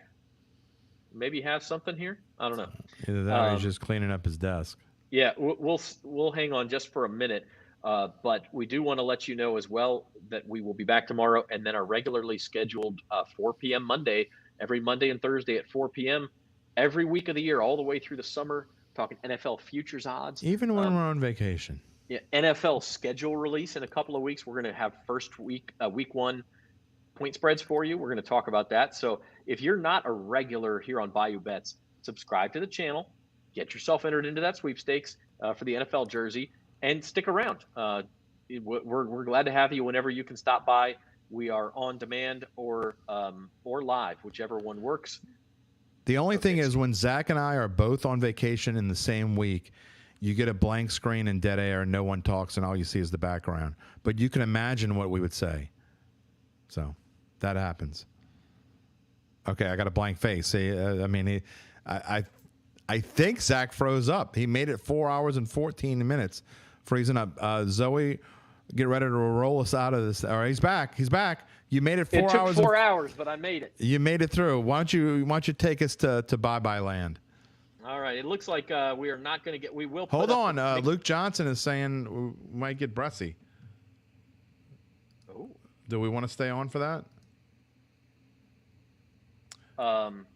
Or we can use that tomorrow, maybe. Ask them if they ask Spencer to take video of that, and we can run that as part of our show tomorrow.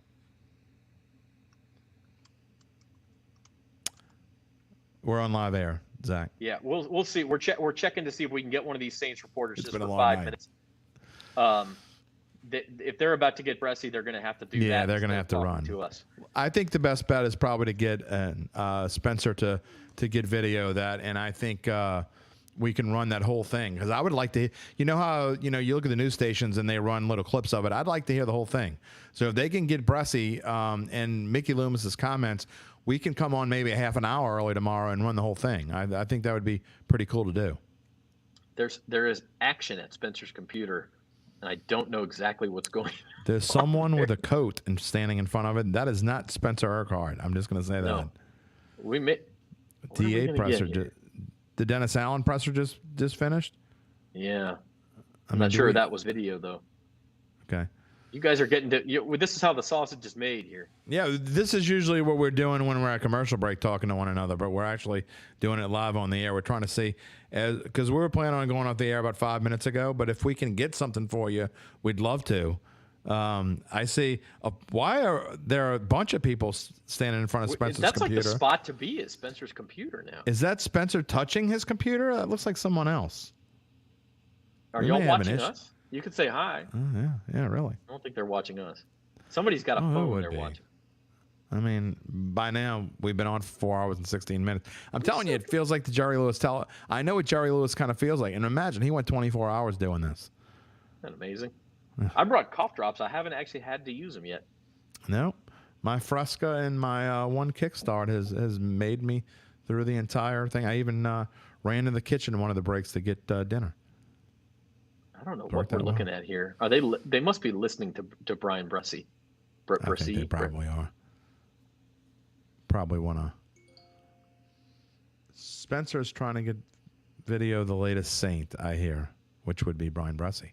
That would the be newest fantastic. Saint. All right, well, if you want to stick around and chat, we can chat about it. Yeah, we can. I got time. I can go back talking about my grandkids. My grandkid today. I didn't drink enough Fireball to have to sober up, but I'll certainly be. Where would you put that pick on the Fireball list, though? Like, where would you I mean, that you wanted it. You. All right, you predicted the pick. Okay, I'm going to say that. I've been saying defensive tackle. You're the one who's got to drink Fireball. You predicted the pick. Is it a pick you think is a good one? There's a difference between predicting a pick and thinking it's the right pick. Again, I think it was a safe pick. Okay, I think it fills a need. He's a first-round talent. But how can you call someone? Concern. How can you call someone safe that has had 3 major injuries in the last 3 years? How can you call that safe? No, that's a good point. But look, when you're picking at number 29, no player is a sure thing home run. That doesn't exist at 29. That exists in the top 10. It doesn't exist at 29. So it's not that. But I think they didn't reach. They got a position they certainly need, and I think that there is some upside there as well. Okay. Well, I can certainly at least understand that, whether I agree with it or not. You look at this team, and to me, the most glaring need on this team, defensive tackle is definitely one of them. But, I mean, is this going to be a difference maker? To me, you need a first-round pick that's going to be a difference maker. And but 29, man, that's tough. The tight end, to me, at that point with what was left, either Smith or the tight end, to me, are the two guys that could be difference makers. I don't think the first round is a time to be safe. I just don't. You know what safe gets you? It gets you nothing. It gets you a guy that's going to get cut in 3 years. The first round's the only place you can be safe. In the third round, everybody's a risk, right? I mean, like this is where you do get the guy who's going to he'll be a starter for 5 years, assuming he stays healthy. I mean, I get that. We're degenerates, for Christ's sake. You thinking the safe way is the way to go? When have we ever done anything safe in our lives? Sometimes it is, sometimes it's not. All right. By the way, Dennis Allen, one of the things he interestingly said, somebody asked him if there were other options for the number 29 pick, and if one of those was a QB, and he said that was a potential. Oh, he's just saying that. But why would he? I mean, if it's not, just if it was a potential, because the Saints don't give straight answers to anything. They never since Mickey Loomis. And look, I'm not saying it's a bad thing, because I understand that's part of his strategy, and I get it. So they are going to say anything that comes out of their mouths when it comes to stuff like that is a bunch of bull dinky. Okay, I was wondering what you were going to come. They're just not going to tell you the truth, and so don't believe that. That's just setting people up tomorrow. Ooh, they might get Hendon Hooker tomorrow. They're not going to get Hendon Hooker tomorrow unless he slips to the third round, and then even then, I think it's probably unlikely, but at least it's possible. Then, this team doesn't. It's one of the last things they need. If you put a list of, they need a kicker before they need a quarterback, and that's not an exaggeration. Did you see Will Lutz last year? Yeah, Will Lutz was not. Yeah, it was not good. So I mean, so you can go and say whatever you want and say Derek Carr sucks or whatever, and you don't know that Derek Carr sucks, because I think he's pretty damn good. First of all, and he's probably the third best quarterback in the NFC now. So stick that in your pipe. But anyway, yeah, DA calls Bressie an exceptional talent. He says it says a lot about the kid to overcome a lot of adversity, death of his sister, ACL, shoulder injury. Here's one from Kat Terrell. Dennis Allen said there was a cluster of 4 or 5 players the Saints anticipated being there at 29, not all the same position.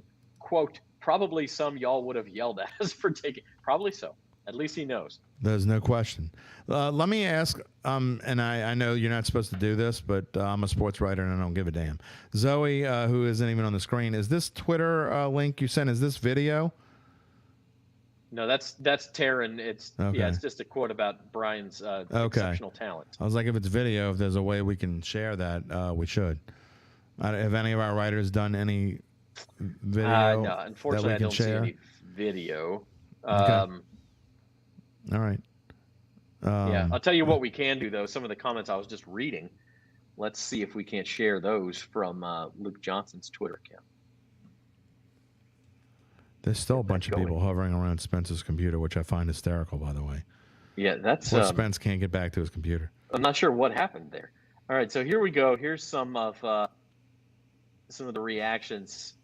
Again, that's the quote I read. Dennis Allen of people being mad that quarterback was a potential. By the way, I gotta give Nick Underhill and Mike Triplett and Luke Johnson credit. They were all over this pick from not just today. Luke's been talking about this pick for a while. I think this was a prediction like a week ago, and Mike Triplett and Nick Underhill both been talking about Bressie for a while now. So and gotta give them credit for that. They got it. Again, these are some of the quotes I've already read, but probably some of y'all would have yelled at us taking. Here's a good one on Bressee's injury history. It says a lot about the kid to overcome. That's okay. I've read that one as well. What is that? Did you read that one? Oh, yeah, you did. Yeah, it says a lot that he overcame the adversity. He showed a lot of fortitude in his ability to overcome. That doesn't say anything about injury risk going forward, of course. Wow. Put him through a workout. He did outstanding on everything we put him through from a physical standpoint and from a mental standpoint. Okay. DA said 2 players were sitting there that they liked when Cincinnati was on the clock. At that point, they knew that. Who do you think? Do you think the other one was Miles Murphy, who the Bengals took? Oh, I think that's a strong possibility. Or could it have been Nolan Smith, and they actually chose? Well, of course they did choose over Nolan Smith. Look, I said this earlier. I don't think Nolan Smith fits into the Saints organization. He just doesn't. So I don't think that was probably a legitimate possibility at that point. So no. I think it's more likely Murphy. So, I mean, I think they clearly, we talked about the odds change, and someone knew somewhere that they were going defense today. I don't know if I didn't want to believe it or if I just didn't think they knew what the hell they were talking about. But so I think that offense, I mean, they clearly was going defense, or they wanted to go defense anyway from the get-go. And so when you get through and you have these players that are available and they're still there, then you just wait. And they did a good job of that part, for sure. We had a great visit at Clemson. I found that one interesting. Well, it's off the screen now. Oh, sorry, I took it off. But yeah. you see they had a great visit to Clemson. They easily could have been talking to Miles Murphy at that time anyway. And again, Miles Murphy, a player that it dropped. Miles Murphy at one point was projected to go somewhere around anywhere from 17 to 21 or 22, and a player that dropped right in front of where the Saints were picking. So visiting Clemson, I'm certain that he was on their radar. I mean, I'll say this. I think no draft night is stress-free for a team, of course. Of course not. Because there's always possibilities. This was probably one of the least stressful nights a team could have, because even if Brisset wasn't there, Nolan Smith was there, Michael Meyer was there, the defensive end from K-State was there. Maybe they knew going into Cincinnati's pick that Miles Murphy or Brisset would be there. There was never a point at which you look up and go, oh no, all of these guys are going to be gone that the Saints won. There was never, in fact, it was the opposite. It was, they're going to have more options than we thought. And they did, which maybe tells you how they feel about Brisset, that they still chose it. Now, how do I fit all this into a newsletter? We've got a 4-hour and 26-minute long transcript for you. By the way, the last thing I'm going to say, unless you force me to say something. Oh, Luke says he can get on. Yeah, Luke Johnson's going to hop on here and give us his reaction. We'll see if he's going to have to fight his way. I think that's Taryn standing right in front of Spencer's computer. So it is. Luke may just get on his phone. That's what he did the first time. Yeah. We still got a handful of people watching. Tell him to get on, because I still got to get I still have to write a newsletter. But the good news we do appreciate y'all sticking around. Absolutely. This is the Bayou Bets live. And by the way, if you haven't, we've asked you to subscribe to the Bayou Bets YouTube channel. If you haven't subscribed to our newsletter, it's pretty fun to read. And you don't have to read it if you don't want to. But it's free to go into your inbox every day. And usually Zach has some witty stuff to say when it's his turn. And Jim always does. Easy way to sign up for that, NOLA.com/Bayou Bets. That's you just put your email address in, hit submit. That's all you got to do, and subscribe to the YouTube channel. Follow all of our stuff. Again, we're live every Monday and Thursday. We're live, and I'm moving my camera around as we speak. 4 p.m. We're just waiting on Luke Johnson, Saints beat reporter. He just got off a Zoom with Brian Brisset. The first thing I'm going to ask him is how to pronounce the kid's name. Oh, yeah. Second thing is what it was like to talk to Brian, who I think it had to be.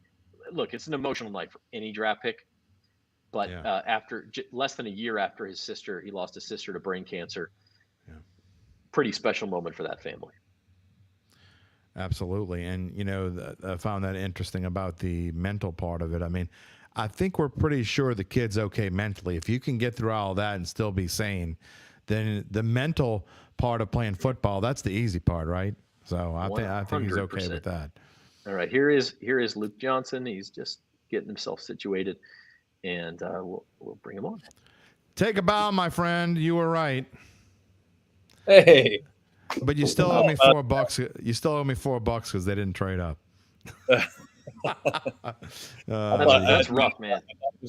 As soon as I saw all those guys still on board, I'm like, man, that's probably not going to happen. Yeah, probably not going to happen. But you nailed the pick.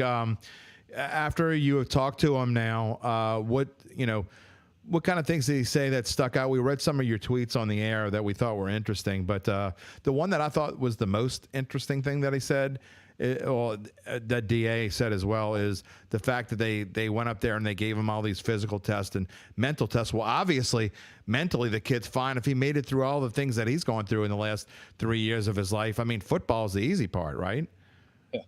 Yeah, no kidding. I mean, look, this guy had high high expectations on him. Right, he goes to Clemson. Clemson's been this powerhouse program that's in the national championship game over and over and over again. He's a #1 overall recruit in the country. I think over a guy that's like Bijan Robinson. I think he was in that class. Lot of expectations on his shoulders. Has a pretty good freshman year, and then bam, like ACL, shoulder injury.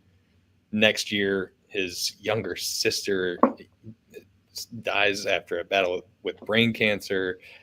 He gets a weird kidney infection that leaves him weak and limited. And insane. Man, it's just he's been through a lot for somebody who I think is only 22 years old, and he's still a guy is a first-round draft pick. And I think he played pretty good football. Despite dealing with the things he dealt with for the last 2 years specifically. I think it probably says, you mentioned the options the Saints had at 29. I mean, Michael Mayer, the #1 tight end on the board, was still there. Nolan Smith from Georgia was still there. Several other. It shows you how much the Saints thought of Bresee. And by the way, Bresee is how we pronounce it? Bresee. Okay. Yeah. Okay. It shows how much the Saints thought of him, that they chose him over some other options that maybe they didn't think would be there. Yeah, I started thinking I kind of figured there's a chance Michael Mayer could be there just because this tight end class is really deep, and I think this is like a choose your flavor type of class, right? But I don't think Joey Porter Jr. was going to be there. Miles Murphy lasted right before their pick came around. Who would have saw Will Levis lasting into the second round of this draft? A lot of guys who just frankly I don't think we're going to be there. And I think it says a lot about Bresee as a prospect, for the way he fits what they want, for what they value. They take defensive linemen and offensive linemen early in the draft because they think those guys are kind of foundational pieces. And then you look at what Bresee can be as a player. He's 6'5", 300 pounds, ran a sub 4.9 40, which is pretty hard to do at that size. Had a really good short shuttle. He's an agile guy. He's an explosive player. I mean, he's one of those guys you're just you're making your list of traits the Saints like. It's like check, check, check, check. The only thing that he didn't do is he wasn't super productive, and that's you can trace a lot of that back to the injury stuff that they're pretty confident he's over. Luke, a lot of times you see defensive tackles and they're either run stuffers or they're kind of in and out guys, and they don't necessarily play every down. Do you think that Bresee can be the kind of DT that can play every down here? Yeah. Or almost every down? I think he's a guy who they are hoping can kind of slide into the role that David Onyemata was playing for him. I think he's going to be their 3 technique, who's going to be a big part of anchoring their run defense, but can also give them some pass rush. And I would be surprised if he's not, as a rookie playing, north of 45, 50% of the snaps, which I think is good for an interior defensive lineman. You guys just hopped off a Zoom call with Bresee. What was the most memorable thing he said in this? I mean, obviously a very short time you get to talk to him there. Yeah, but I just think that, the last year and change has been very trying for him and his family. I think the maturity just kind of jumps off the Zoom screen, whatever you want to call it. It's something that nobody should ever have to deal with, like losing a 15-year-old sister, sibling, child, whatever the case may be. And I think that that kind of grounded him, and it kind of showed him that the ACL stuff or whatever other stuff he's dealing with is kind of secondary. It's not that big a deal compared to what other people are dealing with. And I think, the Saints mentioned that they really, really thought highly of his character in addition to all the other traits that he brings to the table. And I think that showed through in that interview. Luke, going through, and as we go into tomorrow, and we are going to do a few minutes. Oh, we say a few minutes. A few minutes for us means 30 to 45 minutes. We never do a few minutes of anything.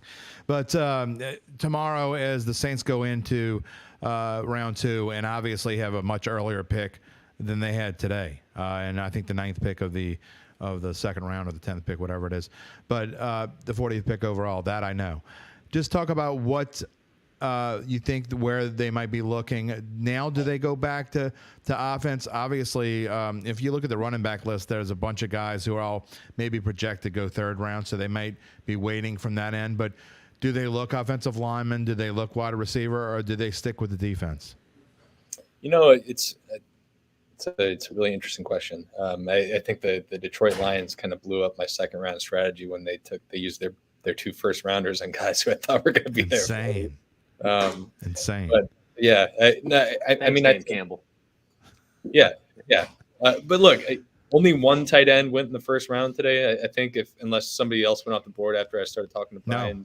Nope. Okay, so I think there might have been 4 guys who you could consider possibly first round tight ends. We'll see what the Saints think of these guys, but I think about 3 of those guys are still available. So I think they're going to have somebody there possibly that they could think of taking with that pick. That's Michael Mayer, Darnell Washington from Georgia, and Luke Musgrave from Oregon State. I wouldn't be surprised if somebody like Cedric Tillman is in the mix, a big physical wide receiver from Tennessee. And then I think there's still some pretty good edge rushers on the board. I really like, I don't know what the Saints' opinion is on him, but somebody like Isaiah Foskey from Notre Dame. I mean, the dude was nothing but absolutely hugely productive at a school like Notre Dame where they're constantly playing big name schools. He had 22 sacks his last 2 years. His relative athletic score is an exact copy of Marcus Davenport's. Right. Don't say that name. Don't say that name. Yeah, but those are the traits they valued, right? It's all this stuff they valued is height, weight, speed, power. It's the exact same testing numbers. And then he's also, I think, a 2-time captain.